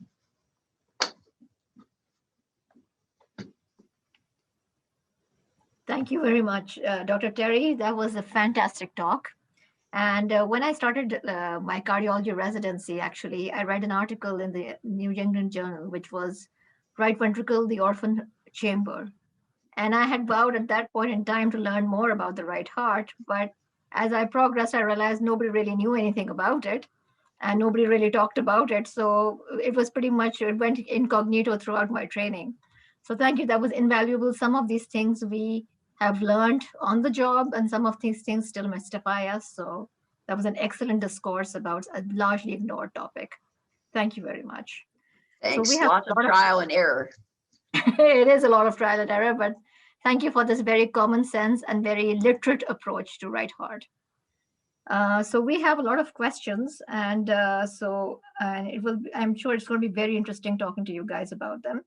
So one of the first questions we had was, and this is not, this is from Dr. Sounok's talk actually, but I'm sure you guys can help us with this, is that if you are still volume overloaded despite all your best efforts, what strategy should you use? Is there something additional if you're still volume overloaded and your patient is still not coming out of HFrEF or HFPEF? Maybe Dr. Let's see, maybe Dr. Terry or Dr. Nasreen can answer that. Nasreen, maybe. I would say like when, and we run into this problem a lot because I take care of mainly patients with stage D, end stage patients that we're now even thinking about home inotropes or VAD or transplant. So I would say you really, and I think the nephrologists listening to this are going to cringe, you really need to blast the kidneys.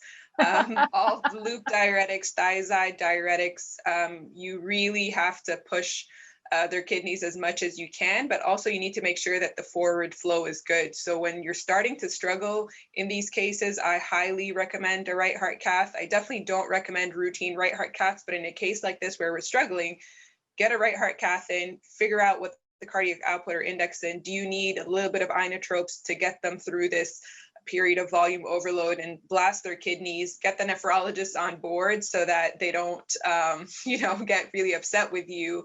And then if you're reaching your limit, then you need them on board for potential dialysis. But, when people say, oh, I have them on a drip of furosemide at 10 an hour, that's really nothing. I've seen people put on drips of 40 an hour and like 10 TID of metolazone or whatever other thiazide diuretic you have, but you really need to get, I think, a good set of hemodynamics at that point to make sure that you don't need to augment the cardiac output. So we're guilty of 40 milligrams of Lasix, but we haven't tried the 10 TID of metolazone yet. So don't tempt us. I So think the if next you look, question. Jeff Testani out of Yale, Jeff Testani has this whole algorithm where he blasts people's kidneys, but it's a really powerful algorithm and it works. Perfect. I think we're going to have to ask you for it. So the other question we have is, like, if we are seeing a patient as an outpatient and this patient has HFrEF, for example, or HFpEF even, how do you prioritize your medications especially when you have borderline blood pressures? How do you decide, am I giving an ARNI? Am I going with the beta blocker first, SGLT2? How do you choose? How do you decide?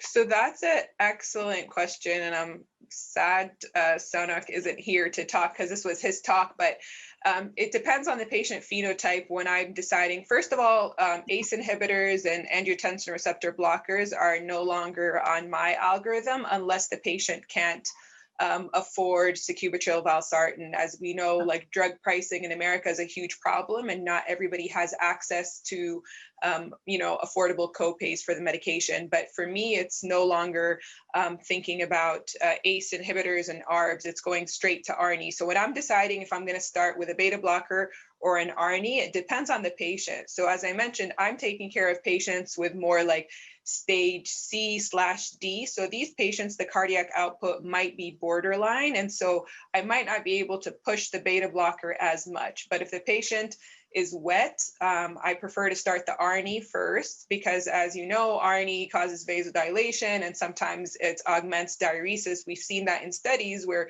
the pulmonary pressures and the wedge pressure decreases after starting ARNI. So I'd like to start ARNI when the patient is a little bit wet. Once they're decongested, then I would start the beta blocker. The ARNI, you can titrate pretty quick, every, couple of days, even if they're in the hospital, and you can watch their kidney function and their potassium and their, hemodynamic response. And then beta blockers, I add it on when the patients are more dry. And then beta blockers, you don't want to titrate too quickly. It's probably every couple of weeks. So that's how I think about it. But if I have a patient that has robust cardiac output, more so, the early stage C patients, I'm fine with starting even both at the same time. Mineralocorticoid receptor antagonists, there is this belief that they lower blood pressures, but they really don't. Spironolactone doesn't lower blood pressure until you start reaching doses of 100 milligrams a day. You're really only using 12.5 to 25 milligrams, ideally 25 milligrams. It doesn't really lower blood pressure, so I usually start it concurrently. And then SGLT2 inhibitors, you know, the new kid on the block, also very little blood pressure lowering. I probably started a few days after I start the ARNI. So for me, it's beta blockers and ARNI are the first things that start, and then spironolactone a couple days later, and SGLT2 inhibitor definitely before discharge. And ideally, the hospital is the best place to get things started because you have, you can check blood pressure as much as you want, you can check as many labs as you want. As an outpatient, it's a little more challenging, but I always say just make a plan for what you're going to do and how you're going to either remotely titrate, have the patient get their labs at a local lab, or a nurse come in to check their blood work, but really have a plan. It shouldn't take more than 3 months to optimize patients.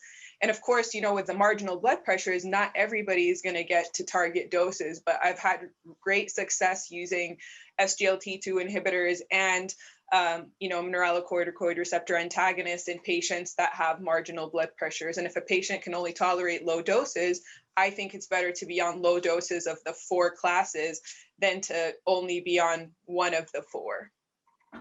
Perfect. That's a great answer. So there's actually a lot of angst amongst our participants about the role of beta blockers.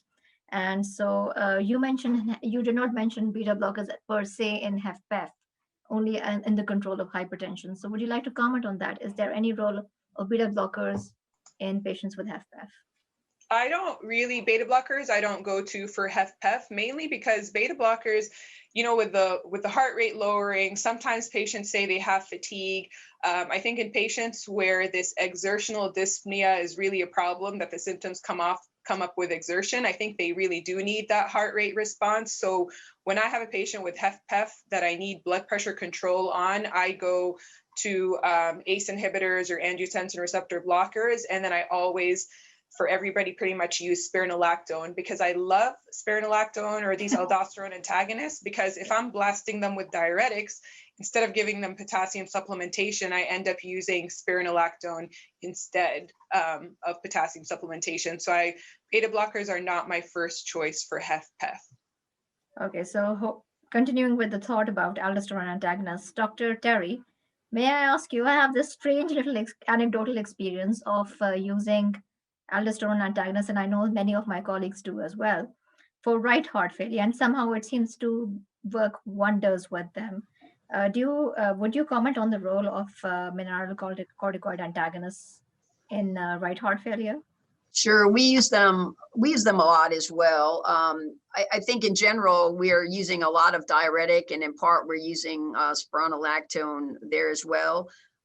You know, and liver doctors use it too. I think that we get some different vasodilation of different beds that probably help. I don't know if there's a known reason, but I would say of everybody that I know that treats a lot of pulmonary hypertension, most of our right heart patients end up on spironolactone, and I think they do very well with it. Often not terribly high doses, I would say. If you get too high, then if the patient's really sick, we have blood pressure issues, but probably for many of the same reasons that it works in HFPEF and things like that, I would suspect. Right, perfect. And you spoke of left heart failure leading to right heart failure, but we here have the subset, and a very big subset of patients who have untreated valvular heart disease, specifically mitral valve disease, and it's usually rheumatic in origin, and they go on to develop pulmonary hypertension. So how would you strategize treating that pulmonary hypertension? So we see that as well, probably later on in life. And it's a very interesting group. So sometimes literally saw a patient here whose mean PA pressure was 80 about a month ago with severe mitral stenosis. And we were really worried about taking her to the operating room. And we tried to sort of optimize her first with some diuresis and things. And we were pretty sure we were going to have to start pulmonary vasodilators when she came out of the OR. And her mean PA pressure dropped to 25 or 30. It's like immediately, which was stunning and doesn't always happen. More commonly, I would say, if we take them to the OR and fix the valve, you know, sort of day one, they come down a third, and then in the next few days, they come down another third, and then gradually over time. I would say occasionally we use pulmonary vasodilators in the perioperative period, sort of, again, they're that very careful, disproportionate group. You have to be really careful giving it before you fix the mitral stenosis, because I think some of the pressure is there because they're trying to protect themselves. They have this massive vasoconstriction in their pulmonary arterial bed so that they're preventing themselves from getting pulmonary edema. And so you can unmask that very quickly. In these people that just don't come down at all afterwards, I guess I've tried some pulmonary vasodilators on selected patients, and most of them, it doesn't necessarily make them worse, but it doesn't really help them, quite frankly, either. And we even see it not with just mitral valve disease, but occasionally in people with terrible aortic valve disease. Even though their wedges, you know, may only be 20 or 25 or something, they have this very disproportionate PAH sometimes. And again, when you fix the valve, it tends to get better. And again, sometimes over the course of a few days. Again, sometimes we ride it out with a little bit of help because post-op, you know, usually we can put the swan up and know what's going on pretty easily. But again, you have to be really careful. I think patients' bodies are trying to protect them from those things. And if we undo that, we get into trouble. Yes, I do. I'm a strong believer in not messing with nature and nature's protective mechanisms. So thank you for weighing in with that thought. We have this interesting question. Dr. Nasreen, I would request you to answer this. What are your thoughts about the interatrial shunt device that is in phase 3 clinical trials for HFPEF? So what are your ideas about it, and what do you think is the ideal device solution? So it might help. I have a couple patients that are enrolled in the trial. Of course, I'm supposed to be blinded, but now I can hear their murmurs, so I'm not really blinded as a study investigator. And I don't know, some patients have said, you know, they've have relief of their symptoms. Some of my patients haven't had any relief. And then there's this concern that now are we overwhelming the right side?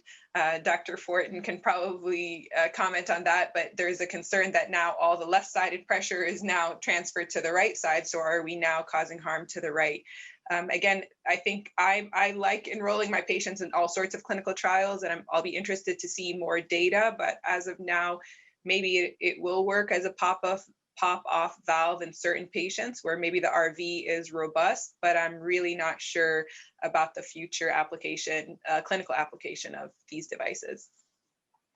Thank you very much. We have actually a slew of questions, and maybe we can email them to you later, because this has been a very interesting session where it's getting late here, and I'm sure you guys have your own commitments as well. So I think we'll finish here, and we'll finish strong. And thank you very much for this excellent discourse on heart failure, something we initially dread and all grow to love because it happens to be a very rewarding aspect of clinical cardiology. So thank you for sharing your thoughts, your experiences, and educating us about how to manage heart failure. Thank you so much. Thank you. Thanks for having us. It was great having you guys. Thank you, we'll sign Nasreen. off. Thank you, Terry. Thank you. Thank very you. much. Thanks so much. Rosanna, would you like to say some concluding remarks for the day 2 of Pulse 2021? No, I just want to thank our esteemed guests for joining us. And really, this is an important topic. There's not a lot of heart failure specialists in Pakistan. And I find continuously that people generally don't know how to treat heart failure. And so that's every variety of. And I know that a lot of people learned so much from you. And I'm hoping that in the next year or so, we'll be asking you to do more talks for us and do some building of capacity in this area. Thank you so much. Thank you, Nasreen.